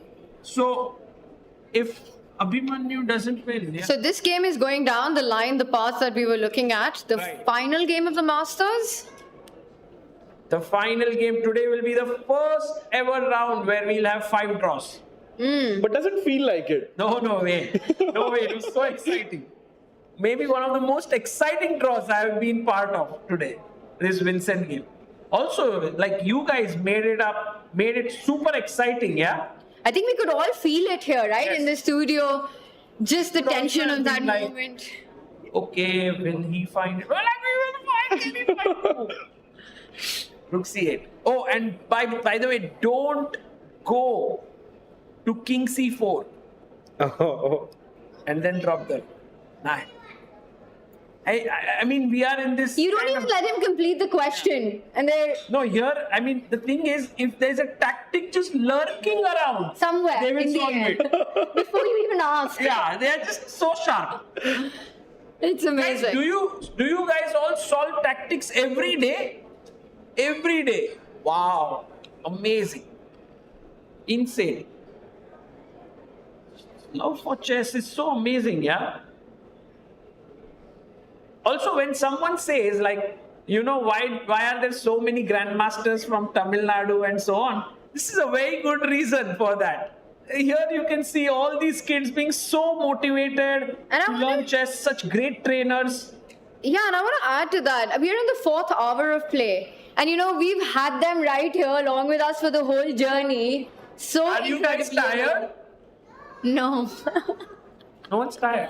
Food? That's Food? amazing. No tactics? So cute. Rook check given by Murli, pushing the king to the right side of the board. Okay, don't go here. Yeah, he's trying for this trick. He's also kind of done otherwise removing the king further away from the pawns on the left flank. So this is actually quite instructive. Not allowing the black king to come towards the white pawns. Now you just pick up g2 and... So then you have a pawn extra, Tanya. But then you go rook c3. Exactly, and then you force him into passivity and then you can't get 2 points. So you have 1, but you don't have the active. And even here you just go king f4 and it might immediately neutralize the material advantage as well.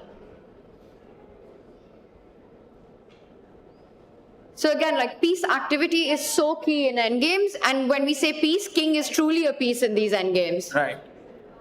Yeah, Rooks, and you look at Nihal. He knows it's a draw now. He's down a pawn, but not for long.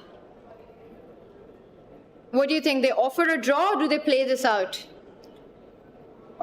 Maybe a couple more moves, and then Vincent will be the champion. By the way, as soon as this game is drawn. But what a worthy champion Vincent would be. I mean, you know, regardless of what happens on this one, even if he fights it tomorrow and has to do it all over again, just his run through this tournament has been such an inspired one. Yeah, started off well, never lost, always kept winning those games in the middle, and well-deserved champion. Undefeated. You know, kept it under control against Arjun as well, against very, very dangerous opponents. When he got his opportunity, he maximized those chances. Yeah, tremendous. You know, for Germany, the German chess, this big news, yeah, like what has happened. Like Vincent has shown promise since a very young age and now, like, fully flowering into a top player. It's like you have now Nodirbek, who was always considered an equal to all the Indian young talents like Prag, Gukesh and Arjun. Yeah. And now I think Vincent joins the pack as well, like top 10 in the world. So now we have, 5 youngsters in top 10 already with Vincent entering. Yeah, and for Germany, they had, like, the second world champion was from Germany, Manuel Lasker. 8 seconds for Karthi meanwhile. Oh, Plays it with 5 seconds. Reluctantly puts his rook on A1. Not a happy move, right? Sad. Yeah, you just don't want to put it. It's a rook. You don't want it on its starting square, back to defense. King F4 and guys, A4 maybe, yeah, by Karthi. Yes. Yeah. And I think he's going to take on F3. Pawn takes pawn. Pawn takes pawn. He wants to get his rook to A5. He'll win B5, but not for long. The black. So there's also rook G3, rook G5. So you can even hold just on to defend it. it. Oh, that's a nice result. You know, still not late to blunder with pawn takes pawn, rook A4, rook F3, and B5 check. Oh, Rakesh bhai, Never relax tricky. until the score sheets are signed. Never relax if you are facing Rakesh. He's very tricky. Yeah, very by tricky, the way. very tricky. I've lost a few of our blitz battles. Rakesh bhai, what's the one advice you will give to these kids to get tactically sharp like you? Solve your tactics before you brush your teeth. So you ensure you solve tactics every day. Even at night or in the morning? Both times. Both times. Yeah, brush your teeth twice, but solve tactics before brushing. So you'll do it twice as well. Once in the morning, once at night. Right. That's why Chennai has so many grandmasters. Now we know. And king f1. Yeah, this is a draw. But this is nice, it's so instructive. The way Nihal is playing gives no chance at all. He's going to win the b4 pawn next. In fact, if anything, rook active, the b pawn defended. I wonder if Nihal is going to push this now. I think the safest is to get your king. Oh, he saves the pawn. I thought just get the king here. And now he's going to get the king. He gives up b4 and he'll start marching with the king. And great news as this game is ending, heading towards a draw. Yes. We have Vincent Keymer in front of us. Where? He's the fan signing zone. autographs right now. Wow. And all the kids rushing to him. Got it. And hopefully he will All the kids join us. are actually getting their autographs and pictures from the third. And only offers a draw. Vincent Keymer is the champion of the Quantbox Chennai Grand Masters. Let's go. Congratulations, Vincent, for a great performance, becoming the champion here. Amazing. And what a way to do it. Undefeated, unstoppable here in Chennai. Took the lead from the very start of the tournament. Never lost that. And even in difficult moments, had that champion's mindset. Huge congratulations to Vincent Keymer. So after Gukesh, Arvind, it's Vincent who does it. Wow. Amazing. So also Vincent becomes the first non-Indian to win Chennai Grand Masters. Let's go. Truly a global event, this one. And we might have, other stars coming in next year as well. And, whoever wins the Chennai Grand Masters goes ahead and wins another important event after this. Right. So maybe we have to watch out for Vincent in FIDE Grand Swiss now. He might win it there. And by the way, Nihal draws. So we have 5 draws in the Masters. Guys, should we go and look at the remaining game in a very important one in the challengers, that is Abhimanyu Puranik versus Diptayan Ghosh, because look at this endgame. Wow. It's insanely complicated. This looks super. 30 seconds for Abhimanyu, by the way. We'll try to get Vincent in the studio as well after he's done with the fan zone. Yes. But Sagar, do you think White's going to win this? He's an exchange up. Abhimanyu has great chances here, right? But look at those black pawns. They are running down. C3, like you just push C3, then King C4, B4, B3. I find these pawns to be so quick. Although, with this G pawn, it's also unstoppable because the knight can't really come close now. I think all 3 results possible in this position. Tanya, what do you think? Superb endgame. All 3 results possible, but I think if I had to pick a color, it's got to be white because of the G4 pawn, right? The outside passer that's there, you start pushing it, you can always sacrifice your own rook. And also notice how that black knight is not ideally placed. There's a difference of 2 files between the D and the G pawn. So the knight will not be able to stop the pawns from any good square. Imagine the white pawn gets to G6, black knight is on E8, you can go D6 and give that up to deflect the knight. Nice. C3 played. Abhimanyu, remember, has to win to keep his chances alive in the challengers section. Yeah, actually, this is a very key moment in the challengers group, because if Abhimanyu wins, he moves on to 6 out of 8, half a point behind the leader. And he's trying to set exactly that idea up, Sagar. G-pawn moving forward, G5. If you go C2, Abhimanyu will defend that from queening. Let's just show this line really quickly on the board, the idea. Rook goes to F1. Let's say you go King C3, G6, Knight E8, and now, or Knight E8 or Knight F5, and now D6. You're again just deflecting the knight, and the 2-file theory comes into play. The pawns apart by 2 files, and that's advantage white. So Diptayan clearly has to be super careful, because this natural line which you just mentioned here, Tanya, is in white's favor. So Diptayan has to be tricky and find some trick somewhere, jump with the knight to F5 instead of E8, threaten a fork on E3 and stuff like that. Yeah. Very interesting. C2 only move, by the way. 30 seconds for Diptayan. Everything else loses? Yeah, yes. Everything else is lost. Oof. But C2 is a move that you want to make, right? True. It's not a hard find here. That's not the big ask here. I think it's the moves coming up after that. Abhimanyu praying and C2 on the board. Rook F1 played immediately. Quickly played. And guys, now only two moves hold here. One is king c3, which is the natural move. The other is knight f5, because you can't pick the knight, the pawn queens. Or any order of that. I think the key point that you make here is that the black knight has to go to that f5 square, threatening the e3 check, coming in with a fork. Can Diptan figure all of this in 20 seconds that he has left? I'm not so sure. This is very intense. I think he goes king c3 right now. And after, 10 seconds. He goes knight f5. He starts with knight f5, finds This is it. the best move. Threatening knight e3. In fact, if white is careless here and goes g6, then black wins after knight e3, knight f1 and c1 queen. So be careful here, Abhimanyu. You have to move your king. That's very important. So you'd want to move it closer towards the black pawn. So king to f2. Yes. Yeah. King f2 seems like the best. Even king f3, Tanya. Why not? But king f2 or f3 feels still very tricky for black because you want to go d6. And I think the idea revolves around black going back with his own king to stop d6 from happening. He goes king h3. He's like, I'm not interfering with my rook's file nor rank here. King h3. Good move. And that, again, that rule, king diagonally towards the knight. The knight can't give a check. So nice. So Abhimanyu getting out of it. Tanya, 18 seconds. Whoa, he goes forward with 18 seconds on the clock. g6.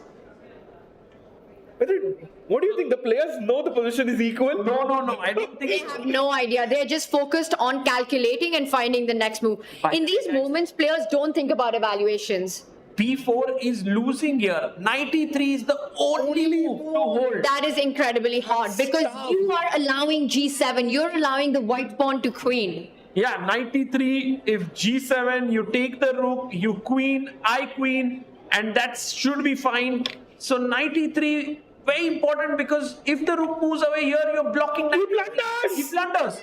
He d4. plays the most natural move and it is a losing one. d6 coming in. And there you have his hand. Of course, Abhimanyu plays it. Abhimanyu is still alive in the challengers. What an important win for his career. Yeah, this could really mean that the challengers section is thrown wide open once again. Abhimanyu's fans going crazy here in the live audience. They are rooting for him. He has a strong team here in Chennai. D7, Tanya. It's game over. Oh, wait a second. b2? You queen? You queen? I queen, but I'm just... You're checking. Slow. Because white is going to be checking with the queen and the rook, which would either mean checkmate or black loses the queen, and Abhimanyu knows it. That nod of the head tells you everything you need to know about the position. So if b2, d8, queen... Let it unfold. Let it unfold now. The players are going to show us the path in this one. And it was so incredibly hard to play knight e3 for Diptan in that position with 20 seconds on the clock. Yeah, it looks very tough for Diptan and he realizes it, pushes b2. Even if he doesn't realize it, he needs to do this. There's nothing else to be done. Yeah. You play and you pray. He queens and Abhimanyu is pretty sure that he can checkmate with a rook and a queen here. And wow, what a game this was. Another gem. Which queen? C1 queen. C1 queen. And Tanya, now we can see the power of the queen and the rook giving checks together in conjunction. And the point is, if you give a check from the C file, black is forced to put the king on D2. Because otherwise you just lose the queen. Yes. And then you follow it up with checks with the rook. Abhimanyu, will he find a direct mate? By the way, there's maybe not a mate after king D2. This is the best move, perhaps, is to actually take the knight. He doesn't go for it, Sagar. He plays queen a5 check, if I'm not mistaken. Oh my god. So he wants to pick up the knight on f5 if you go king d3 with a check. Yeah. So king d3 is a blunder. King c2 is a blunder. King c4 is a blunder. Process of elimination. Yeah. Yeah, king c2, queen f5 check. King c4, queen c7 check. And the point is queen takes f5 also controls the b1 queening square. Yeah. So no options for Deepta there. He comes back with his king to d4. What are the chances that he just picks up the knight? Cool and calm. 100%. 100%? That's bold. You think 100 is the But only he was a friend, so we know him for a You think few he takes years just simply now. queen takes knight in this? Yeah. He used to solve domination 2-5, 4-5 in game books like blindfolded when he was like 10, 11 years old. So And I think you also see that White's king will hide from the checks. But I'm a bit scared actually because after Queen F5. yeah, he's going to capture the knight. Sorry. 100%. Oh, I was like, what Queen happened? F5. Yeah, 100%. Yeah, it's the mouse is very laggy on this. Abhimanyu, don't let me down. Queen. If you take Queen B1, now I was wondering if the Queen can start checking here. He's reaching for the knight, Sagar. Look at that. All doubts are put to rest because he doesn't even touch the queen. He first picks it up. You know your friend well. Yeah, Queen F5. And he resigns. And resigns. What a win. Abhimanyu Puranik wins it here. You can look at his face, how much it means for him. And Vincent is in the media room, so he will be joining us very soon. But Abhimanyu can't believe that he's still alive after that crazy game, which means, Sagar, Pranesh is in the lead, Yes. and Leon and Abhimanyu can catch him tomorrow. Yeah, exactly. Abhimanyu plays tomorrow P. Indian. Tough opponent, but will be fun to see that. And we have one last game going on, Harshvardhan versus Adiban. But this time, it's not as close as the other end games we have seen. Adiban is going to win this. But Sagar, you see 5 fighting draws in the Masters, plenty of decisive results in the challenge as well. 4 decisive results. Yeah, you'll just love to see this fighting chess in Chennai. Sagar, can you let us know where Shali's result? Because we didn't...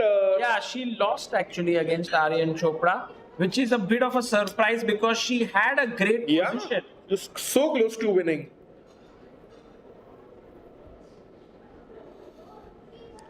And with this, actually, Harshvardhan may lose his chance to get his GM norm, but I believe this tournament has been really a great learning experience for him. 8 rounds, 3 points. And you can see the heartbreak on him right now, right? Because he knows he's played this fantastic run that he's had, so close to getting that Grandmaster norm, which means so much to this generation to be able to achieve it, and especially here in Chennai. But like you said, many lessons, many takeaways as the only international master in the field. Yeah. I think he'll be happy with his performance overall. He got a last-minute entry thanks to Murli Karthikeyan being upgraded to the Masters. You know, one of the reasons what makes these kids so exceptionally strong is that I think they are never happy with their result. Even if he would make a GM norm, it would be about wanting more, doing more. And I didn't qualify to the Masters, only GM now. Didn't become champion. And I think that hunger has to be there. Yeah. While you learn your lessons, you do the takeaways, but wanting it more is a huge part of success. Absolutely. And King F6, Adiban wanting another win there. He played a nice tournament until 6 games, like all draws. Suddenly the beast is waking up. And doing it flawlessly as well. Now H1 will be assisted. He'll be forced to give up the rook. So and maybe not. Yes. Adiban is unbeaten. Yeah, very unlike him. Wow, that's amazing. I mean... You mean he's known for the decisive results? Yeah, he's a fighter. He loves... 5 out of 8 is a good score It's for a very good Adiban. score. He's actually gaining quite a bit of rating as well. That's good news. And I think also it's Adiban's style of chess, right, that creates opportunities for both players. Mm-hmm. And there it is. I think Harshvardhan will resign at this point. He gives it up. There's an extra pawn on the board. And this is over. And with this, I think we'll end. Oh, he's actually trapped the knight. But that's not good enough, unfortunately, because that gives black enough time to advance with the king for a winning king and pawn endgame. Yeah. So this is the final game we have today. And I think we are going to end the broadcast here. But maybe we'll have Vincent coming in. So that would be very cool to end it that way because he's the champion, guys. Yeah, it would be super cool to get Vincent in if, somebody could knock on the door of the media room. Oh, no Vincent. All right, we're still trying. We'll see if that happens. I just really want to ask him what happened, what went through his mind in those final moments of the game. That 1 minute when I think we just saw so many reactions on Vincent's face. It just told a story, a movie of its own.